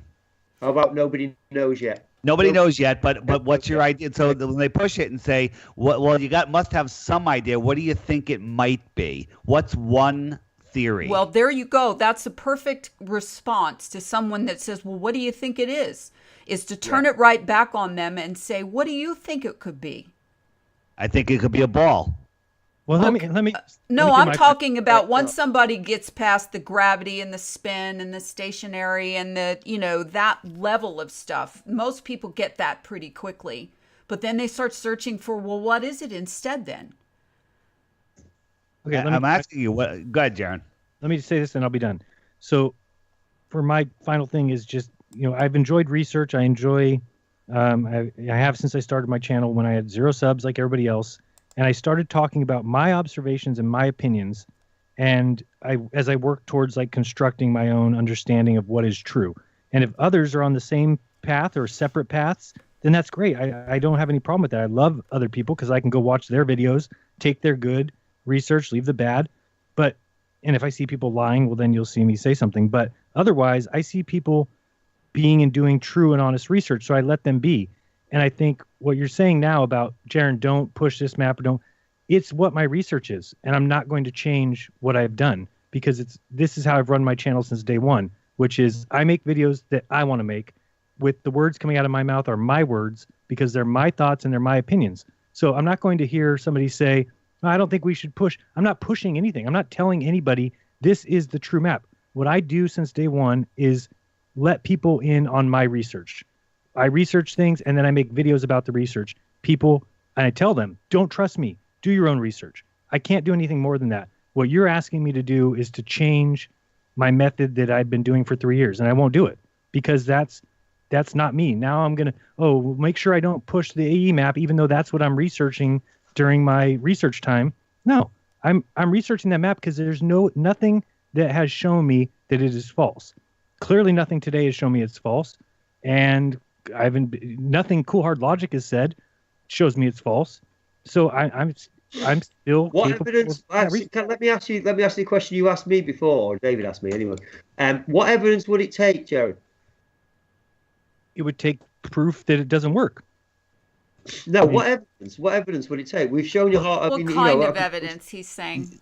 I'll answer that. You said that you have evidence of the circling sun. You gave me a video that anybody could have filmed anywhere. That's not evidence. No, somebody sent me that video. I just posted it in there because you said you wanted to see some videos. Sorry. Please send me stuff later. Still. You mean the KC Station thing? No, another video that was sent. That shows a temporary view. So evidence is evidence. Evidence is something that you can look at it and you can't easily, and with physical evidence, explain away. Well, I think we have all become pretty guilty of watching other people's work, and it seems good, seems to resonate. I don't see any problem with it, and we consider that research. I on the other hand, I watch more opposition research videos than I do proof videos because I already know what I'm already proofed in my mind that it's flat. And what I'm looking for is the process of elimination. And so maybe that is why by using a process of elimination, I've seen all of these problems that people talk about with the AE. People say, oh, there's problems, but then they come up with, theories about, well, it could be this and this could answer it. And so that's not my method of research. Let me see if I can find a shoe that fits this foot. So you've watched more videos that we've gone to the moon than you've watched videos that says we haven't? I mean, that's really what you're trying to... No, I'm not talking about... Of course I'm not talking about the moon. I know we didn't go to the moon. Okay, well, you said you watch more opposition research I watch what people come out against the flat Earth concept, and I process what are the reasons they're using that they don't accept it. That's opposition research. Right. Okay. I thought you meant all your research. No, I'm talking about, when I was investigating the AE from the beginning, I started looking at you got all upset with Jake Gibson for dropping a Cool Hard Logic link. I watched that Cool Hard Logic video, and I wanted to see, I'm in those threads with Treasure Map Tim in email, and he's always sending videos from opposition. And so the point is if there's something wrong with something, you look in a mirror to see the back of your head. You can't see the back of your head unless you use another mirror. And that's what I do. I look at the back of my head. I look at the reverse of what I believe. Mirrors. Yes, exactly. Well, hey, the issue I would like... Go ahead, Jeran. I was just going to say, with my problem with Jake dropping that link is that he came out with a post calling people shills and saying that we were pushing the AE and I was pushing BOB. And then when I said, Jake, what's wrong with the map? What is wrong that you're calling it fake? And he dropped a Cool Hard Logic video. To me, when I ask somebody what's wrong with it, I mean, out of your own mouth, with your own research, not give me a video of some guy that's going to call me a flattard. That's my problem with that. That's not a good way to... If you ask me, Lorie, hey, Jeran, tell me why you think this doesn't work, I would never send you a video of somebody that's going to call you names throughout the video. That's a dirtball move. It's his job to tell me. I mean, I'm grown enough to get past it, to be honest. We get called. Me too. I've been called. I got really thick skin now. Cool Hard Logic is a dirtball. I mean, anybody who goes into videos like that doesn't deserve to be passed around. He's not doing it the right way. So I think Jake can learn to use his words. And when I ask him a question and I say, what is wrong with it? Then he can come back with what is wrong with it. Well, as you know, we've done this debate with how many pictures have I posted? How many screen captures have I used? Hardly any. I don't know. Hardly any. You know why? Because I'm used to podcasting and that people aren't going to get to see any visuals and that they're all going to be turned into MP3s. So if I can't learn to describe something and I can't use my own words to express a thought, then I haven't researched it yet well enough to talk about it. Hey, right. So exactly my point. Let me just jump in here. I think that we need to make a final statement. So I'm going to make mine, and it's very short. Mine is, we all know that we're on the same page as far as we're not on a spinning ball. And we've all grown through this. We've become better at getting thick skins, as you say, Lorie and Lawrence. And we've also learned that, sometimes our emotions get the best of us. I have never attacked you, Lorie. Until you attacked me, but that's all right. That's the path. We've grown past that. I think we are bigger individuals because of it, and we are all searching for the truth, and that's it. So I appreciate you guys having this conversation, and Darren, same deal, both of you. And to Darren, I love your stuff. I do. I think that the conversations that we've had on Skype and Facebook and stuff like that, I think that you've helped me understand your model a little better. I've thought I've helped you understand mine a little better, but I do appreciate you having this conversation, because I do want to know more about these other models, really because I want to know what's so much better about them than what I'm researching. And Lorie, we've had a seasoned past, but I do appreciate you coming on, and we didn't get too heated and everything. And I would like to do it again, because if you guys can put something together that is, more compelling, then, like I said, if something is proving the AE map wrong, I don't want to be a part of it anymore. I don't want to keep continuing to research down that alley. And that's basically it. And as far as what I was saying about cool hard logic, to me, I just want people to. That whole video is filled with a bunch of things that are wrong, and there may have been a couple things that were right. There are interesting questions about the AE. If I was Jake, I would have told me, Jeran, these are the two things I have a problem with. Can you explain them? He didn't want to have a conversation about it. He had already decided that cool hard logic is right, Lorie's right, these people are right, and the AE map is wrong. So at that point, then just come out with your video and say it. You don't need to go goading people in Facebook posts. That's what he's doing. He already had his mind made up, because otherwise he would have asked me, Jeran, can you explain these things? So like I asked him, can you explain what's wrong with the map? So that's my thing. I appreciate everybody listening, and sorry if I got heated at any point. It's something I'm passionate about, because it's I'm searching for the truth, and sometimes you got to throw elbows to get to it. Okay, do you want me to go next? Sure, it doesn't matter. Okay. I mean, for I'm me, I'm the only woman on here. Do I not deserve the last word? okay. That was a joke. Course, that was a joke, guys. I get it. I've really enjoyed it. Are you really a woman? Yes, I really, really am, David. I love David's humor. Regardless of the length of my fingers or toes or whatever else is the trend, and as I said trend yesterday, of the day. I'm still waiting to see Lawrence and Darren in the same room at the same time. Yeah, I think they're the same person.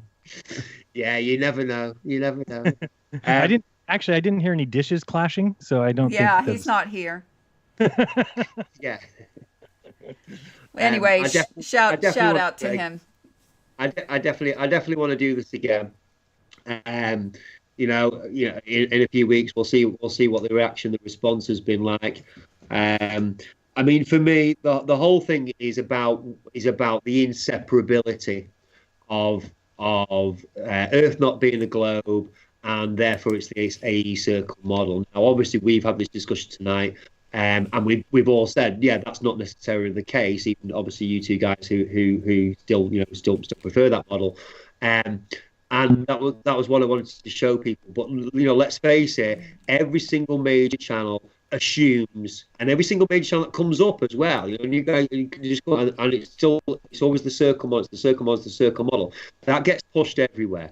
So when anybody discovers flat Earth videos and discovers that, yeah, wow, NASA are lying, this is amazing, it's all a program, it's all mind control, we're obviously not spinning around at 1,000 miles an hour and all the rest of it, that gets wedded in, it's welded into the circle model.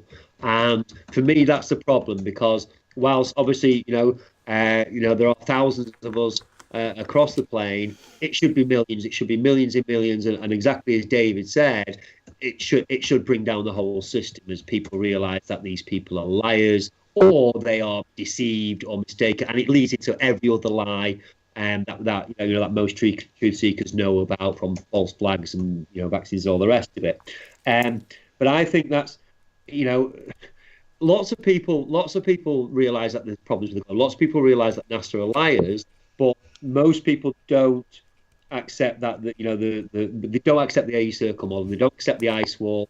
For many reasons. I'll just sum up really, really quickly. It's in the size of the map itself. It's in the way the south is projected. It's a projection of the globe. Obviously, Antarctica, and we've said a couple of times now that people can check the webcams next month and see if there's 24-hour sun there, or certainly 24-hour daylight. The flights, there's QF27, QF63, LATM 800, NZ13, SAA 281 are all direct non-stop southern flights, which are in all directions as well, and just don't seem possible in the distances they are on the circle model. Astronomy seems to completely destroy the one pole dome idea, because the stars are rotating over two poles for everybody. I know we obviously all have our own personal perspective and our own personal Everybody sees the world, through their own eyes, of course, but there are things that are independent of that. A tree really does make a sound in the forest, even if there's nobody that there to hear it. And it's not the same constellations in the south. There's no reflections going on or anything. We've also got the speeds of the sun and moon are pretty near constant. I know the moon only varies within 6%, which means that the Tropic of Capricorn can't be 1.7 times longer than the Tropic of Cancer. The number of daylight hours in the south. I mean, obviously it's equidistant north and south as far as I'm concerned. Obviously, there's no